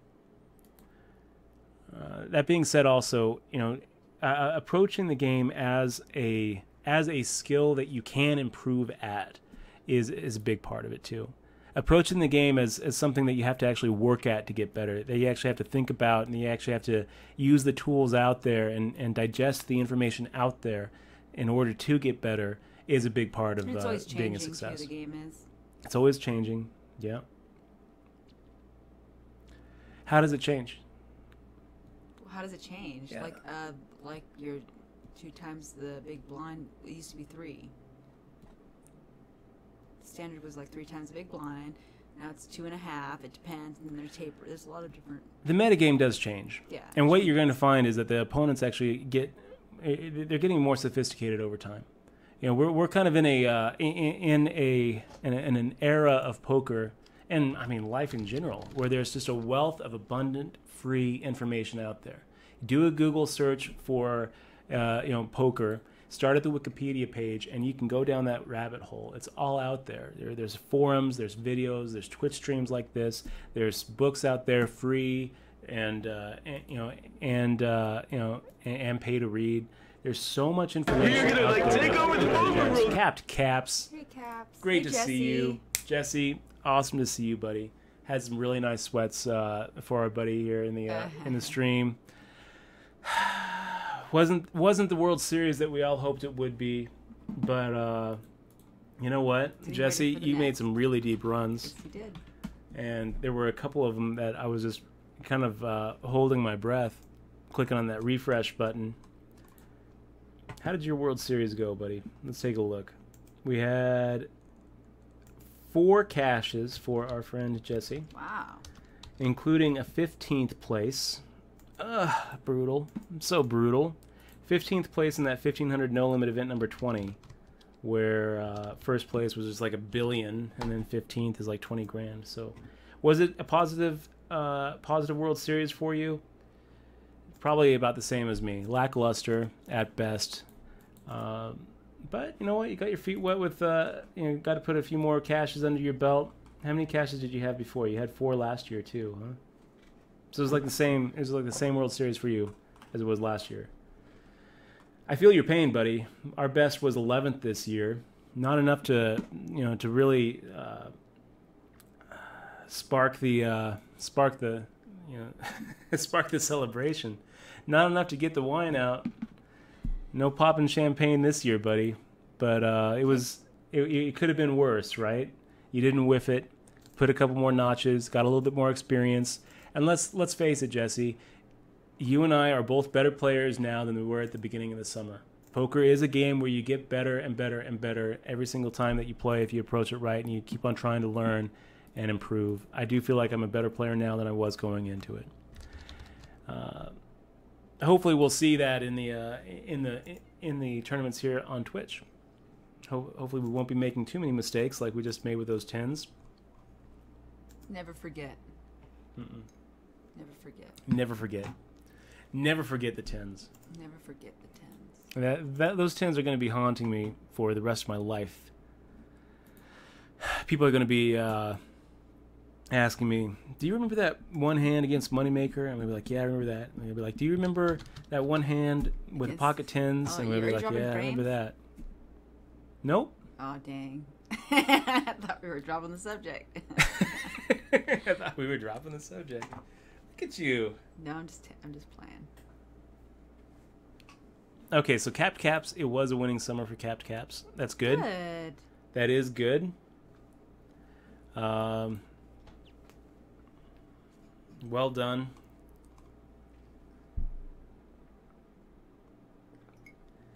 Travesty Fund. It's a new one, I think. There was a one of the Ship at Hollow Ballas was called Travesty Fund. Is that right? Yeah, I wonder if it's the same one. Gosh, I just don't really feel like folding 9-3 His name is Travis Rice. I'll make the fold. They're asking if it's Travis Rice. Alan Holdsworth is asking if it's the guy. Bum bum chicka bum bum.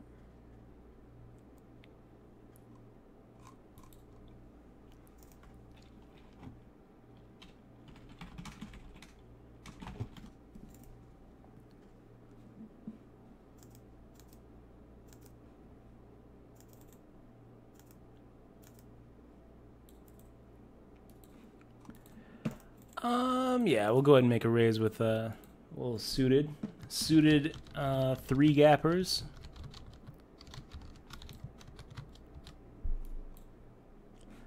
And he just comes right over the top of us. Okay, you got it, buddy. We're not going to make the call here. Where are we as far as rebuys and add-ons go here? How often can we do it? I'm not sure.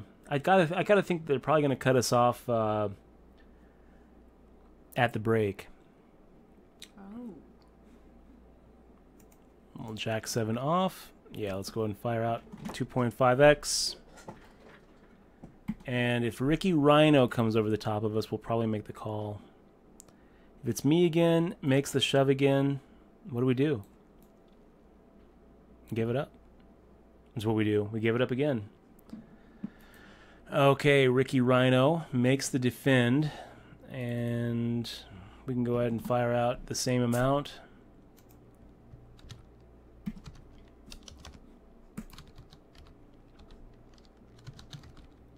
Fry Ray saying, my in real life friend just finished 59th in the main event. Well done, IRL friend.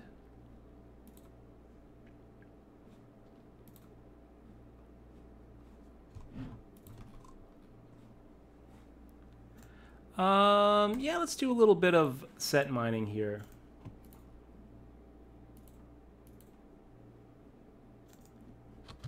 And I want to see who it was then. Let's see. Results. 59th is Samuel Gagnon from Canada. Well done, Sam.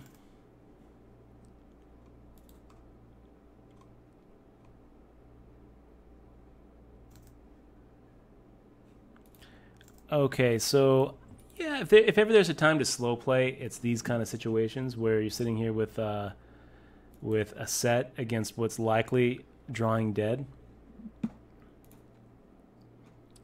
So the goal here is to bet enough where we can get the rest of it in on the river. Let's go ahead and fire out half pot. Hopefully Respect is sitting here with like an ace queen and decides to not let go. So did we say that was Travis Rice? Is that? I don't know. I think so. Maybe. I don't know. Mayhaps. Welcome to the stream. No matter who you are. Yeah. welcome, no matter who you are, Travesty Fund. But if you are actually Travesty Fund from, Shibboleth Hall of Fame, big shout out. Yeah, he loves that book. I loved that book. Yeah. I read it twice. He did. Grottenstein and Storms Reback. Storms Reback was actually playing the World Series this year, I think. WSOP Player Forum. Dutch, when are you going to give Michelle a ring? I don't know. It'll happen eventually. You realize that diamond engagement rings are a huge scam put together by De Beers, and I don't really feel comfortable going out and buying a diamond engagement ring. I've been trying to say, hey, why don't we make it? And she's like, no. Princess cut. And I'm like, no, baby. Let me finish. You're gonna lose your yeah, there you go. Yeah, you gotta pay attention to. I do because I'm sitting here over betting. I'm supposed to be making this 1,000 instead. I made it 1,200. I'm really making a lot of mistakes. What is it called? I'm making a lot of mistakes and here, you guys. It's been so long. And WSOP Player Forum. I'm going to blame this one on you for getting me all tilted, thinking about how I'm going to be forced to give the De Beers Corporation 3 months of my what is it? 3 months or is it 1 month? What do they say it is now? 3 years of your paycheck. Oh, 3 years of earnings for some for a diamond that has absolutely zero value except for that placed by a marketing machine. You realize it was only 100 years ago where this kind of custom came about. There weren't diamond engagement rings before then. Okay, so a pretty fun flop for ace queen suited. We have top pair. We've got the royal flush. We've got the royal draw. And we just get the pot, which is just fine. Good to see you, 44 says, what place did you get in the main event? So you didn't do very well. I got through day 2. You didn't get through the dinner break. No. Not all the way through. Oh, yeah, you didn't get through. I got through to day 2. I got through the dinner break. And then I got knocked out on the hand right after the dinner break. So what place is that? 1,200. If you're not first, you're last, what man. Is it 5,000? So. I mean... No, I mean, I made it through probably 2/3 of the field. But we're still in the thousands, we're still in like the 2,000s. No money. So 0 money in the main. Didn't do very well. So I didn't get my ring.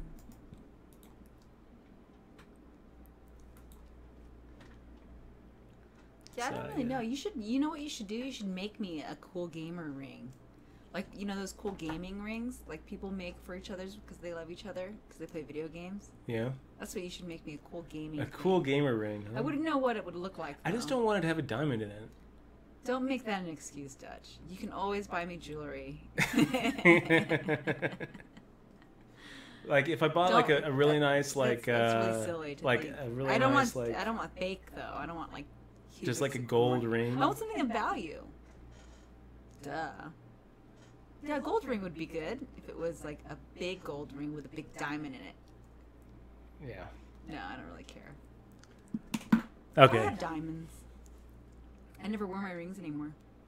Yeah. I should start wearing them.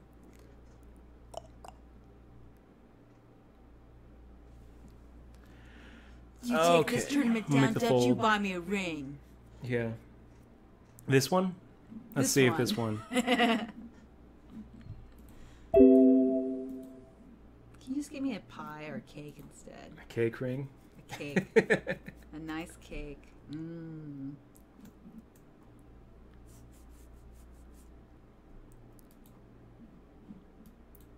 So Travesty Fund winning the Win main event the Win Classic last week. Nice job. Nice. Very nice shipping it.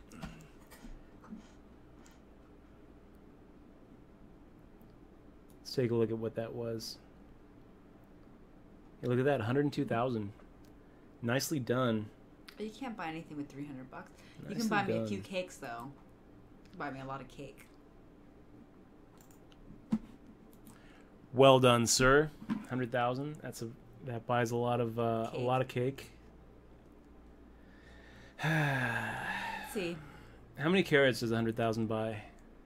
What kind of? Depends on how the market of the what kind of diamond and quality that you want in a diamond. You would want a good. We're looking like a 6-carat quality. ring. Well, no, you want a good quality, clean. You need to make sure it doesn't have any black marks in it and cracks, and make sure it has good clarity and it's not manufactured as well. I mean, when that time comes. Look, it said, "Buy me a ruby engagement ring." That's a pretty. I would like rubies. Like I said, you should just make me a cool gamer ring. See, Unreal, I completely agree with you. It says diamonds are a scam. I completely agree. Diamonds are a scam. They're a scam. It doesn't matter. I'm still going to have to buy one. Maybe. Maybe. Yeah. Maybe, I don't know. I don't know now. Sound like a threat. Blood diamonds are horrible, guys. They are. Don't buy blood diamonds.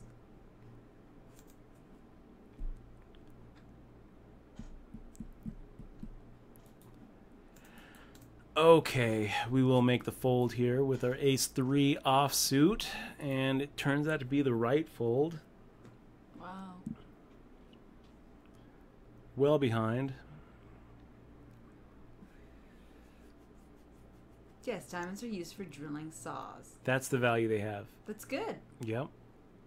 That's right. If the custom was to like buy your girl But if I a need really to break nice into handsaw. something, if I need to break into something, I can use my diamond to break. Haven't you guys seen those cartoons? How much better would it be if like if it was like, buy the woman you love the drill that will last a lifetime. Buy the woman you love the drill bit that will last a lifetime through. You have like the violin commercials and like she's opening it up and it's just like this. Well, it's for anything, this Dutchie. drill. I mean, look It's at like- milk. Look, milk does a body good. I mean, you like milk. We still drink milk, and milk is just disgusting. Is it a scam? Is milk it a is a scam the scam. same way that diamonds are a scam? I know a lot of people like milk, and I cook with milk, but I think we're the only mammals that drink another mammal's milk. That's every mammal drinks. Like, I mean, like different Milk. mammals, like a different species. I guess a monkey would. Somehow that seems less gross to me than like our own species milk. I mean, if there was like, Yeah, you don't drink our species. Yeah, how gross would that be? You go to the grocery store and it's like human milk. Yeah, Just like you buy it. That is gross. Somebody was actually That doing sounds- that. They were doing breast milk. They were making cheese out of the woman's breast. Were they Asian? No, it was a chef. He was making it and serving it to chef? people. Yes. Was it he an a Asian chef? No, it wasn't Asian, and that's racist, dude. It is racist. It just sounds like if there's a grocery store that's gonna sell like human women milk, it's gonna be a Japanese grocery store. No. Is that racist? Yes, it is. Is it? Yes, it is. You're racist, Dutch. I guess so. Now everybody knows. Now everybody knows I'm racist. Let me find this story.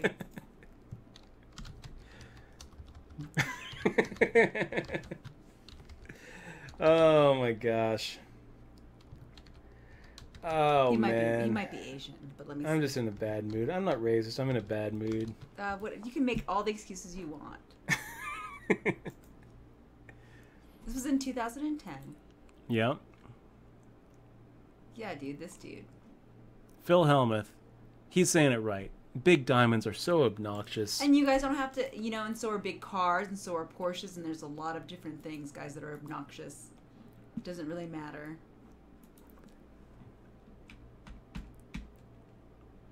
So are Escalades are scam. So are every single car that's on this in the world. I guess if you consider how it's destroying the environment, if we really want to nitpick on the destruction of the environment. Louis Helm, I wonder if that would work. If I just like started grinding the WSOP circuit and won a ring and gave you that, would that work? Whatever. Would that work?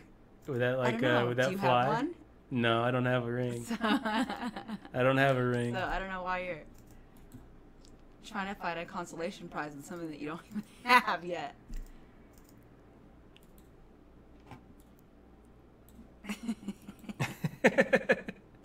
Okay, guys, we're on break. I'm going to get a little more coffee and put the break screen on. We're going to be right back. Don't go anywhere. I hope that you're still with us when we get back. Let me see here. You know what? I gotta move this down a little bit too. Gotta move that under the overlay. There we go. Be right back. Where are you going? Coffee.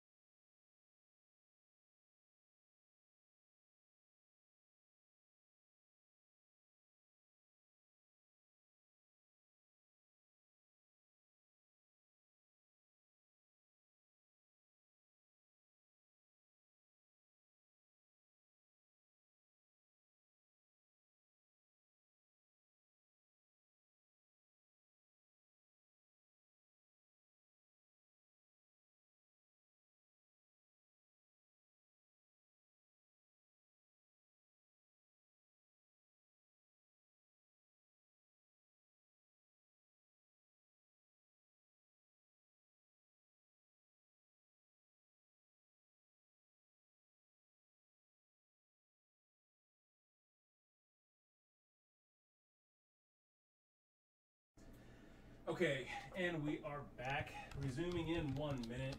Great to be back on the Twitch stream, you guys. I really did miss this. Really missed it. It was a lackluster summer. 5 caches, nothing really huge. Best finish was 11th in a deuce to 7 triple draw, a low ball event. So close to a final table. It's rough. So if you're just joining us, welcome to the stream. I'm Dutch Boyd. This is Exmal, Michelle Cosper down below me. And we are coming at you live from Las Vegas, Nevada. I am a professional poker player. Yes, Crack the Whip 247. Crack the Whip 24/7. Who is this guy? Is he pro? Yeah, I am. I am a professional poker player here in Las Vegas, Nevada. 3-time World Series poker bracelet winner. And we are grinding $10 tournaments on WSOP.com for your amusement. And hopefully we all learn a little bit about poker. We all learn a little bit about ourselves. We all get a little bit better at this game we love. So that's what we're doing. Yeah. How long is this break that you have that was on? We're still not back. Oh, I see. Okay. It's coming. No, let's see. Bum, bum, bum. Would you ever try milk made from a human? Breast milk? Yeah, like from a human cheese, like a human cheese milk. No. That sounds really gross. I've tried breast milk before. No, but like so we yeah, I mean, like, but cheese. Oh, that's even gross thinking about that too, Russ. Let's change the subject, Michelle. Let's change the subject. Let's drop it. We're gonna drop some frames. Let's see. Okay.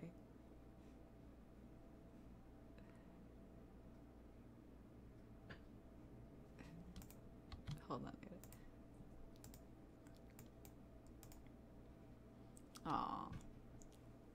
It's got a commercial now, damn it. Let's see. GP Dutch. I like the Illuminati icon. Do you believe in the Illuminati? Oh, that's the GP Dutch. Do they believe in it? GP Dutch. You believe in What Illuminati? is the Illuminati? Did we kind of went through that phase, like a long time ago, No. Not really the phase. Kind of. What is that? What was the whole Illuminati? That one movie. What was that? Zeitgeist. Zeitgeist. Yeah, And they can't. Zeitgeist. Yeah, and but the sequel. it's sad. Yeah, it was good, but a lot of it was later proven to Little be show and tell, guys. not So fact. this is one of my little treasures. This is Illuminati, the Game of Conspiracy by Steve Jackson. So Steve Jackson, he's a game designer. He came up with a couple of other. I think he did the Munchkin games. Anyway, he did this one called Illuminati. It's a fun game. It's a funny game. While he was working on this game, his office got raided by the FBI. Is that right? Yeah, his game development I didn't know office that. got raided by the FBI because they were pretty sure that he was involved in some sort of conspiracy, domestic terrorist thing. Could happen. Because of his work, which is pretty crazy. Pretty crazy. No, I don't believe that. I don't believe in the Illuminati. I don't. I've done. You know, I would like to believe. I would like to believe that there's a group of people out there that are in control of things, but the fact is, I think that the reality of our existence, of our humanity, is that we're on a train going right over a cliff, and there is no one in the driver's seat. Wait, are we getting? That's the reality. Wait. What are you doing with poker? Did you miss a hand? Are you in it still? No. Oh, yeah, they I'm moved fine. tables. They moved you tables. Let's see. Tables. Ah. We got B Shriver sitting here. Let's Yeah, the see. reality is, I don't think anyone's in charge. I don't think there's any.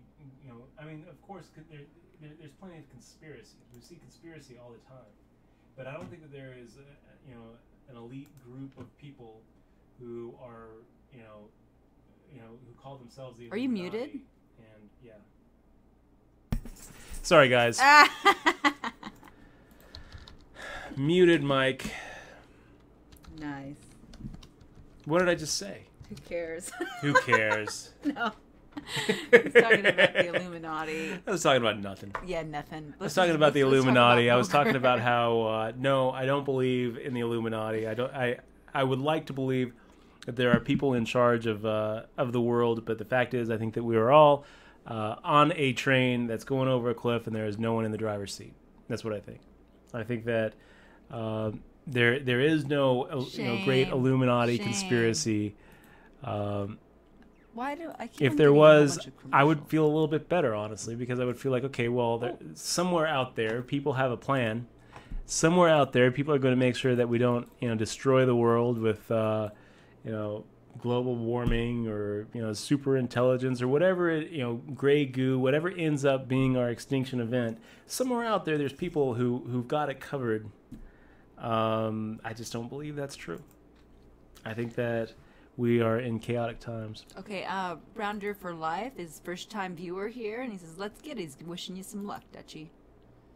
Thank you, man. I really appreciate it, and thank you for being here. I know Dutch sounds welcome like to a the wind stream. tunnel because he forgot to turn on his mic. Yeah, I forgot. I do that a lot, you guys. That's the first time since we've been back, though. Since we've been back from the series. That's the first time I've left that mic muted. I'll get better.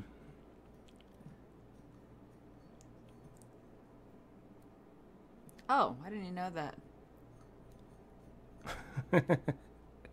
Dutch looks like he had some cheese during the WSOP. I don't know what that means, Ebony. I don't know if he was bad. But I'll take it as a compliment. Thank you. Thank you.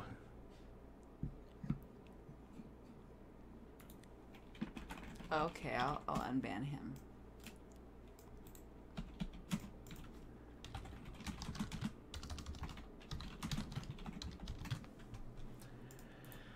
Okay, what are we looking at here, guys? We have 25 bigs. We are in the turbo, so we're going to have to start moving some chips here.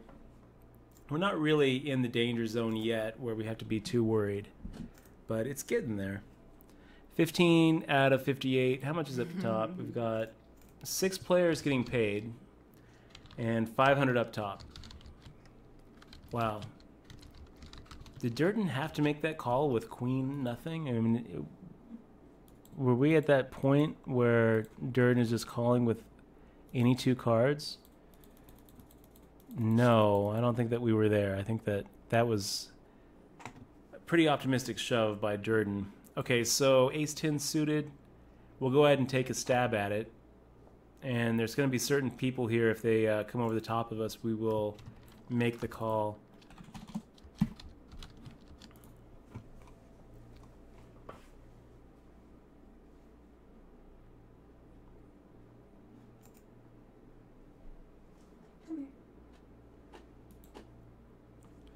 So we get through. That's good. We'll take it. We will take it.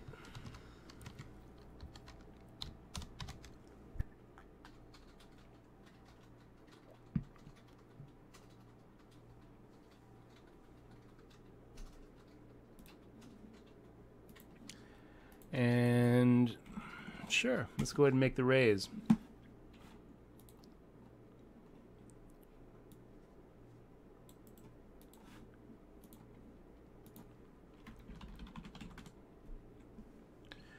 Ebony Heine, rubbing salt in that Negreanu wound some more. Yes, I am so disappointed. So disappointed that that Negreanu didn't make it through. That would have been really good. Wow, you guys. I know this sounds kind of tight, but I think I'm going to make the fold here. Against one shove, it's going to be a snap call, but who I'm really worried about here is Nazareth. So best case scenario is we're looking at, ace king and ace king, or, 9s and 9s. But I think that more likely than not, I think this guy Nez has 10s waxed. So we're going to make the fold. Yeah, both of them had it waxed. So we kind of got saved there.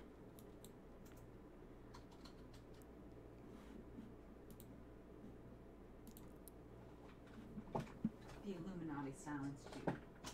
Yeah. That's funny. Wow, so Kings just rivered him. That's pretty brutal there. That's pretty brutal there, Nezareth. Zen Satori. I mean, Did he get lucky? Yeah, but he got very, very unlucky to run kings up against aces. You know, I mean, what's he supposed to do? Just open fold it? Man, I'm really, really tempted just to make this call. B. Shriver makes this shove very light, much lighter than we do. And it's very tempting just to snap it and say, oh, we know that you've got overcards, maybe even a smaller pair. We make the fold, and he's got us waxed. G. Gupson has him waxed, and he just gets there. Second time we've seen aces cracked in 2 hands. That's pretty brutal. That's really brutal.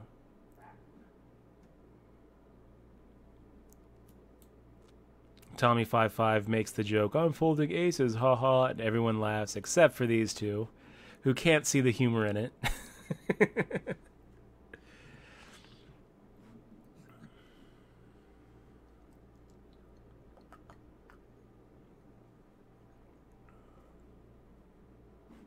Okay, let's go ahead and make the fold here.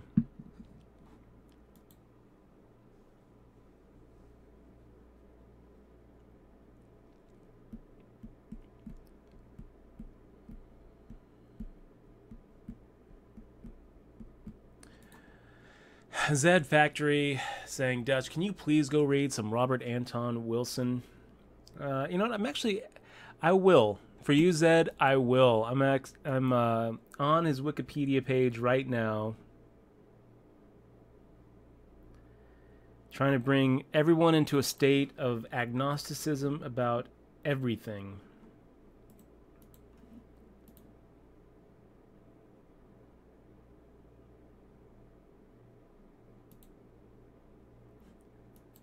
Agnosticism about everything is what he said his goal is to bring people into a state of generalized agnosticism. Not agnosticism about God alone, but agnosticism about everything. Agnosticism about everything.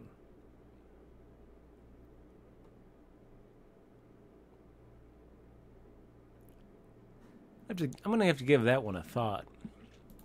Agnosticism about everything. And Zed Factory, for you, my friend, I will go and I will do a little research on Robert Anton Wilson. And so he did the Illuminatus trilogy. 35 books. That's a lot of books. A lot of books. Advertised as a fairy tale for paranoids, the 3 books soon offered as a single volume, philosophically and humorously examined, among many other themes, occult and magical symbolism and history. Okay, yeah, I'll give it a look. That actually looks kind of fun.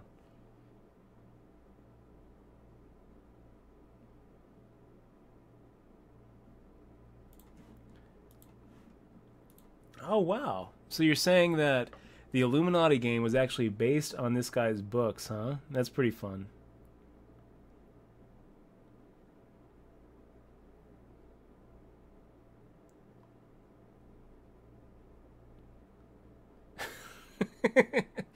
Sounds like a funny guy. It sounds like something that I would probably like. So I'll give it a look. Thank you for the heads up, sir. I'll take a look at it.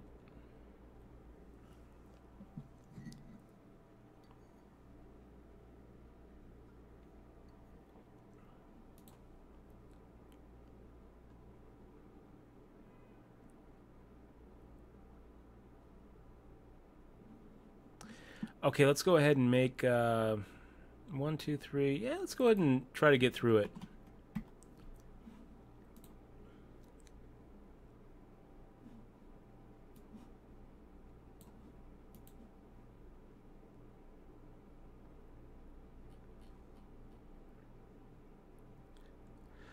Everybody wanted Negroni to make it, you guys. Everybody wanted it.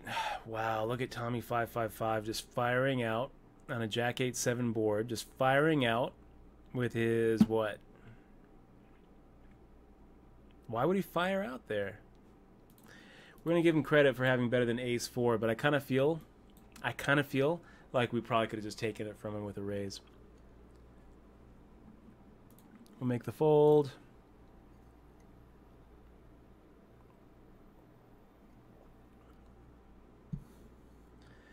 Negreanu in particular would have been great for the game. If Negreanu made the final table, I think that we probably see a surge in poker that we haven't seen since Moneymaker. I think that if Negreanu makes that final table, we probably see 10,000 people in the main event next year.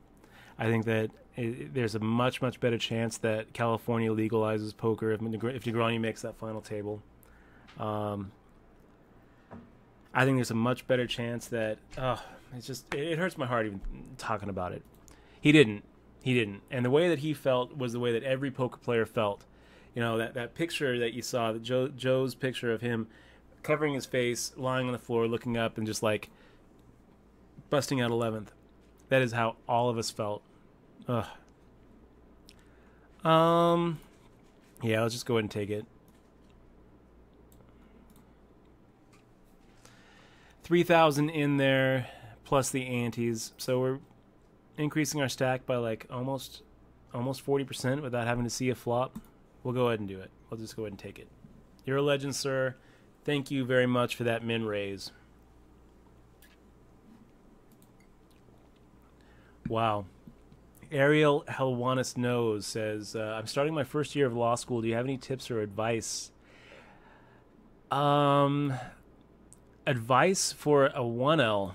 That's a tough one. You know,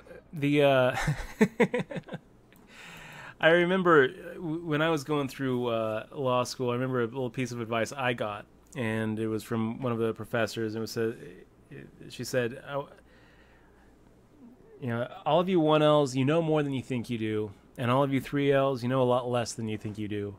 I think when you're first starting out, you're just starting your first year of law school, it's so easy to feel intimidated. It's so easy to look around, see everybody studying in the law library, think that everybody has it figured out except for you. Don't let yourself feel that way. No, everyone's running around clueless in law school, and the people who look like they have it all figured out, I'm telling you, they do not. They do not. I remember there was a guy in my 1L class, and he spent every waking hour. You know what? I feel like it's a trap. It's a trap. It's a trap, Tommy. You're trapping me. I'm going to go ahead and make the call.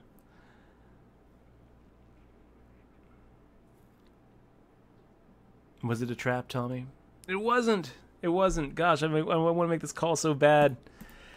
So there was this guy who spent every waking hour in the law library. He was just spending all of his time reading. He showed up to every class, and then he'd go and outline. And it seemed like, wow, this guy's got it all take over the poker room. He's got it all figured out. Zed Factory already subbed? Zed Factory with the sub. Zed, thank you so much, man. Really appreciate you clicking on that sub button. We're going to go ahead and ship you my book, Poker Tilt, DRM-free ebook for your reading pleasure. Hopefully you get a chance to give it a read. And if you do, let me know what you think. If there's anything I can do for you, Zed, I want you to let me know. Big, big fist bump to you. Welcome to the crew. Thank you so much for supporting our stream and for being here, spending a little bit of your Thursday night with us. Really appreciate you, man. Thank you so much. And thank you, all of you subs. You guys are the best. Back to the 1L story, right? So this guy, right around our first finals, right? So it's Thanksgiving. The first semester is wrapping up. We're all coming back, and if you guys don't know, the way law school works is generally you only have one test per class, and that's it. Your whole grade is determined on how you perform on the one final.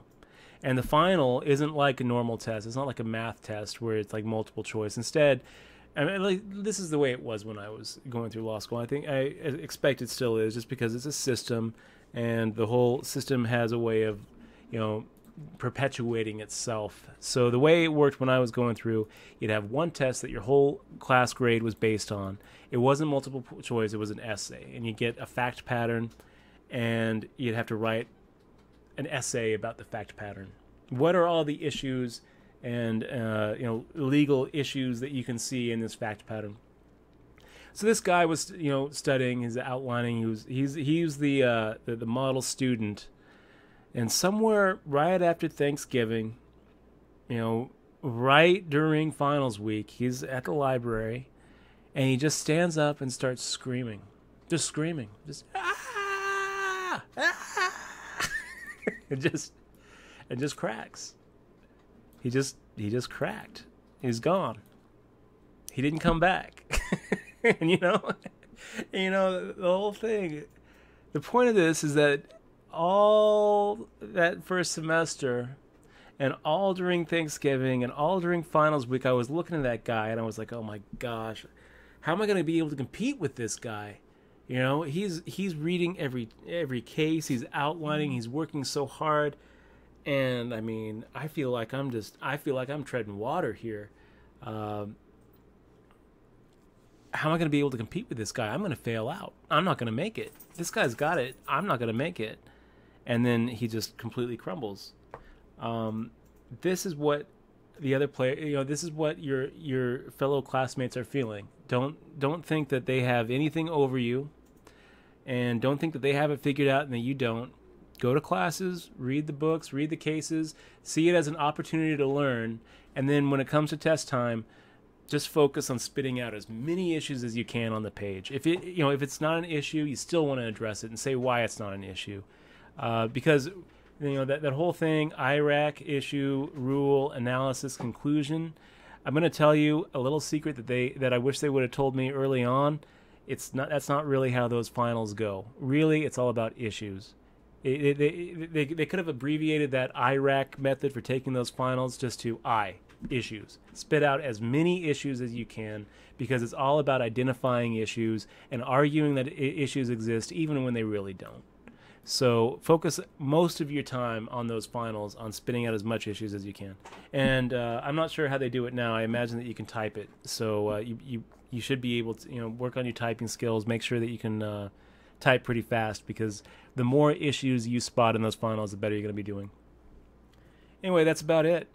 Once you get through that first finals week, the rest is smooth sailing. By the time you're in your third year, you're just going to be putting in your time. And avoid the temptation just to breeze through it. Really, see it as an opportunity to learn, and look at certain things that interest you, and try to figure out, what kind of things are interesting to you. I mean, there's a lot of things that I wish that I would have learned in law school that I didn't. There's a lot of things that I wish I would have spent a little bit of time learning about, like SEC regulations. If you want to start a business and you want and you want to raise money from your family, like what do you have to worry about, and how do you have to do that to not be breaking SEC rules? How about the Jobs Act and crowdfunding, things like is raising money and to play a poker tournament, is that even legal, or is that actually creating security? Those are interesting questions. Try to get on Law Review and and actually like become an expert on some of those questions. That how about is daily fantasy sports even legal? Is that actually a legal thing? That would be a really interesting Law Review article, because I read one from the Harvard Law Review which suggested that maybe it's not so cut and dry.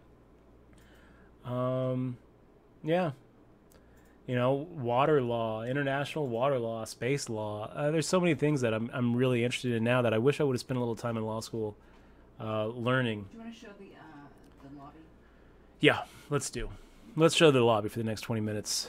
Let's take a look. Open the lobby. We are 23rd out of 30, and looking at a 6.5 times with an ace X. Let's shove it in there and hope for the best. We might not. Let's go ahead and look at the lobby really quick. We get called by what? I don't know.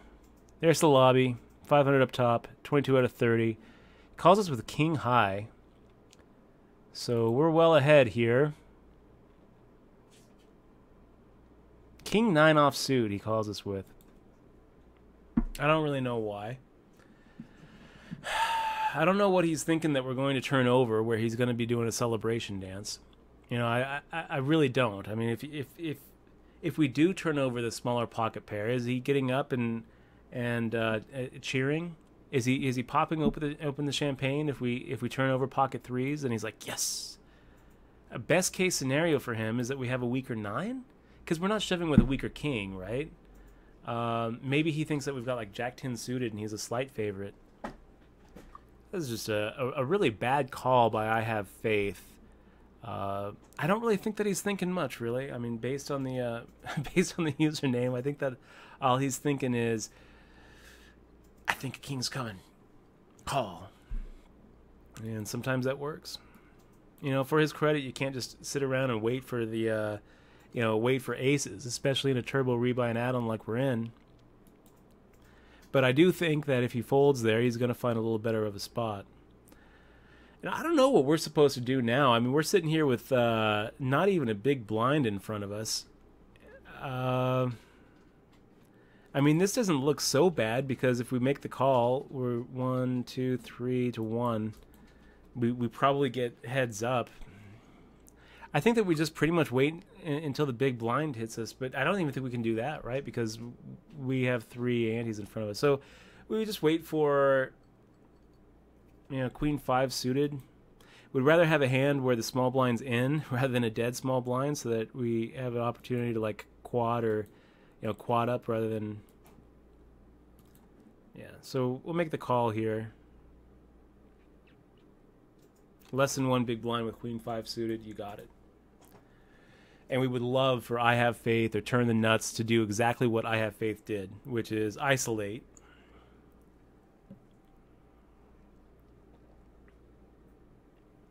Okay. So we get knocked out by I Have Faith. Nice job, sir. Well played. Good game. We are done with that. And we're jumping into something else. Back to starting stack. That's the toughest thing about a tournament. Huh. Wow, it looks like everything is not open for a reg. There's nothing. Nothing open. Why do you do this, WSOP.com? Add another $30 rebuy or something. What are we doing here? Look at this. Look at this lobby. It's just like a dead zone. We fell into a dead zone, you guys. I don't really know what we should do now. We've got 32 minutes until the Midnight Mayhem starts, and I want to play the Midnight Mayhem. That'll be what we end with tonight. I guess let's see if there's yeah, we could play some cash. Let's see if maybe a stud high-low game going. Yeah, play some cash just for like a half hour. So people have been asking if you could give a brief summary of your book.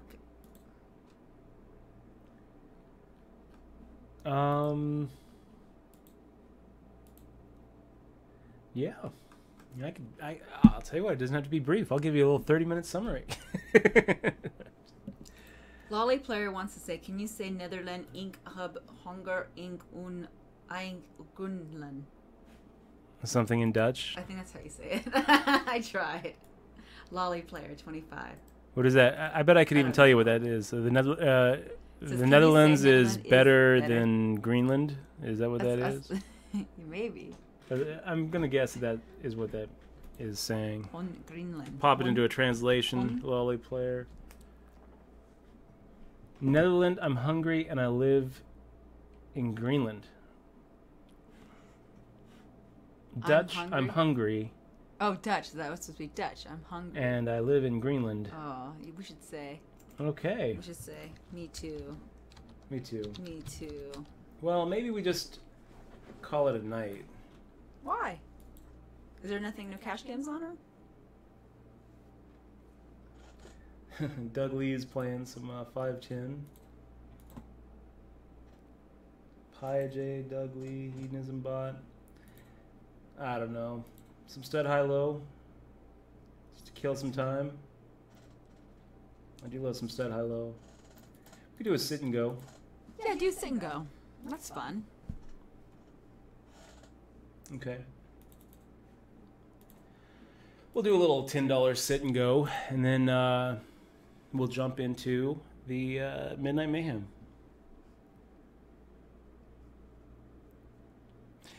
Unreal saying he shoved because he's tired and wants to go to bed.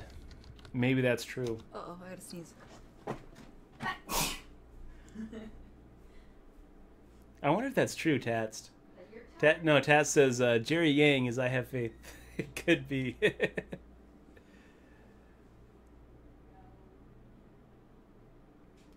But Ebony, I don't think. Wait a minute. Whoa. Let me look back at that tournament. Did we just Yeah, that wasn't a bounty tournament. It was a just a turbos. There were no bounties. No bounties in that one. Okay, 6 of 9 in this sit and go. We got Skelly Factor jumping in with us. Thank you, Skelly.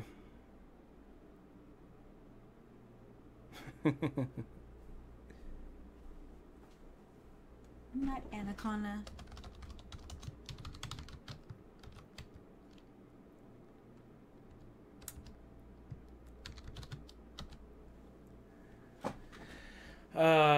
Eight players. We need one more player. We'll jump into the sit and go. We'll finish it up, and then Hopefully by then you'll be able to join the other one. yeah.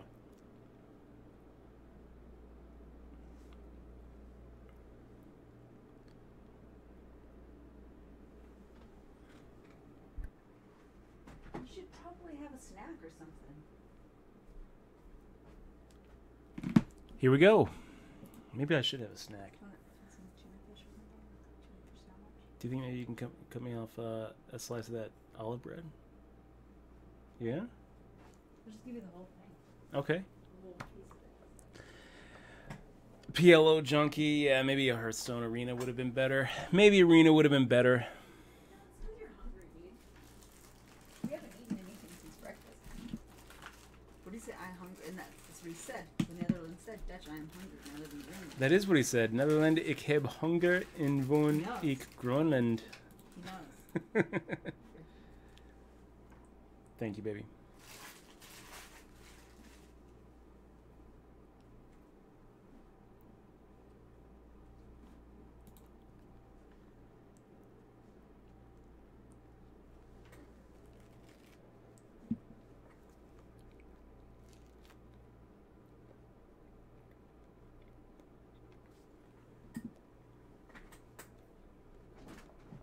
Hearthstone, somebody said. It's funny. A lot of people are saying Hearthstone. Do Hearthstone after. Do Hearthstone after the midnight.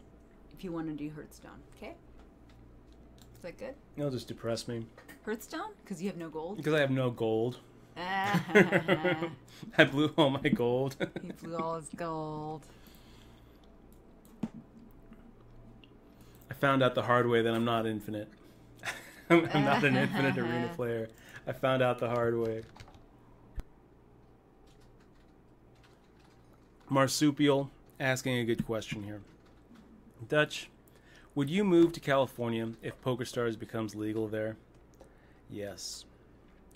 Yes, I would. Yeah, we probably would. It would be awesome. I would live in Disneyland. That's where I want to get married. Disneyland, yeah. So We just live in Disneyland, play poker, right there I at would get a job reading. the I Haunted don't care. Mansion. I would sell tickets. I don't care. Yes. If California legalizes online poker and PokerStars is allowed to operate there, you got all the LA money, all the San Francisco money, all the 30 million people, I think. Is that how many people are in California? Is it 30 million, Michelle? Huh? What? How many I have people live in no California? idea. I used to live in California. I would love to go back there. 40 million. I would love to live in California, but we have to have income there. I guess you can grind on the bicycle all day. Well, in commerce, is that where? when it comes to live poker, I really feel like Vegas is Vegas is a better place to be than LA. Because of all the tourists. You just and don't have the random- tourist money in LA. Even though LA has a lot more money and a lot more people than Vegas does. You know, you sit there at the commerce and the games are going to be good, but the people who stumble into the commerce, it's not like they're tourists. Not like Vegas tourists. You know, you have to have a plan to end up in a 2-5 no limit game at commerce or bike. You know, you have to have a plan. And the plan is to, you know, brave traffic and go to a bad part of town and walk into a poker room and sit down. A lot of the tourist fish who end up in the Bellagio, Aria, Caesars games, you know, they don't have a plan. They're just stumbling around the casino, and they're like, oh, well, let's play some blackjack. Oh, well, what's this? Why aren't you hitting? Oh, this is poker. I mean, this is really like you run into these complete tourist, like, never played a hand of poker before in Vegas. You don't really see that in in LA. And the cost of living in Vegas is so much cheaper that it just makes it easier to survive as a professional gambler. Plus, there's other opportunities for advantage play in Vegas. I mean, there's tons and tons of comp programs you can take advantage of. There's machines and blackjack and plenty of plus EV games that you can also grind out an edge in besides just poker that you just can't do in LA. Everything's so much more centrally located. I think that being a local here in Vegas actually has some real nice benefits as well. Everything is cheaper for locals, and there's little secrets about the city that you find and that you wouldn't know if you didn't live here. So for my money, I think that Vegas is the place to be if you want to be a live professional poker player. That being said, if California opened up for online and Stars was legal in the whole state of California and we could play online with 38.8 million people, oh my gosh. Yes, I'm getting in the car and we're driving to LA and we are going to take part in the second big poker boom. Oh. Yeah. So it is. I forgot to put this up. We're in a sit and go now, boys.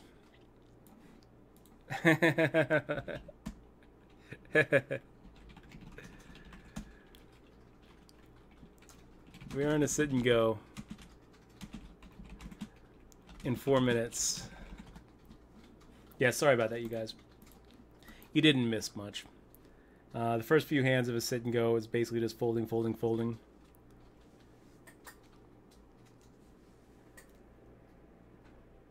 That's funny. That is funny. I thought you were still looking for the game, but I guess you just didn't share it. We're here. So, it's funny. Does that make you feel better eating something? Mm-hmm. Maybe if you want something else, I can.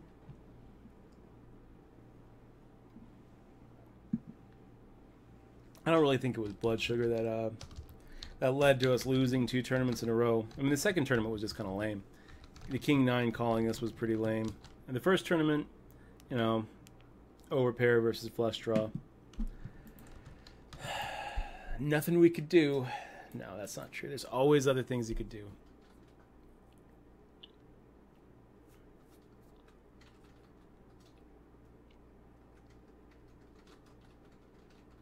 Ralph on you saying San Diego would be the spot. I don't know. I really like Northern California. If they did legalize poker in California, I think that maybe San Francisco would be a good spot. Disneyland. We'd be moving. Disneyland. Disneyland. We would be going to Anaheim. Anaheim, California. That is correct. Until I got sick of it. Mm-hmm. Which is never. Boo J asking how I feel about Daniel Negreanu's performance in the WSOP. Sad. Everyone was behind him. Everyone wanted him to win. Or at least make the final 9. Pooja really wants to know. I think I answered Boo J, there Boo J. was one hand that's going to come out where he made a fold pre-flop with Ace King against, I think it was Bakihan. When he was like 4-bet. So the guy raised, he re-raised, and the guy 4-bets him, and he makes a fold face-up with Ace King offsuit. I think that's when he lost that tournament, because I think that probably he was ahead in that hand. I mean, I wasn't there. I didn't see what he sees. But looking at it from just the reports, it seems to me like if anyone's going to make the fold there, it's going to be Danny. Because Danny's going to want to, Danny gets so much more out of making that final 9. And I think that the players could easily have been taking advantage of that. I mean, he played amazing to get as deep as he did. I think I would have loved to see him make the final 9, but I bet that when that hand is shown, I think that it's going to be one of those that we actually see the whole cards. I would bet that he's ahead. He's either ahead or it's a coin flip, and he's going to look back at that and think that is where it went wrong. And I don't think that if he's going to fold, I don't think that he should have folded face up, because that just signals to the table, take advantage of my tightness, take advantage of the fact that I want this more than you do. You know, he did. He wanted it more than anybody, and so then that's why, you know, you start seeing situations where McKeon is raising his big blind with Jack 4 suited. You know, would he be making those kind of raises if he didn't already see, you know, Negreanu fold Ace King offsuit pre-flop face up? I don't know. I don't know the answer to that. I think it was a mistake to fold it, and I definitely think it was a mistake to fold it face up. I think that is where his tournament started going downhill, and I think that if I was going to point to where Danny went wrong, I think that's where he went wrong.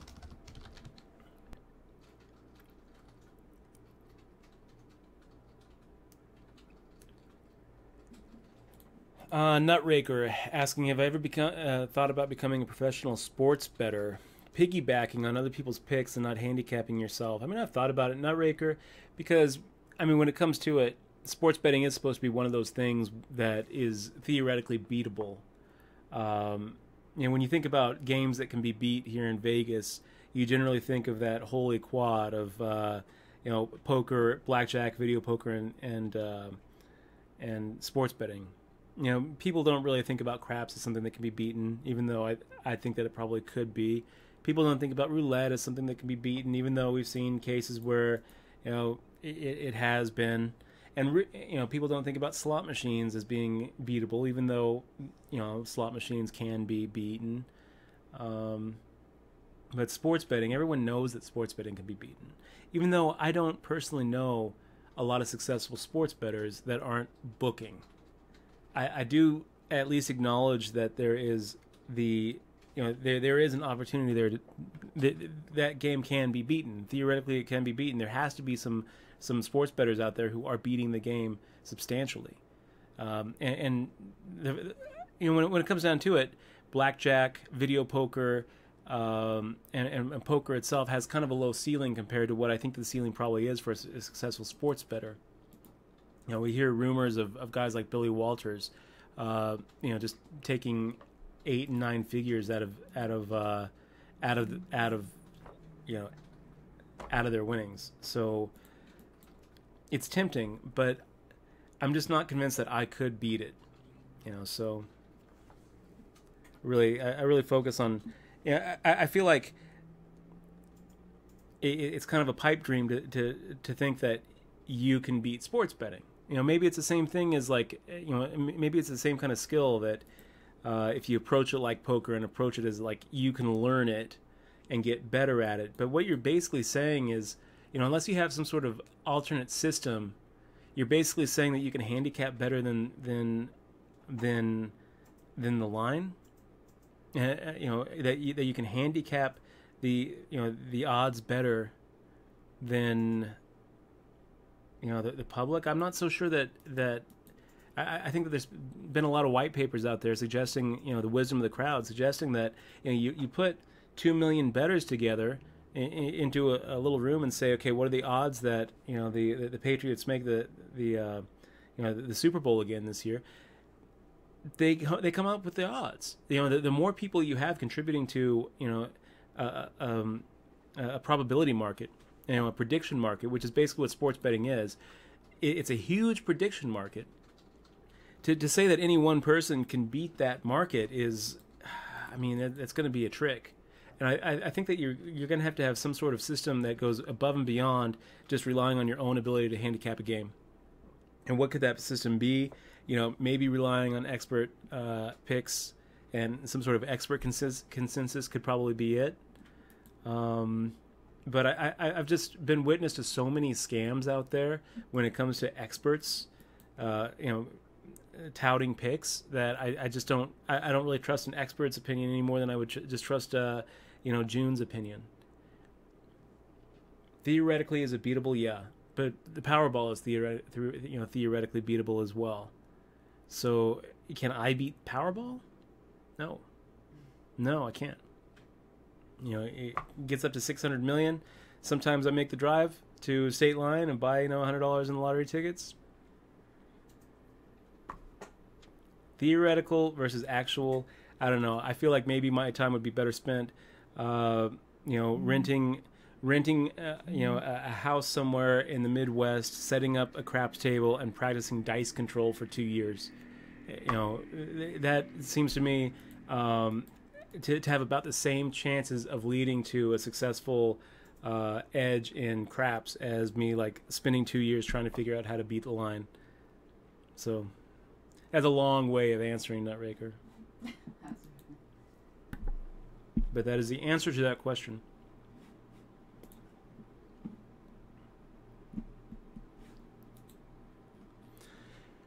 Richie Gree saying Macau is probably better than Vegas if you don't mind living in China. I would love to live in China.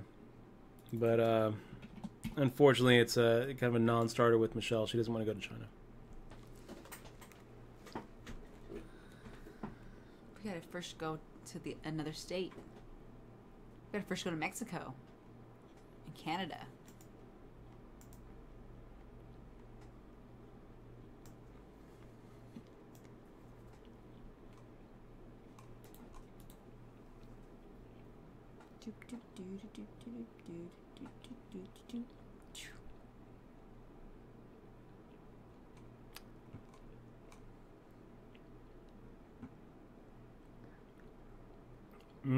Popcorn Cook talking about dice control and craps being beaten.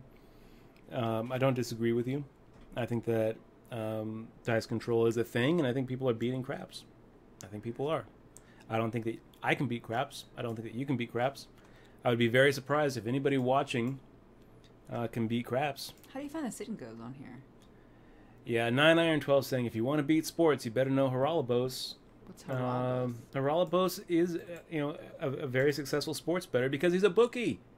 I mean, like he's one of these examples of like I know people who make a lot of money betting sports by taking the vig. The action, yeah. By taking the vig. That's how you make money.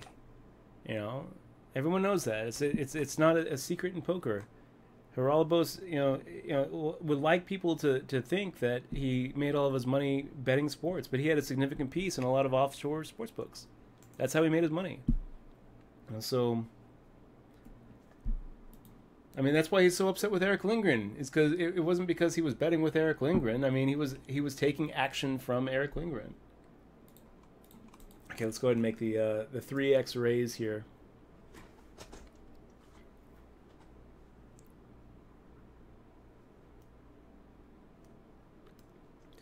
So, Poker Neo talking about counting cards and blackjack. I don't really think that just counting a deck and then adjusting your bet is really going to cut it these days. It's going to take a lot more, and really I think that let's do a little 2.5x. I really think that the most successful blackjack players now are almost uniformly working with team play, and they're doing a lot more than just counting cards, taking advantage of weak dealers, hole carding, that kind of thing. We've seen that other games can be beaten as well. Look at Baccarat with Phil Ivey just crushing the casinos with his edge sorting. Okay, let's make the fold.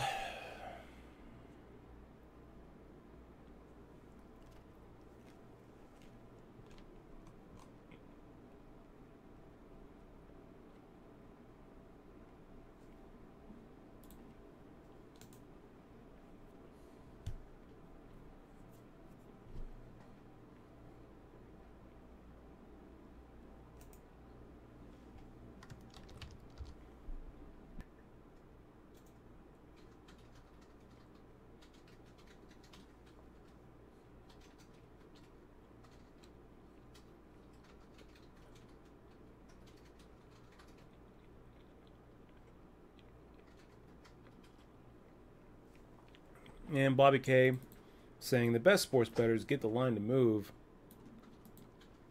See, I don't know. I think that for the most part, what gets the line to move is significant action on one side or the other, and that they're just, all together just trying to even out the line. Wow, that's pretty pretty good flop for pocket sixes. So let's go ahead and fire out the same amount and see if we can get him to stick around.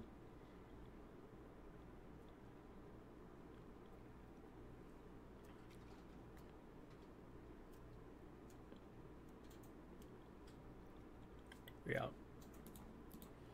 You actually. Did you okay? I'm sorry.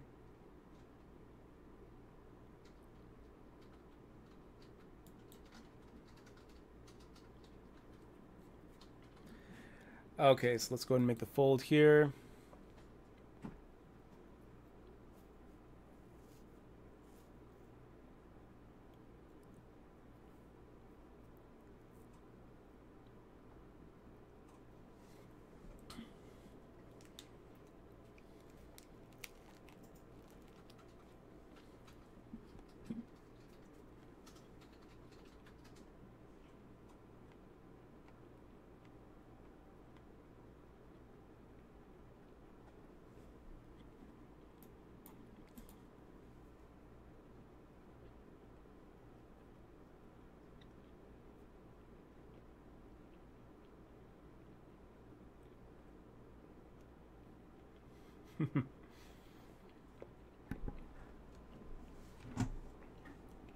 So Scheisshand, nice username by the way.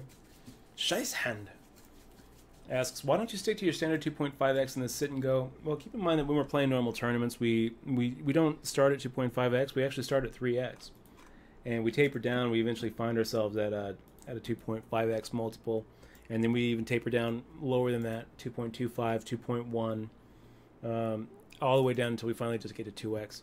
We will do that in this tournament too. You know, at it's a sit and go, but it's like any other tournament, except it just kind of starts getting short-handed, where you got to adjust your VPIP more based on you know, the players at the table. At this point, though, jumped up to 75, 150. We're not going to make it 3x at this point. We're not going to do 450. We'll make it 400. Once it's at 100, 200, we'll taper back down to a 2.5x and make it 500. And then we'll actually get down to that 2x multiple a lot quicker than we normally would. So normally in a normal tournament, we're waiting until it's at about 1k, 2k before we're just making it a flat 2x. Here, we'll be making a flat 2x when it's at 600, 1200.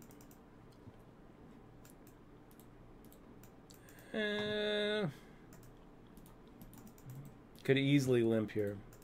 I mean, I could easily attack that limper here. It's very tempting, but I think that I'm going to wait. If he limps again once those antes hit, I'll make a raise.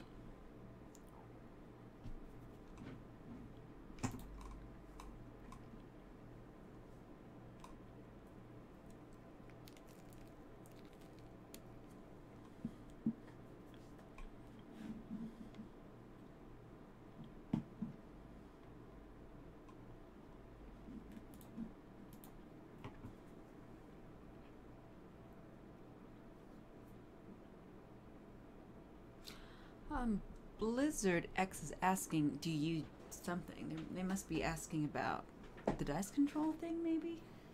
Do you? Do you? Well, do you? There's got to be more to that question, Blizzard. I don't know. I try to find it.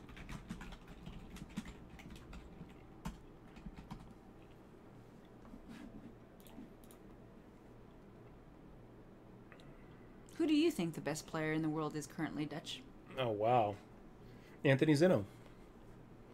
Oh, he is really good. Maybe Davide Katai. But probably Anthony Zinno. I mean, he's just crushing everything. Shoot, we're supposed to make it 400, you guys. Why didn't you guys remind me? We're not doing 3x. We're doing 400 at this point.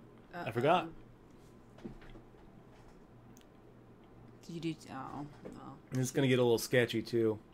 Right here. Skyhawk making the shove. Ozone 777 here is pretty much committed.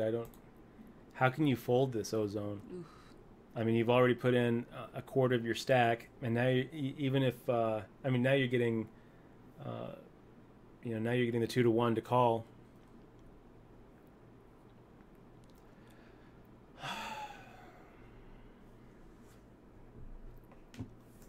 Oh, Blizzard X finished the question. Do you have a comfortable life with the money that you make playing poker? Well, I wouldn't call it comfortable. I don't know. I mean, it's all relative. I'm sitting here chilling out It's like not in front of a computer, eating some olive bread. I feel pretty comfortable right now. But it's not like got a good girl, got a dog. I'm pretty comfortable. Yeah, I would say yes. you Yes. are. Okay, yeah. Do you have a comfortable life with the money that you make playing poker? Yes. Could it be better? Yeah. Could have been a much better summer. It would have been a lot more comfortable if The world we. would be a great place if we could just eat calories and calories of food. That's the only thing that I would change about my life. We just made waffles the other day, and I counted the calories on the waffles, and it just was sad. ASD waffle, you led us astray, buddy. That's a face I wouldn't mind seeing soon. We haven't seen him since we've been back. Yeah. Okay, guys, we'll be right back. And when we come back, we are on break, 3-minute break. When we come back, I hope to have an all-new overlay. So we will be right back in 3 minutes, 22 seconds.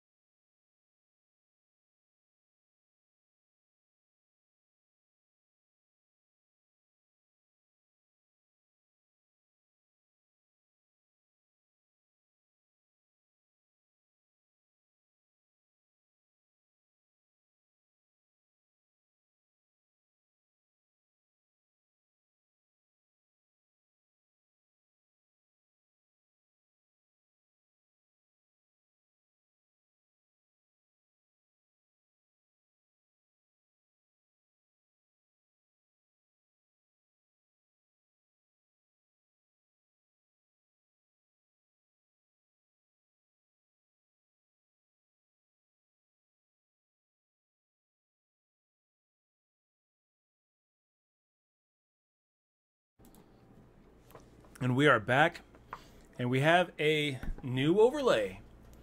Other side, Blue Shark Optics, our new partner and sponsor. If you guys want some good poker sunglasses for the table, I encourage you to go try on some Blue Shark Optics. Use code DUTCH, DUTCH, for 10% off your order. Yeah. We are part of the Blue Shark Optics team now, Team Pro. So that was kind of cool. We'll make the fold. So Helmuth has been delivering very well. 14th bracelet. That was pretty cool watching. But do I think that he's the greatest player of all time? Yeah, I think so. I think Helmuth probably is the greatest of all time. But I also think that like the greatest right now is probably Zeno. We'll see if he can continue. He's off to a good start. Give him another 30 years, we'll see where he's at. So now I guess everyone's just making the shoves, which is probably what to do. Probably what to do when you're sitting here with 2K and it's just about to go up to 100, 200 antes. Skelly Factor, we will avoid you.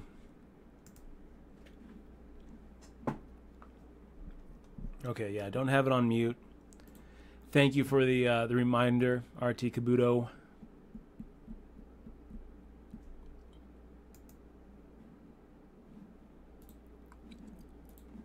We will fold the 9-3 off. We're going to wait until the antes kick in next hand to really get crazy. Don't forget the midnight either. No, I'm not going to forget the midnight. Are you going to... how late's the reg? I'm going to guess until like 2 in the morning. Okay, so we have time. So it's a slow tournament. We have a lot of time. Maybe I should just put it up now. You think? No, let's finish up the sit and go, and then we'll put it up. Yeah, so King 9 suited, good enough here. We'll make the 500. If Skelly Factor shoves, we'll fold. If unsuited shoves, we call. If DF Christ shoves, we tank and probably fold. But we would think about it. We would think about it. We might actually have to call off against DF Christ.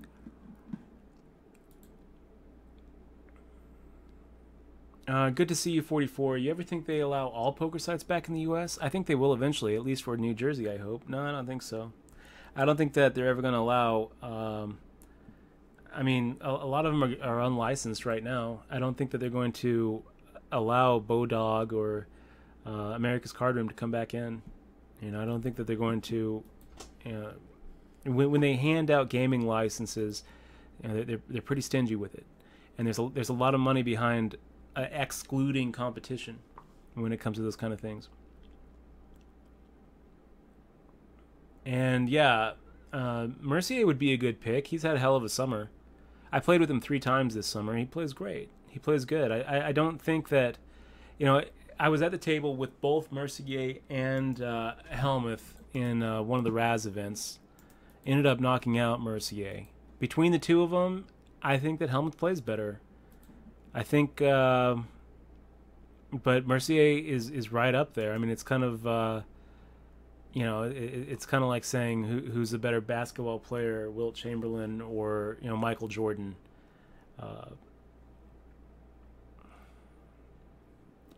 They're both amazing players. Mercier is an amazingly good player.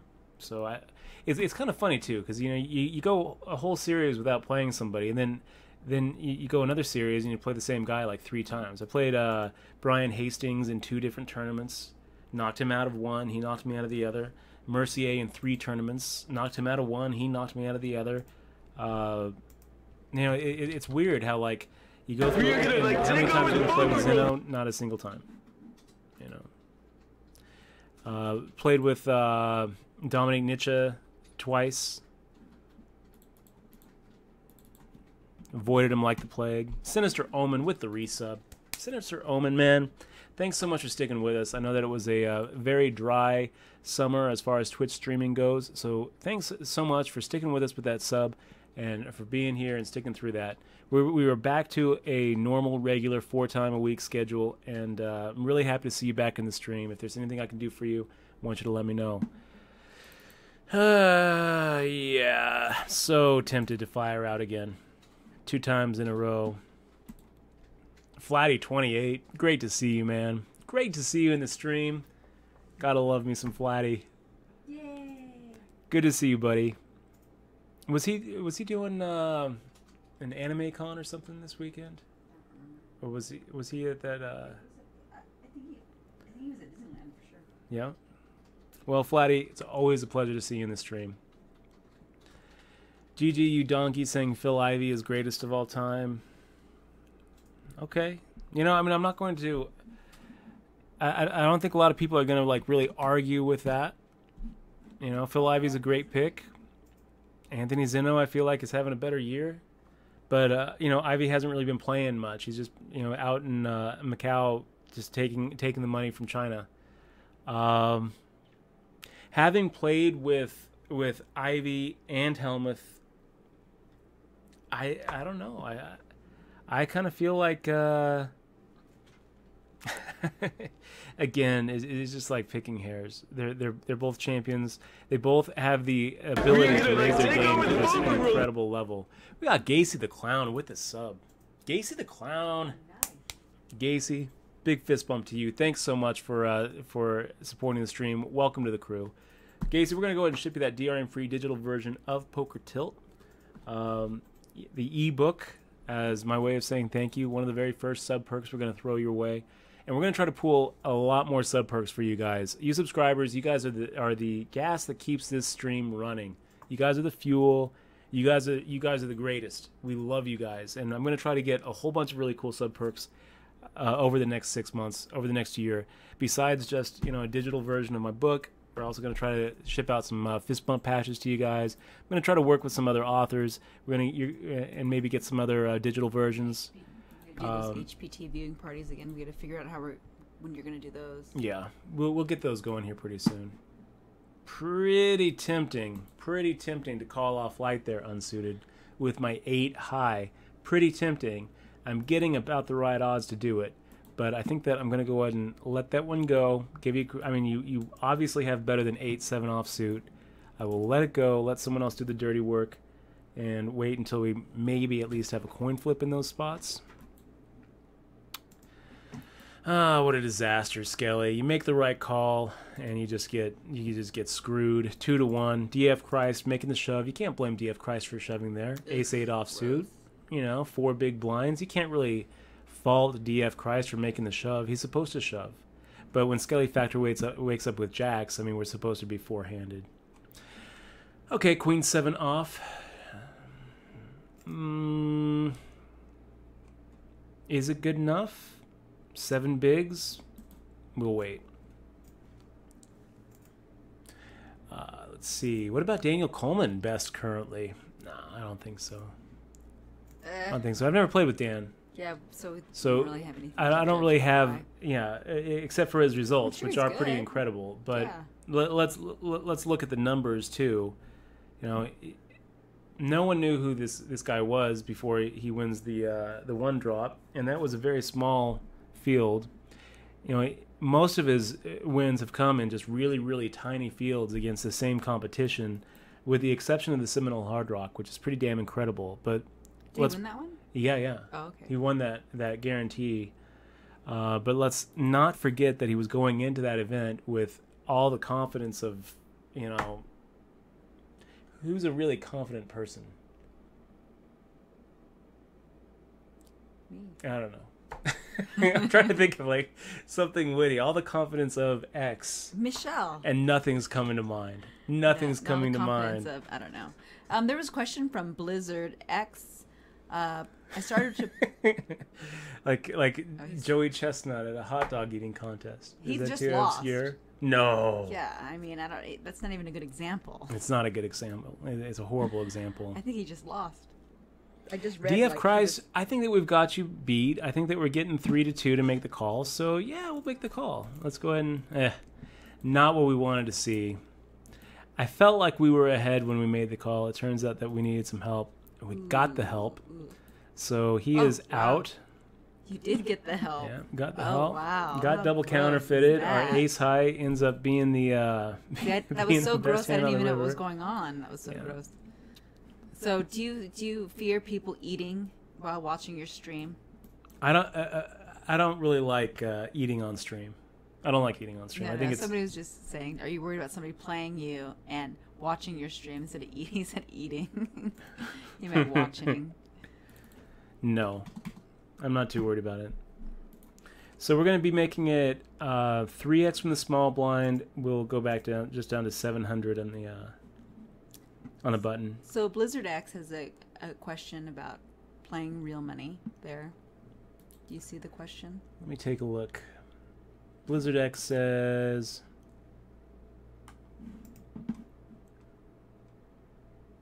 Skyhawk, yeah, we'll go ahead and raise here. I started to play poker with real money recently, and when I'm next to reach the bubble, I kind of tilt and fold almost every hand, afraid of lose and get eliminated. Do you have any tips of how to play next to the bubble, if I have to play aggressive or passive?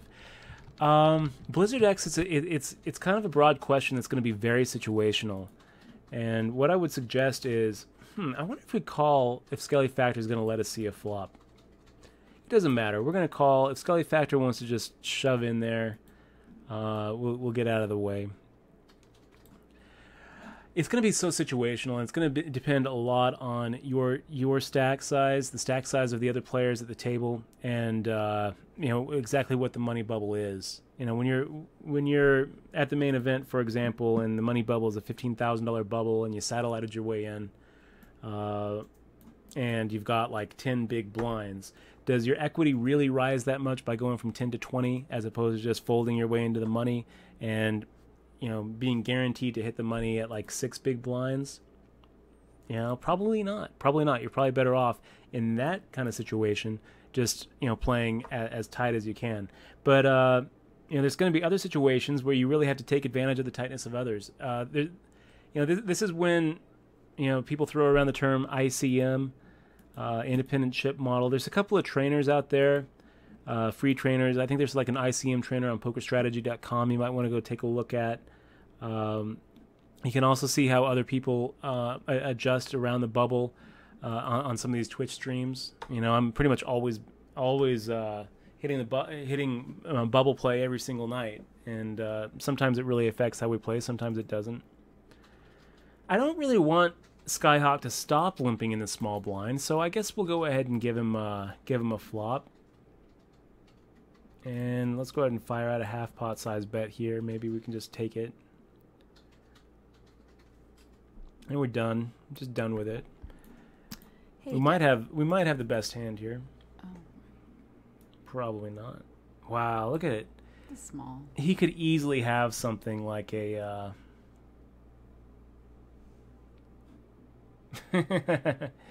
I'm kind of tempted to call here, you guys, just because I feel like a 6-7, a 6-4 looks pretty likely. So wow, that was a weird bet. So Dutch, Boojay wants to ask a question about. It's a quick question about how hard do you think it is to get into the main event final table? I think it's hard. I think it's probably a little bit easier than getting to like the Super Bowl. Okay. I think that it's probably harder than... I think getting to the final table is probably harder than medaling at the Olympics. Yeah, I think it's tough. Have you played Tom Dwan ever? Yep. Okay. Played him a couple times. X-Parrot asks, have you played Tom Dwan, and is he really as daunting as it seems? Is it really as daunting as it seems? No. I mean, no. I mean, he's a good player. Don't get me wrong. And he definitely takes very unorthodox lines. He's intimidating to play. But he doesn't have that I'm looking right through you air that some of the other players bring to the table. He doesn't have the same kind of intimidation that, like an Ivy brings, or the kind of reputation that, Antonio or Negron Yu or Helmuth brings. So it's, I would say, is he daunting to play against? I mean, he's never. You're never going to be looking around the table and say, oh, well, there's the soft spot. There's Durr. He's the soft. He's the weak one here, but I've only played him in 2 tournaments. One of them was a 25K WPT championship, and one of them was the 20K Epic Poker League. And both times, I ended up doing a lot more damage to him than he did to me. I knocked him out of the Epic Poker League. He had pocket tens against my Queen Jack. Raised pre-flop. I defended my button. The flop came Jack 7-3, and he ended up calling my check raise. And that was it. Yeah, Scaly, we're just going to go ahead and shove here. He makes the call. We flop better and hit. So nice GG, Skelly. Nice call. I mean, you're always calling there. We kind of figured that we were ahead. Making a normal raise felt a little awkward. We are down to heads up play now. Common asks a question about how much do you use ICM at Dutch Boy? It seems like you go with your guts more. It's a good question. It's a good comment. Well, when you, I'm curious to know what you mean, Common, when you say using ICM. Like, what do you think that means? Trainer, ICM trainer? That's not what he's saying. Oh, I don't know. When you use ICM, what does that mean to you? Like, when you use ICM, how do you use it? I mean, I kind of feel like it's if you stop and actually contemplate what you're saying there, I don't know. I don't know. ICM basically to me just means that chips are going to have different value at different stages of the tournament, and we definitely play differently at different stages of the tournament. So we just had a GG You Donkey just gave us a sub, or did you just sub? You just subbed. Yeah. So I don't know what to do here, guys. A7 suited. I think that he thinks that we're just running over him. I think that he thinks that he's just going to go ahead and make a stand here. I think that he's sitting here with 2 court cards. He could have a bigger ace, though, and he hasn't really been playing that aggro. So let's just go ahead and wait. We're going to give him credit for at least having a good chance at winning that hand. And I think that we're going to just hold off on trying to get it all in the middle here.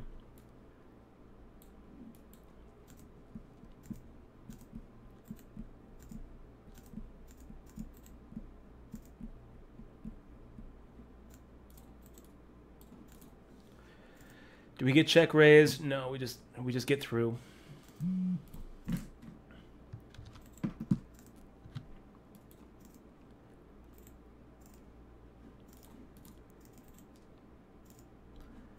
That's pretty good.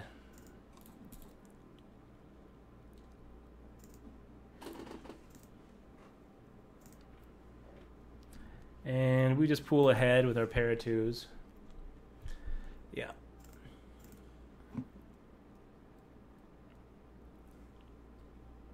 Little 8-4 offsuit.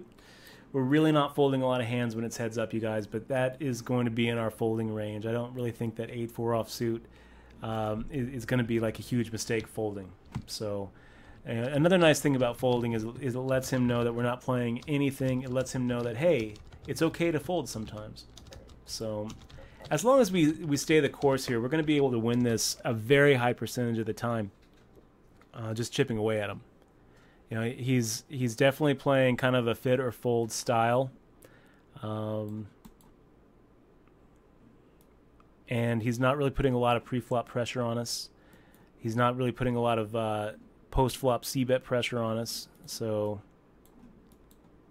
a lot of times we're able to pick up pots that really don't belong to us, like just now with our 8 high.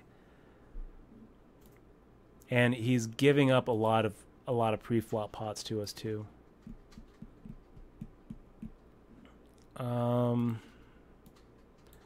Man, he made a quick check. I was kind of hoping that he was going to go for the check raise there. And this looks pretty good. Yeah, let's go ahead and take it. If you want to make the call with 8-7, then we'll go ahead and run it with you. Looks pretty good. That's going to do it. There's a little sit-and-go win before our Midnight Madness. So, woohoo! Back $41.40. We finished first of the 9. Yay! Yay! Good. First win since you've been back. Yay! Let's get into this Midnight. They started without us. We asked them to hold up the action. They started without us. So let's get into it.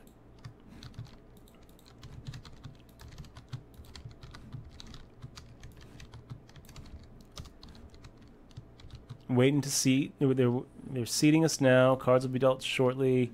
Oh yeah, and guys, there's no add-ons or rebuys or anything. So this is a one-shot deal. After this, we're going to go ahead and call it a night.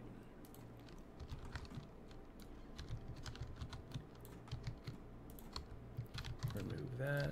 Remove that. Remove that. Talking to ourselves.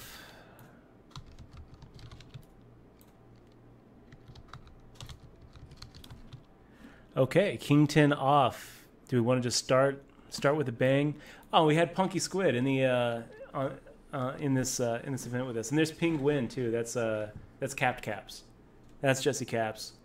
So we've got some of our buddies here in the stream playing this tournament with us. Let's make some final tables, you guys. We'll give Jesse Caps a shark.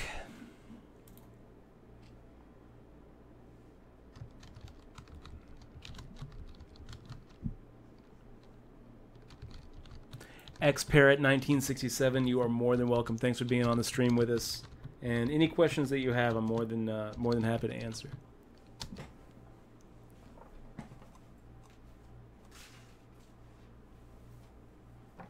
And again, guys, I just want to thank you guys for being here. Thank you for spending a little bit of your Thursday night with us as we get back to the Twitch grind. It's pretty cool being back here on Twitch after such a long leave of absence, and it's awesome seeing a lot of you guys here. And it was really cool meeting a lot of you guys too. You know, it was really cool. We got a chance to meet a lot of you guys during the World Series, and even though the World Series was kind of a bust, 5 cashes, nothing really overwhelmingly positive that just shot us ahead of. But it's okay. Next year it's only 369 days away, so it's almost there. We need a clock. Yeah. And Common answered your question about the ICM calculation. Okay. And to see whether or not it is a calculation or a fold on the bubble. Example with your ace-5 hand. Are you calculating it? Okay. So you're talking about when you're sitting here with four-handed left, you've got ace-5 of hearts, and someone shoves into you on the button in a sit and go. And you're trying to make some sort of ICM calculator.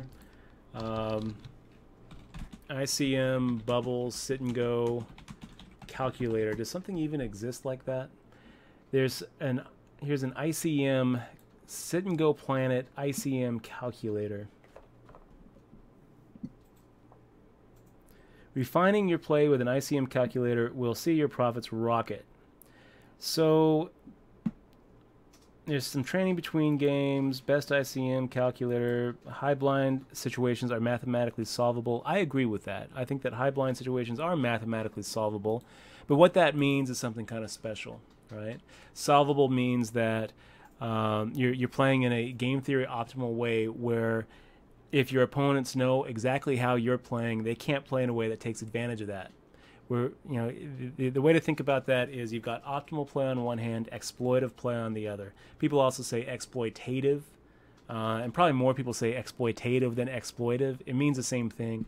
I'm going to go with the shortened version just because I think that we don't need no wasted space here. Exploitative? Come on. Exploitive. Exploitive. I wish that people would get behind me there, but they still prefer the hyphens. You know, where I think that you can just truncate the word. They still like that ative rather than tiv. Anyway, ICM is independent chip model fudge boy, and when they talk about a game being solvable, they're talking about playing it in a way that your opponents, even if they know how you are playing, wouldn't be able to take advantage of you. So solvable means something pretty specific when you're talking about game theory. In a lot of situations, you're going to be in a spot where ICM is going to tell you to do something. You know, where like where the game theory optimal play on like a push shove fold chart is going to be to push, where it's not really the exploitive play. The right screen up. It's not black. Yeah, we do have the right screen up now, and what I mean by that is this. You know, the GTO plays all assume that your opponents are playing in a way that is trying to minimize the damage that you know, minimize the EV hit that they're taking. And what that means is, you know, the GTO optimal play that says, okay, if you have Queen 5 offsuit with 9 big blinds in the small blind, you should make the shove here. In this situation, it's making a big assumption that your opponent is putting your range at that, you know, at what GTO would say the range is, and making the call accordingly. But your opponent isn't. Your opponent isn't looking at the call chart. Your opponent is going to be making much less than optimal calls and folds. And I would say that, you know, when it gets to the point where people start really thinking about ICM and the GTO the GTO moves, your opponents are generally going to err on the side of folding when they should be calling. So when you look at me making that call with Ace 5 of Hearts, we had them covered by, you know, a wide enough margin that if we lose that hand, we are you know, we're still in. I don't know what the ICM calculator would tell us in that situation, and maybe it is worth it if we were really going to try to focus on sit and goes to go ahead and invest in a couple of these ICM calculators. There's one here that I'm looking at, sitandgoplanet.com. It has a sit and go wizard that has like an ICM calculator where we could take that situation that we had found ourselves in, plug it into the calculator, and see what the calculator would have us do. And maybe the calculator says fold there instead of call, right?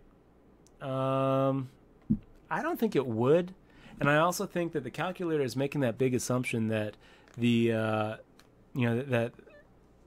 that the range that the other person is making their shove with is GTO, is the GTO range.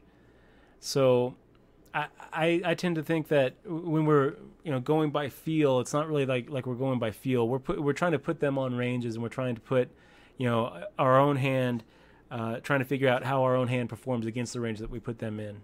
And in that spot that we were in, our Ace 5 of Hearts hand performed better than the range that I put him on, which I really put him on making that shove with any ace and any two court cards, probably any suited king and any pocket pair, and probably any suited connectors. Is that too wide of a range there? I don't think so. He's sitting there with 6 big blinds. He's not going to just let another big blind hit. So I actually think that the GTO range for his shove is even wider than that. And I think, the ICM calculator, I think, would probably say call there with the Ace 5 of Hearts. But I think the real world calculator in me that's looking at, his actual range rather than what his range should be, his actual range, I think, is a little bit tighter than it should be. Not a little bit, a lot of bit tighter than it should be. And I think that our call against his actual range is right. So against the GTO range, which should be wider than what I think that he was coming to the table with, I think it's definitely right. I have another question for you. Yeah. So Boo JG asks, Dutch boy, do you think poker takes away from the time you can spend with your family? Do you think it's hard to balance life with poker? Hey, look, Zen Satori is in the stream. Yeah, let me go ahead and he's two to my left, and he was also in the I see the $10. Yes. He said yes. So great to see you in the stream here, man. And let's make a deep run. Let's do it, Zen. We can do it. Zen Satori, you and I can do it.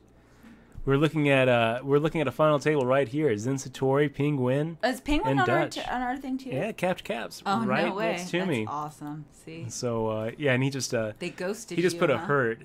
he just put a hurt on pocket aces with his queens. I don't know if you saw that hand. Oh no, I didn't. 'Cause Exmoor. I was distracted, but Yeah. So Penguin Jesse Caps, our buddy, just got queens in against aces and just slid right through with a set. Good for you. So back to the question that Boo J has: do you think poker takes away from the time you can spend with your family and dog, or do you think it's hard to balance life with poker? Who was asking that? Boo J. Boo J? Yeah, he was asking because he had another question about being a girlfriend of a poker player. I can't imagine how to get your girlfriend to like support you and have faith in you in the game. Oh wow, that's a tough one. Because he's been with his girlfriend. Well, the question is, he's been with his girlfriend. Let's see what it is.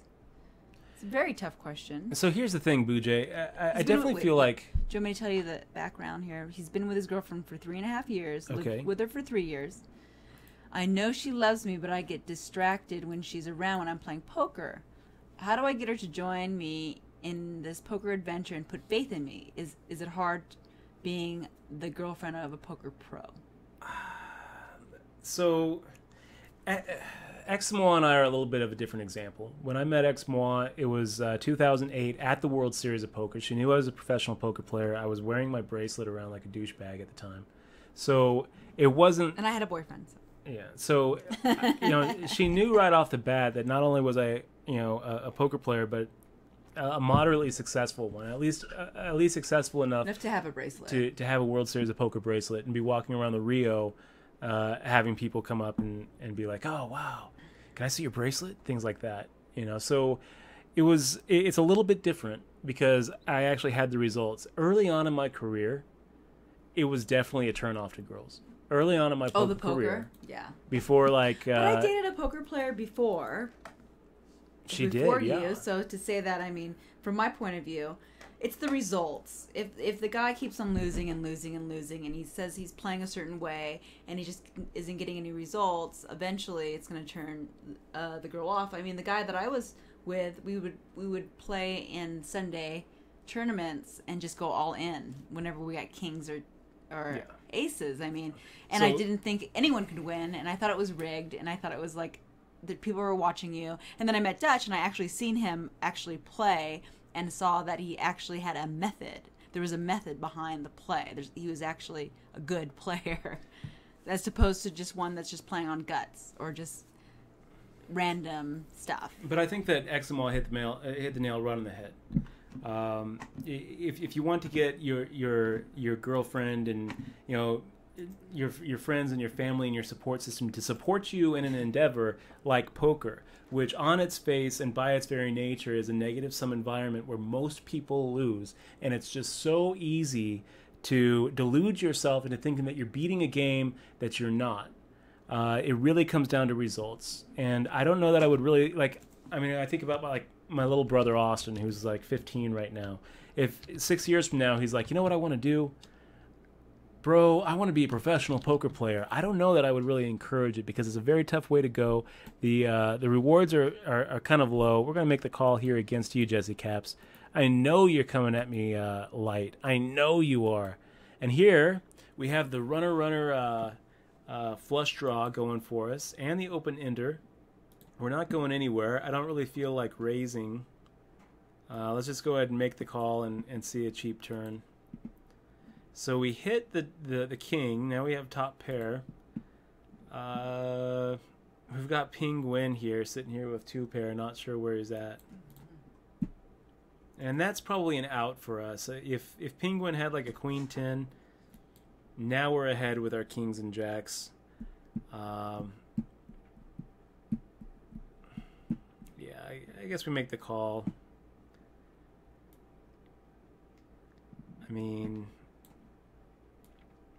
Does he really slow play an ace if he hits it on the turn? I think that he tries to put a little value out there. It felt to me like he had two pair, like a queen 10. I feel like we're looking at like a, but maybe not. Maybe he has like a smaller pocket pair. Yeah, I think we just make the call here. Just suck it up and make the call. 6-9 is gonna do it. Nice hand there, buddy. Nice hand, Jesse Caps. Nice little value bet there on the end.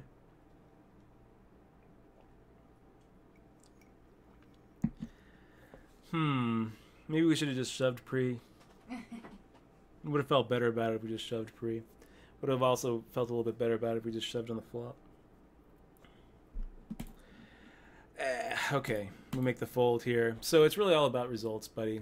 If you've got a couple of bracelets and WPT titles under your belt, if the girl won't support you in it, you just got to find someone who will, because especially if you won. But if you know, if you're taking some part-time paycheck, you're just trying to grind it, and it's better to losing it and then going back to work part-time and building up another bankroll and then losing it, and then sending her off to work a full-time job to cover the bills while you try to grind a bankroll from nothing, and you get it up and then you lose it, and this is just like on cycle. You can't really expect anyone to support you in doing that, or should they? Because you're kind of going down the wrong road if you're not seeing results at least improve, And the way to really do this, I would say, is to really keep track of your results. You need to be real methodical in how you track your progress at poker. If you're not using some sort of like poker tracker, Hold'em manager type program for your online play, if you're not using maybe like a poker journal, app for your live play, and if you can't show, and you need to be honest with yourself first before you can really and convince yourself first that you're beating the game or will Jesse? Eventually. Yeah. Oh, they just moved him. Okay. This is pretty tempting right here. Do we make a shove here? 27 big blinds with ace jack offsuit, and under the gun open minimum. Ninja makes the call, and we're sitting here with ace jack off. Folding just feels way wrong. Calling feels like, yeah, let's go ahead and raise it to 350. We're making a 2.5x plus the limp. I feel like we have too many chips to just open ship it. And ace jack offsuit is a powerful enough hand where we don't want to just we don't want to just fold it. We could have just called, I guess, saw a flop and played it really, really timid.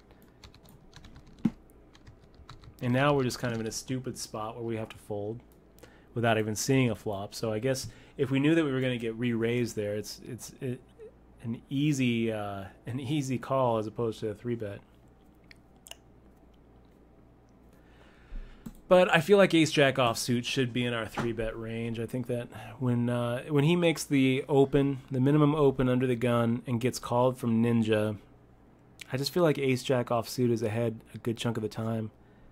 And it's going to be kind of hard for only child 702 to shove with worse. I don't know. Jeff Murr. 9-10 suited in clubs is no good to play under the gun. Did I play 9-10 suited under the gun? No, he's asking a question. You probably folded it. I think I probably folded it under the gun. And he's probably asking why do you fold it under the gun? It's early on. Under the gun? We're looking at 40 big blinds, no antes in there, and 9-10 suited. It's 10 high. You got to have a cutoff somewhere. I kind of feel like 9-10 suited. It's not a horrible hand. You can play it if you want to. No one's going to fault you for playing it. I remember watching, I've seen a lot of people raise with, 10-9 suited under the gun, and it's fine. Mixes up their range pretty nicely. For us, early on, when we're sitting here with 40 big blinds and the blinds are really small, 25-50, no antes in there, and we're under the gun with 10-9 suited, we're making the fold. Which we did. We made the fold. King Jack off, pretty much the same thing. We're not really playing very aggro until it gets a little bit heavier. Until the antes kick in, we'll adjust that VPIP up. We probably shouldn't even be at the spot where we were at. We really should have tightened it down even more than we already have. We're 18, 19 hands into this event, and we've already lost half of our stack because we got a little stupid with that. With the King 3 suited against our buddy Ping Win. And then we got a little stupid with the Ace Jack offsuit. Lost some more chips with that. So, I don't know.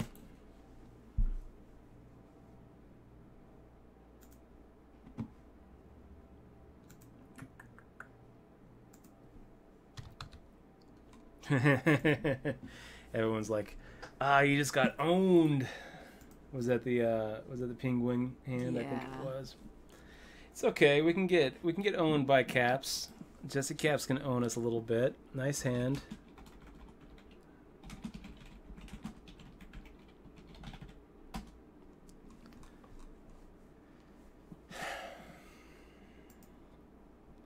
That's really the one you should use, Jesse. You got a flying penguin there. How do you use the gator and not the penguin? How do you use the gator and not the penguin? Caps.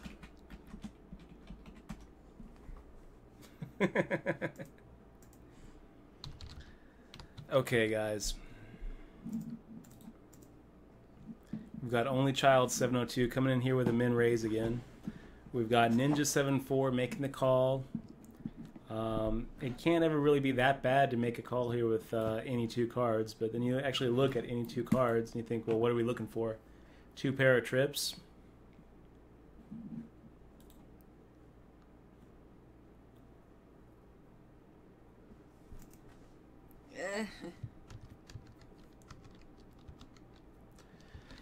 I don't know what Ebony Heine's asking. That's why I'm laughing. What is he saying? I don't know. That's what I said. That's why I'm asking. Who are you talking about? Because I have no idea. I don't know what he's saying. What he's saying. Or maybe in the past. He's in the past. He's 4 minutes in the past. We don't know what he's saying. Maybe he said something. Oh, maybe he's saying something about the thing. He's probably saying something about... I'm not sure. I don't know. Exactly. Okay, we'll make the fold here.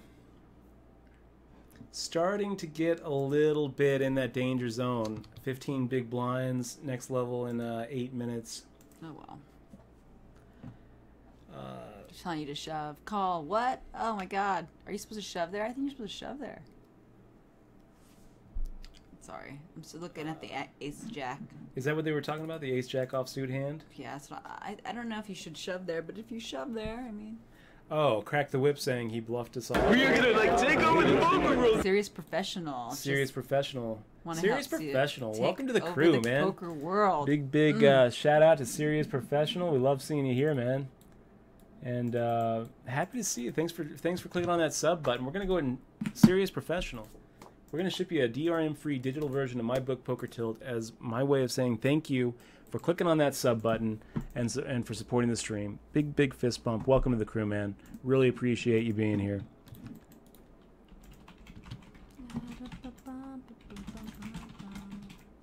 Yeah, I don't know what that comment was for.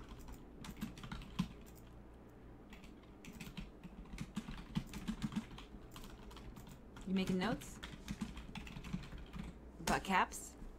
Yeah. You making... I'm never going to let him raise my big about blind Caps? with 9 high again. So I think Crack the Whip is talking about the ace-jack off, right? Is that what we're talking about? Yeah, that's what he bluffed, yeah. Because he thinks that we should have called with the ace-jack offsuit. I guess Crack the Whip, I mean, I guess the question is... Well, he's saying nobody has a huge stack, so it's not... Yeah. Oh, here's Boojay's doing some more questions about his Dutch Boyd. How do I prevent losing a whole tournament when I rarely make a mistake? And I constantly get there all in with at least 75% favorite. Someone just shipped it against my 3-5 raise.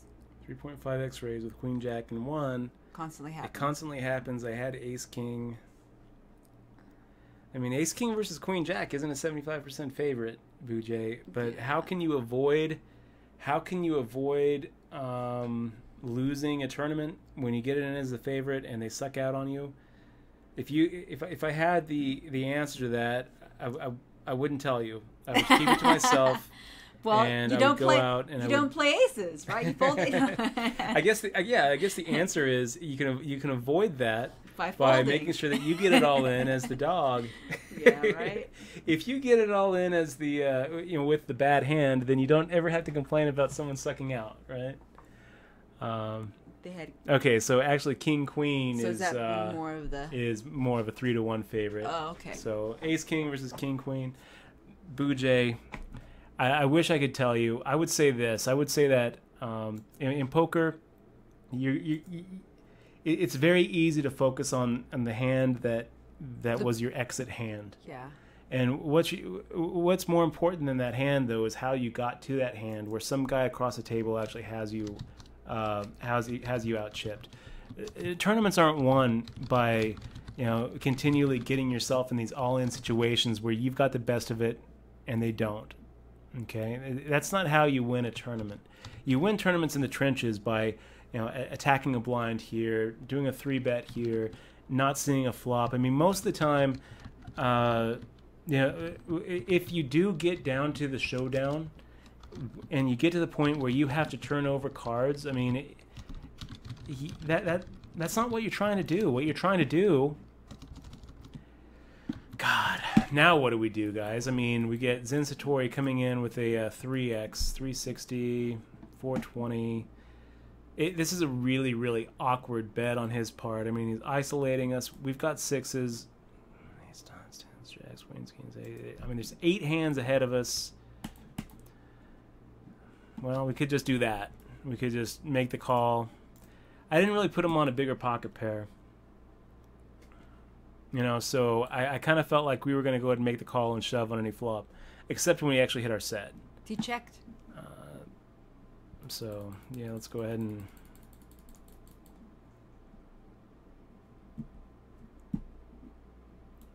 I felt like he had overcards, ace-king, ace-queen, but he didn't. He had us completely waxed. He had us completely dominated. Wow, we were completely and he was screwed. slow playing it. Completely screwed. So well played, Zen Satori, getting us to put in a good chunk of our stack way, way behind. There's 8 hands where we're just completely waxed. You had one of them. I don't really know. It felt pretty weak to just make the fold there. So...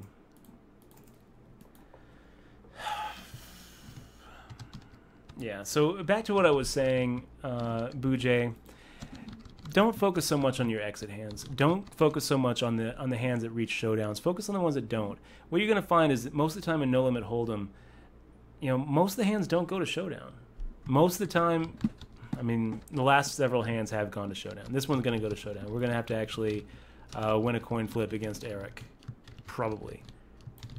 Yeah. So we're slightly ahead. Win the coin flip. Win the coin flip. 3. No. We lose that coin flip, so we're back down to 15 bigs. Oh, damn.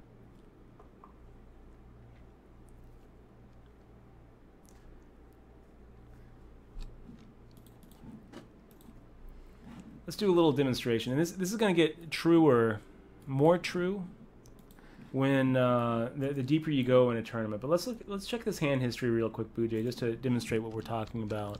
So that's a hand that reached showdown. That's a hand that reached showdown. No showdown, 0 showdown, showdown. So here we are, 3 out of the last 5 actually hit showdown, which is pretty high.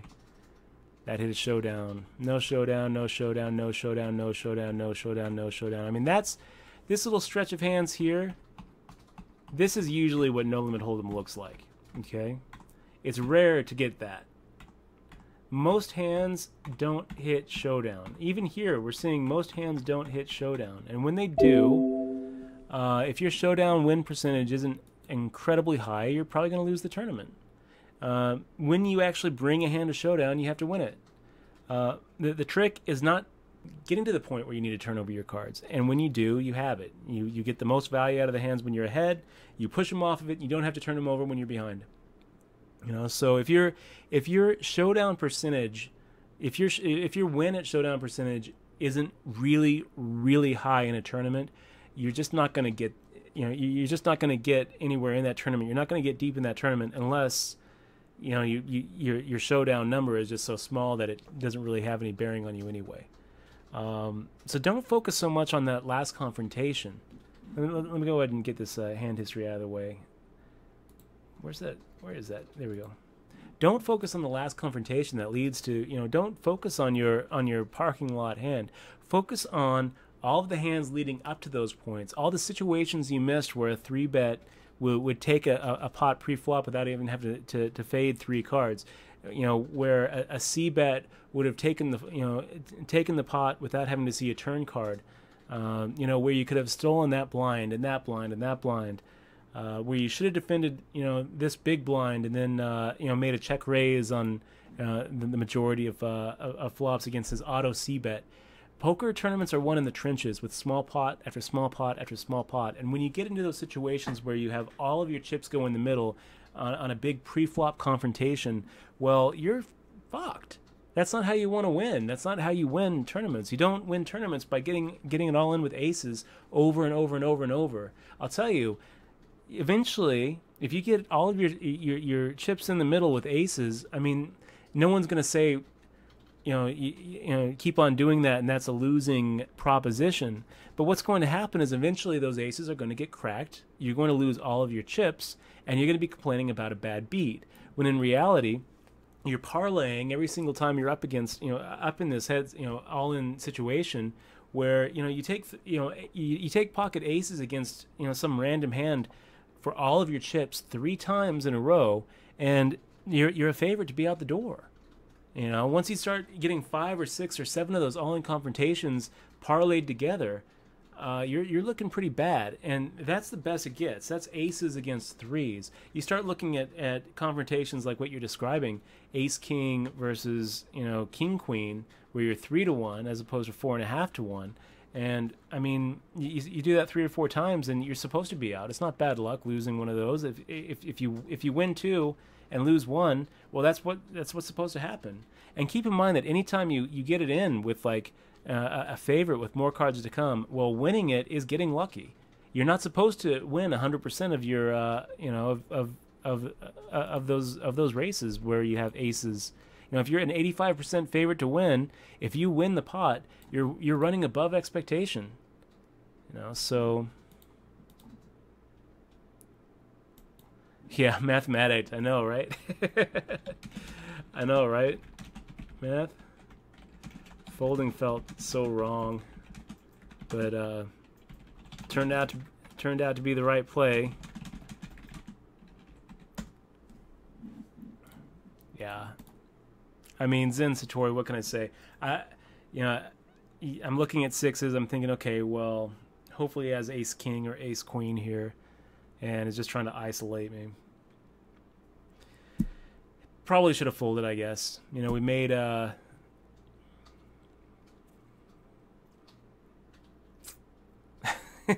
was pretty brutal. Dutch results, I know. Yeah, when we got it in, we were a huge favorite, right? I'm not going to try to defend the play. That is probably a raise fold in that situation. Just felt like it was too nitty of a fold. There was an origin story question about how you got into poker by Jem. When did you start getting interested in poker? Basically, how did you get started in poker story? Sorry, what's the question? How'd you get started in poker? How did I get started into poker? Yeah. Well, I'll tell you what. It's a good I said that already. Read the book. It's all in there. Well, you can say something though. I saw Rounders. Oh, Rounders. That's pretty much the short answer, the short sentence answer. I saw Rounders. I didn't even realize that professional poker was a thing. Do we shove here? 10 bigs against an open limper? No. We can make the call if we wanted to. We'll make the fold. 10 high. I don't really know what we do if Dremin makes the fold, because I think if he folds and everyone folds and we're sitting here with 10-9 suited, we're probably shoving there. I think that the push fold charts would probably say shove with 9.5 big blinds with 10-9 suited. Let me take a look. Push fold charts, full ring. We'll say 10 big blinds. 1, 2, 3, 4 players left. Is 10-9 suited? Yeah, 10-8 suited and above is the GTO shove, according to pushfoldcharts.com. So if he makes the call, Draymond makes the open limp, and this is definitely a shove. I mean, if 10-9 and 10-8 suited is a shove, king-queen off is Easy shove here with 5 left. Less than 10. Let's hope to just slide through. If we get called, we hope that they call us with sometimes they call us with like a queen jack or a king jack or king 10. Most of the time we just get through. If we get called, we'll hope that he turns. Yeah, ace 10 is fine. Not a great flop for us. This is gonna probably be it. Nope. We slide through with that river, and we are back in it with 1600, back to 20 bigs. Only child 702. I don't really know. I mean, you can't really start a bad beat story with. So I made the call in the small blind with ace 10 offsuit, and he turns over king queen. So I'm golden, right? But you're looking pretty good when you hit the ace, and we're going for a 4-outer.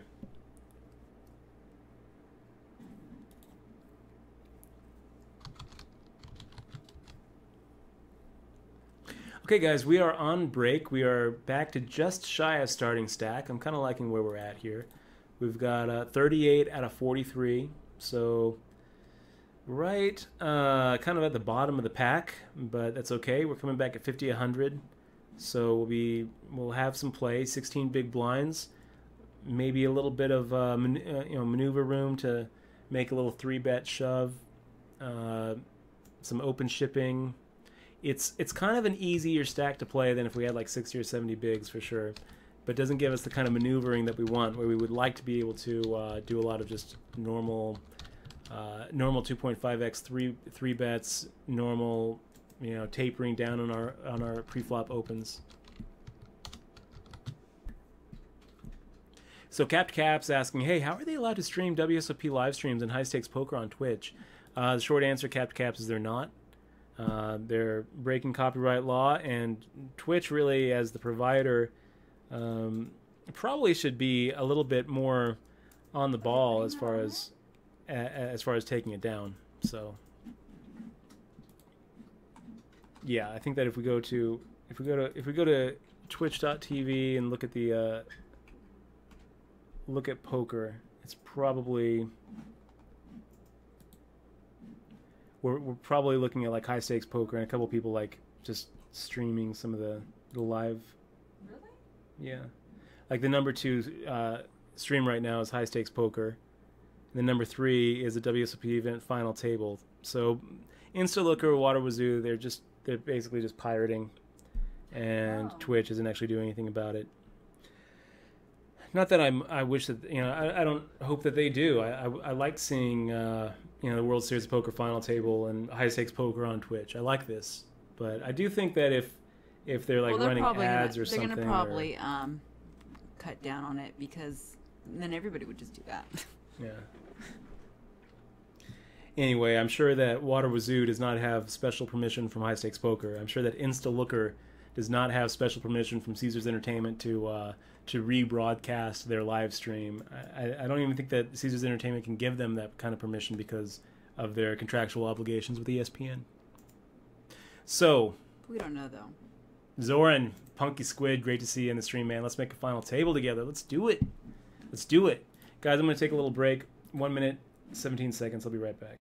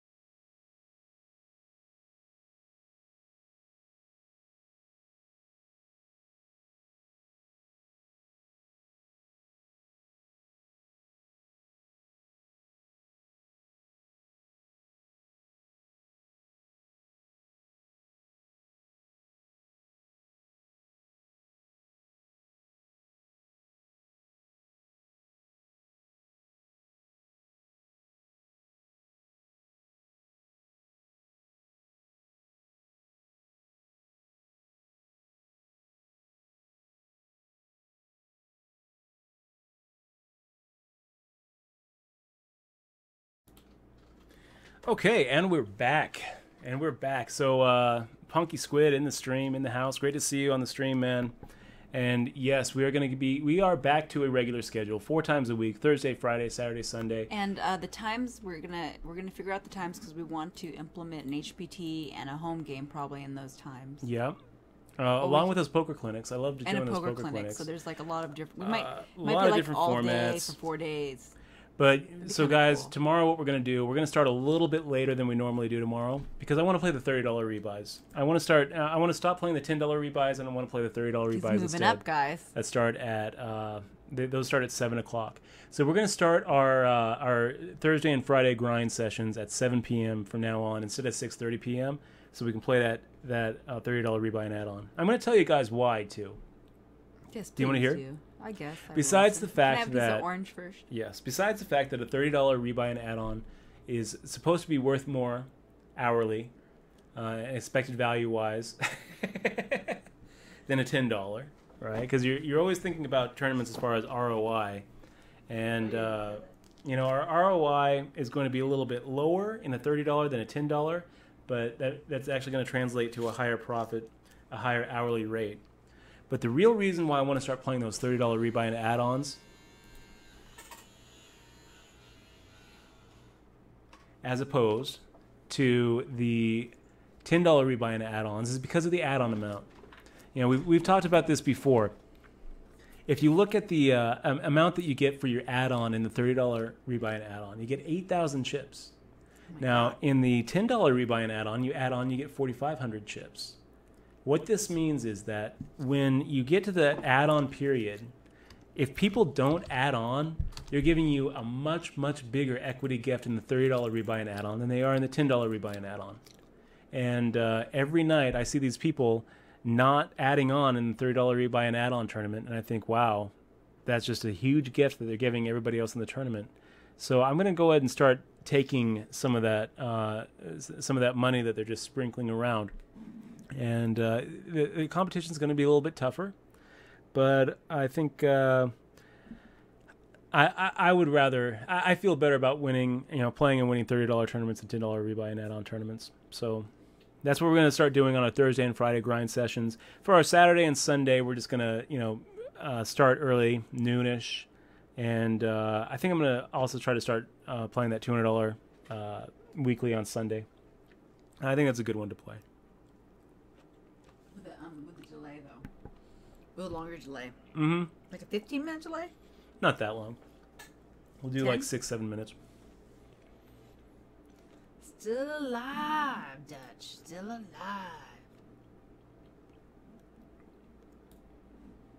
Yeah, AC Phil is saying it's hard to violate copyright laws of companies and channels that don't exist anymore.